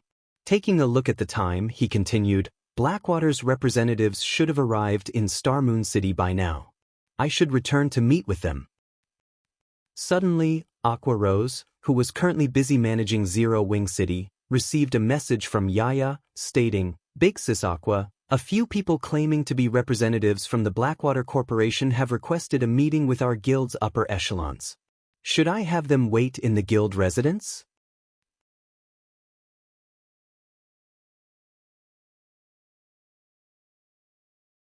Chapter 1573, Domineering Aqua Rose. Blackwater? Why are they here? Aqua Rose grew curious as she read Yaya's message. It had been quite some time since Zero Wing had dealt with the Blackwater Corporation. According to her information, Abandoned Wave's actions had only been the Blackwater Corporation's attempt to test God's domain's waters. Afterward, the events with Zero Wing, Blackwater quickly gave up on Abandoned Wave, and the man had vanished without a trace.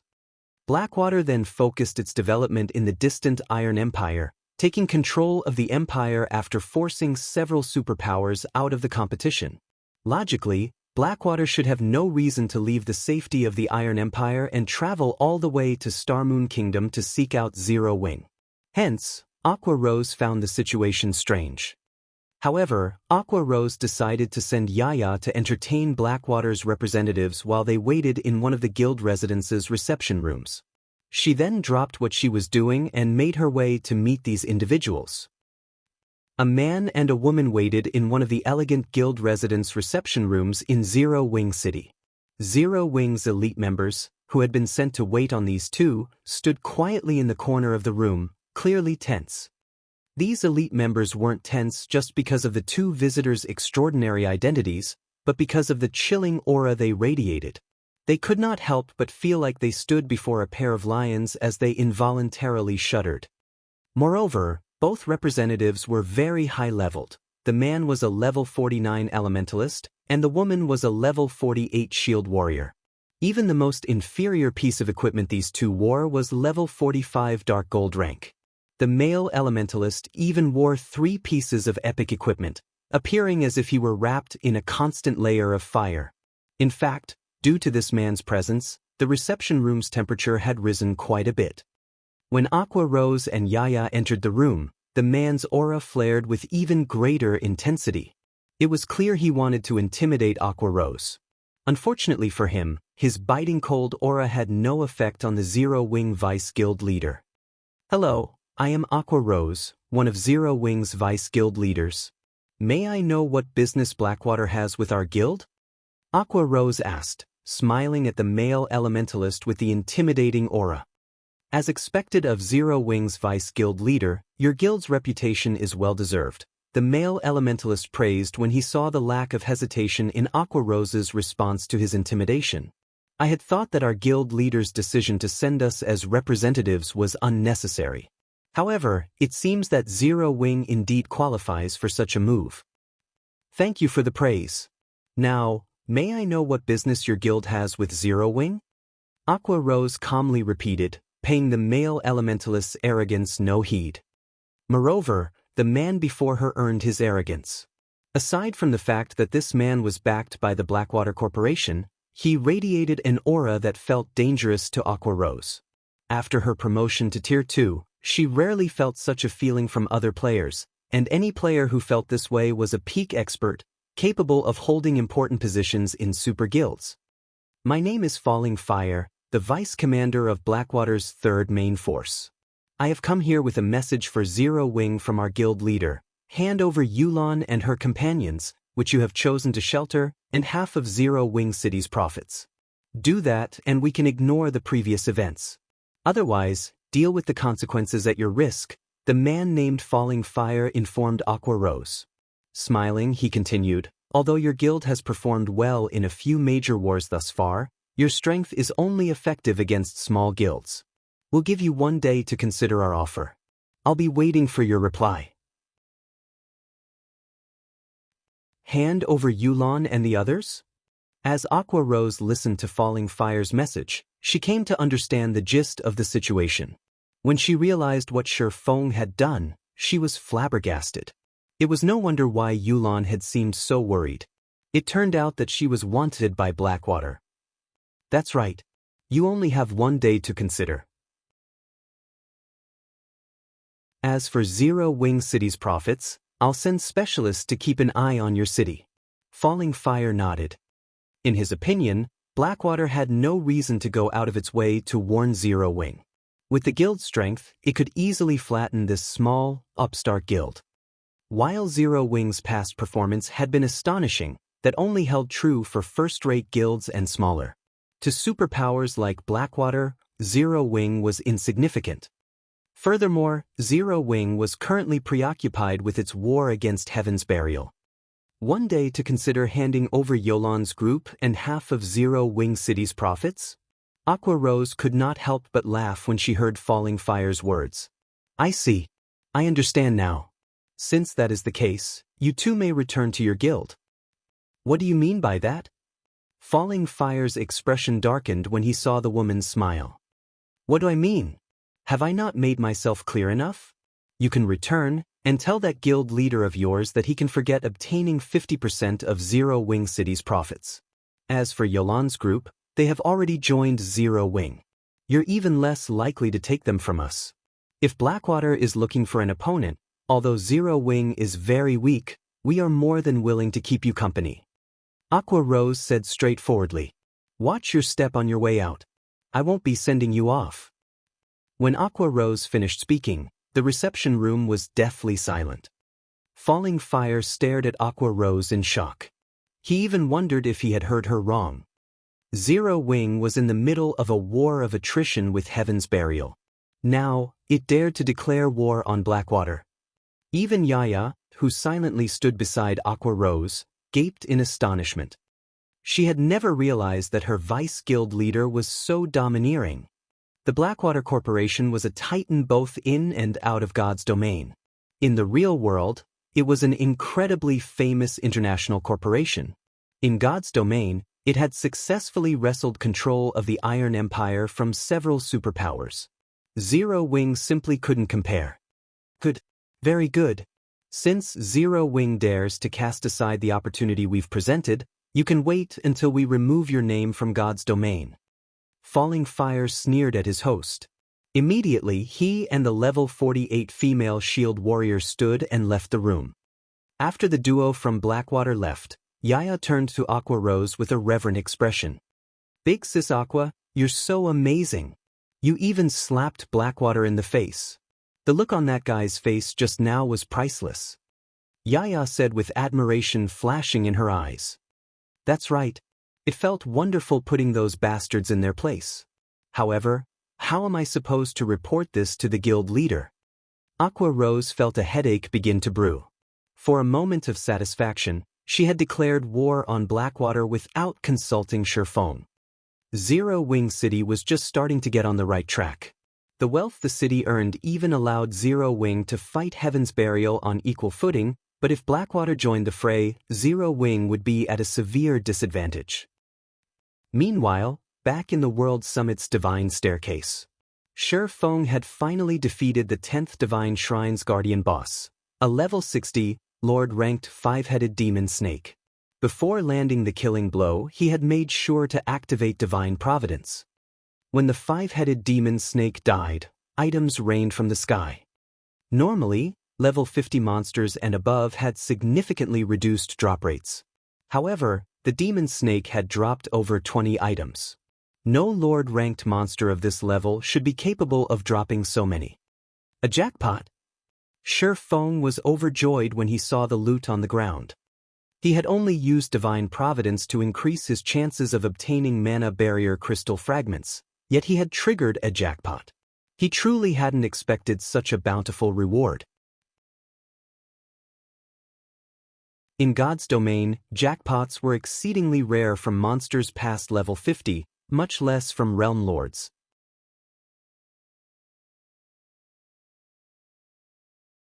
Chapter 1574, Advanced Forging Design. Aside from weapons, equipment, and mana barrier crystal fragments, a tattered sheet of parchment rested among the many items the 5-headed demon snake had dropped. As the parchment itself was very high quality, it still radiated faint pulses of mana despite the ravages of time. Shifeng picked up the parchment out of curiosity. This is an advanced forging design. Shifeng was elated when he realized what this sheet of parchment was. In God's domain, every advanced design was extremely rare and valuable. This was because advanced designs contain techniques unknown to the general public. For example, an advanced forging design would contain a few different kinds of advanced forging techniques. If players learn these techniques, they'd increase their chances of creating a new item in the future. The various large guilds had cherished their advanced designs in the past. They had all refused to sell these designs. At the same time, the large guilds' trading firms had fought over these items. Zero Wing had only obtained a few advanced designs thus far, including advanced forging designs. Moreover, the design in his hands was not just any ordinary advanced forging design. Conqueror's Armor Forging Design Fragment, Advanced Design, Fine Gold Rank. When learned, you will be able to produce the level 50 magic rune armor. Every piece of crafted armor contains a magic array. 5 pieces can be used to form the basic strength battle array. Current fragment count 1/9. I never expected the Divine Shrines to drop something like this. I've really lucked out this time. Shifeng was at a loss for words as he stared at the Conqueror's armor design. Not only had the 5-headed demon snake dropped 2 mana barrier crystal fragments, but it had also dropped a fine gold equipment design that came with a battle array. Killing the demon snake had been far more profitable than killing a level 60 Grand Lord. A well-equipped peak expert in God's domain wasn't a force to be reckoned with. In fact, despite being an individual, they were capable of playing a significant role in a guild war. However, that did not mean ordinary players were utterly helpless against peak experts. Ordinary players still had a method they could use to fight peak experts. Battle arrays. If a certain number of players wore equipment with the same battle array, They could trigger the battle array's effects, significantly increasing their combat power. Battle arrays provided more than just a boost to basic attributes, they also improved players' physiques. Most importantly, it allowed players with the same array to share their perception. This helped players remove defensive blind spots, visibly improving their combat standards. Although a basic battle array only allowed players to share a limited degree of their perception, it still elevated players' combat standards to a whole new level.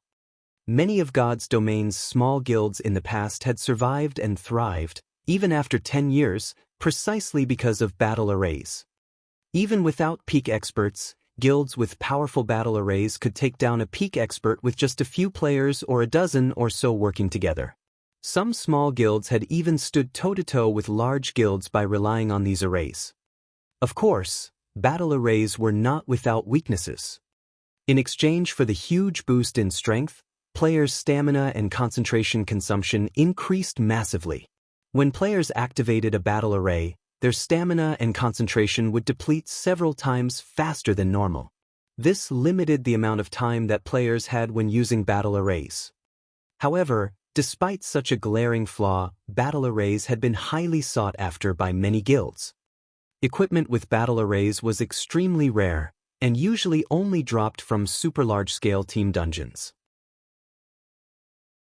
Monsters in the fields had no chance of dropping such items.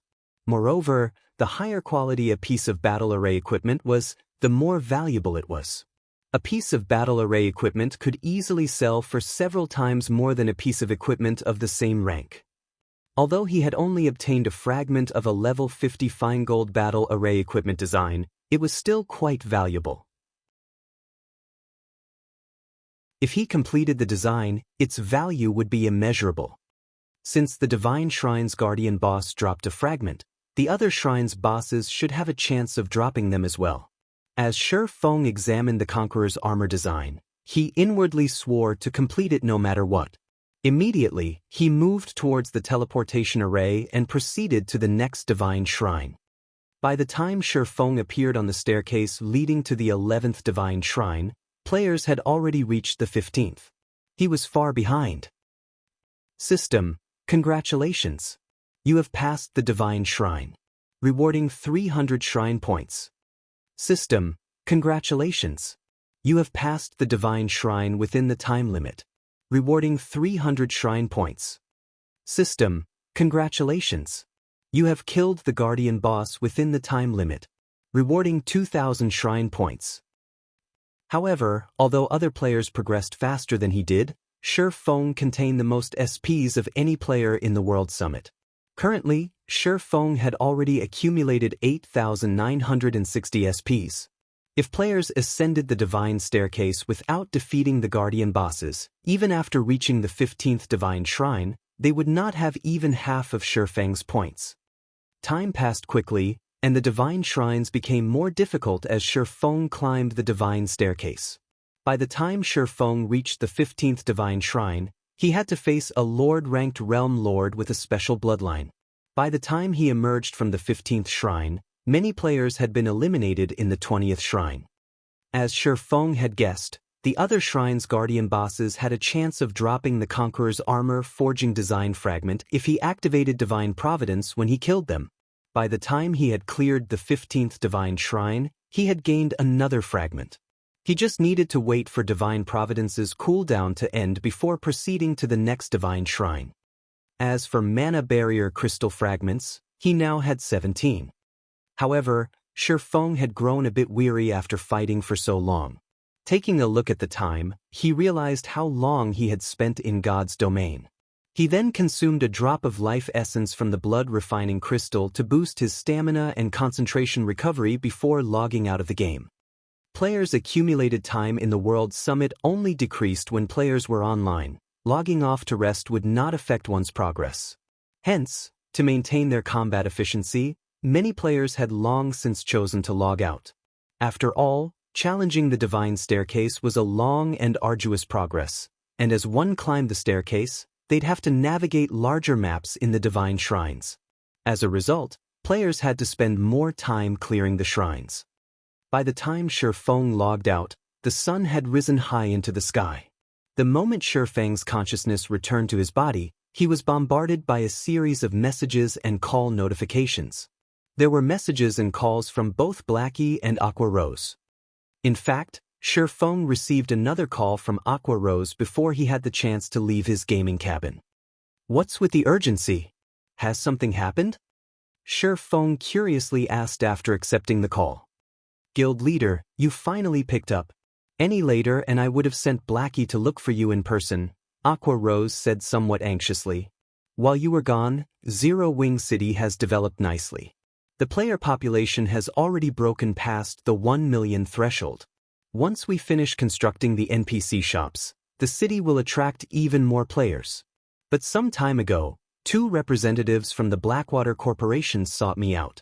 They told us to hand over Yulan and her companions and 50% of Zero Wing City's income as compensation. Otherwise, they'll turn the full might of the Blackwater Guild against us." Hand over Yulan, her companions, and 50% of Zero Wing City's profits? Shifeng frowned. The Blackwater Corporation's retaliation didn't surprise him in the least, but he didn't expect Blackwater to take action so quickly. Moreover, the corporation's timing couldn't be worse, targeting them while they were in a war of attrition against Heaven's Burial. This put Zero Wing at a considerable disadvantage.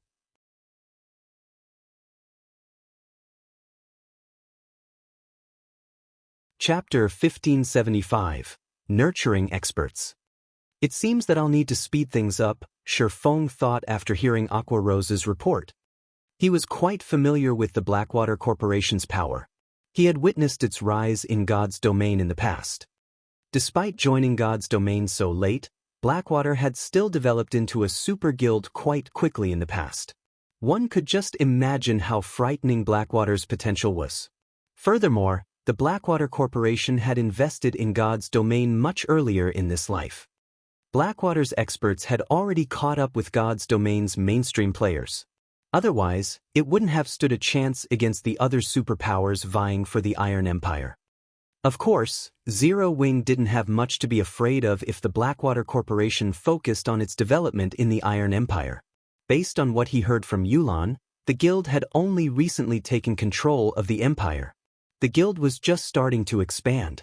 Although Blackwater possessed plenty of experts and funding, it lacked the power to spread its influence across multiple kingdoms and empires as the various super first-rate and super guilds had. While the organization might be able to deal with small guilds right now, it couldn't touch Zero Wing.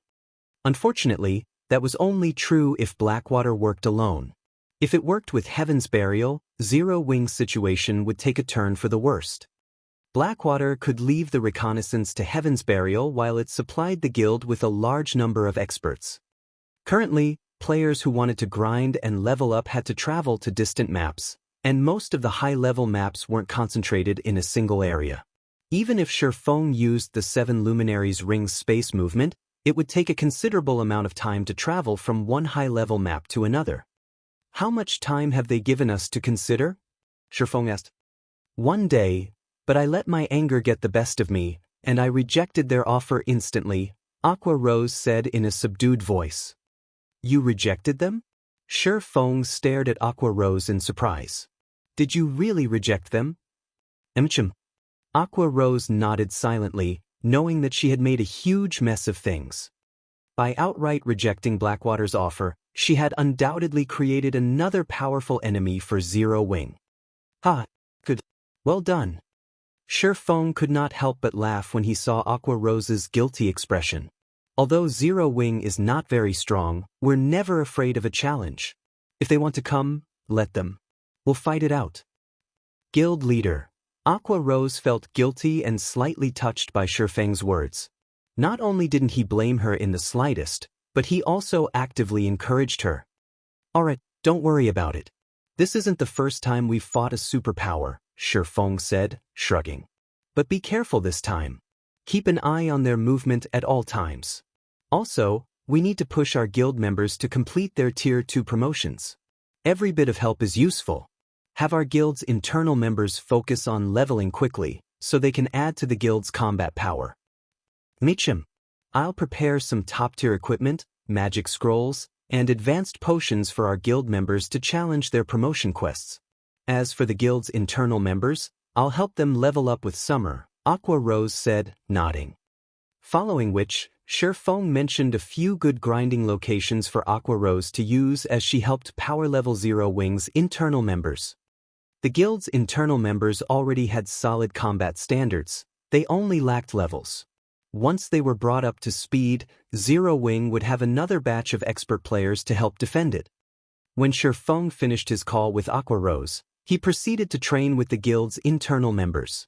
To help them improve faster, Shifeng even provided specific guidance to a few talented members. He even went so far as to use the 10 additional black cards he had acquired from the secret pavilion to train Yu Zipping and a few others. In such a way, Shifeng trained Yu Zipping and the other internal members during the day. When the sun set, he'd log back into God's domain and grind through the divine staircase. The greatest problem other players in the World Summit faced was the drain on their stamina and concentration, but Shifeng could rely on his life essence to boost his recovery rate, having no issues in this regard. The only real problem was the divine shrine's increasing difficulty. As a result, Shifeng had to take more time to clear each shrine. Initially, he had only spent 30 minutes on each divine shrine, though he spent most of that time waiting for Divine Providence's 30-minute cooldown to end. As he ascended the divine staircase, however, the amount of time he needed to clear each shrine gradually increased to 2, then 3 hours. After grinding for 4 consecutive days, Shifeng finally defeated the 29th Shrine's guardian boss, a Great Lord-ranked Realm Lord.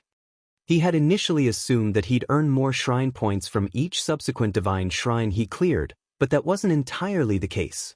After the 10th divine shrine, the SP reward only increased once every 5 divine shrines, yet these shrines' difficulty constantly increased as he cleared the last. By the time Shifeng cleared the 29th divine shrine, he had only accumulated 86,360 shrine points. He was still roughly 14,000 points away from affording the cheapest bloodline. Fortunately, although he hadn't acquired as many shrine points as he had hoped, he had secured a decent number of mana barrier crystal fragments. When High Lord and Great Lord ranked guardian bosses died, they'd drop at least 1 crystal fragment, but he had obtained up to 3 crystal fragments from a single boss. As a result, he had a total of 43 mana barrier crystal fragments. As for the Conqueror's armor design, he had collected 6 fragments thus far. He was only 3 fragments away from completing the design. He had also obtained over 100 level 50 to level 55 weapons and equipment. Their ranks ranged between bronze and secret silver, and although they weren't top tier, they were rare and valuable at this stage of the game. During this time, the White Tiger Dojo had also delivered the previously agreed 50 bottles of S-rank nutrient fluid and 20 million credits. Upon receiving the payment, Shifeng assigned Shadow Sword to take charge of the 500 apprentices from the dojo. These apprentices would train in 0 Wing City's battle arena, improve their skill completion rates in Stone Forest Town's advanced combat rooms, and level while grinding and questing each day. As a result, their combat standards steadily rose with each passing day. Unfortunately, 0 Wing's members had encountered group skirmishes with Blackwater and Heaven's Burial's experts in the fields, increasing the guild's expenditures. Despite the massive revenue source 0 Wing City had become, the situation took a heavy toll on the guild's funds. However, monetary compensation wasn't the guild's biggest problem, but the loss of top-tier weapons and equipment. Meanwhile, the guild only had a few teams capable of acquiring such items. Although Aqua Rose and the other core members had formed teams to hunt down the enemy experts, they hadn't obtained enough level 45 top-tier equipment to replenish the guild stock. Guild leader, I'm afraid that our stock of level 45 top-tier equipment in the guild warehouse will run out at this rate. Many of the other large guilds in the kingdom have already surpassed our raid progress in level 50 team dungeons, Aqua Rose reported, clearly frustrated. Moreover, based on the latest reports, it seems that Blackwater has sent over 4,000 experts to target our players. Including Heaven's Burial's experts, Our teams are suffering a massive disadvantage while grinding in the fields. If Shi Feng were present, they might be able to slaughter Heaven's Burial and Blackwater's experts a few times by relying on his spatial gate, which would, more or less, make up for the guild's losses. Zero Wing's members were constantly ambushed in the fields, yet Tier 2 experts like her were limited in their ability to fend off every ambush. Unless their guild members stopped leveling and questing, there'd be no end to this problem. Moreover, level 45 top-tier equipment was required to raid level 50 team dungeons. If the guild warehouse ran out of such equipment, they'd have to stop raiding these dungeons. If this persisted, guild members might even lose interest in earning guild contribution points. If that happened, the guild would fall apart. Have Melancholic and the others focus on crafting level 45 equipment, and temporarily stop sales on level 45 secret silver and fine gold equipment.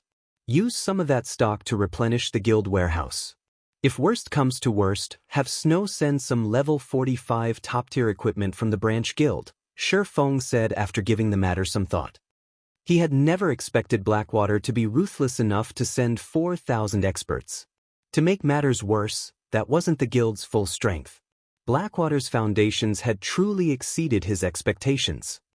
Shi Feng jumped back into his virtual gaming cabin, ignoring the fact that it was currently daytime and he was supposed to be resting. After logging back into God's domain, he immediately made his way to the 30th Divine Shrine.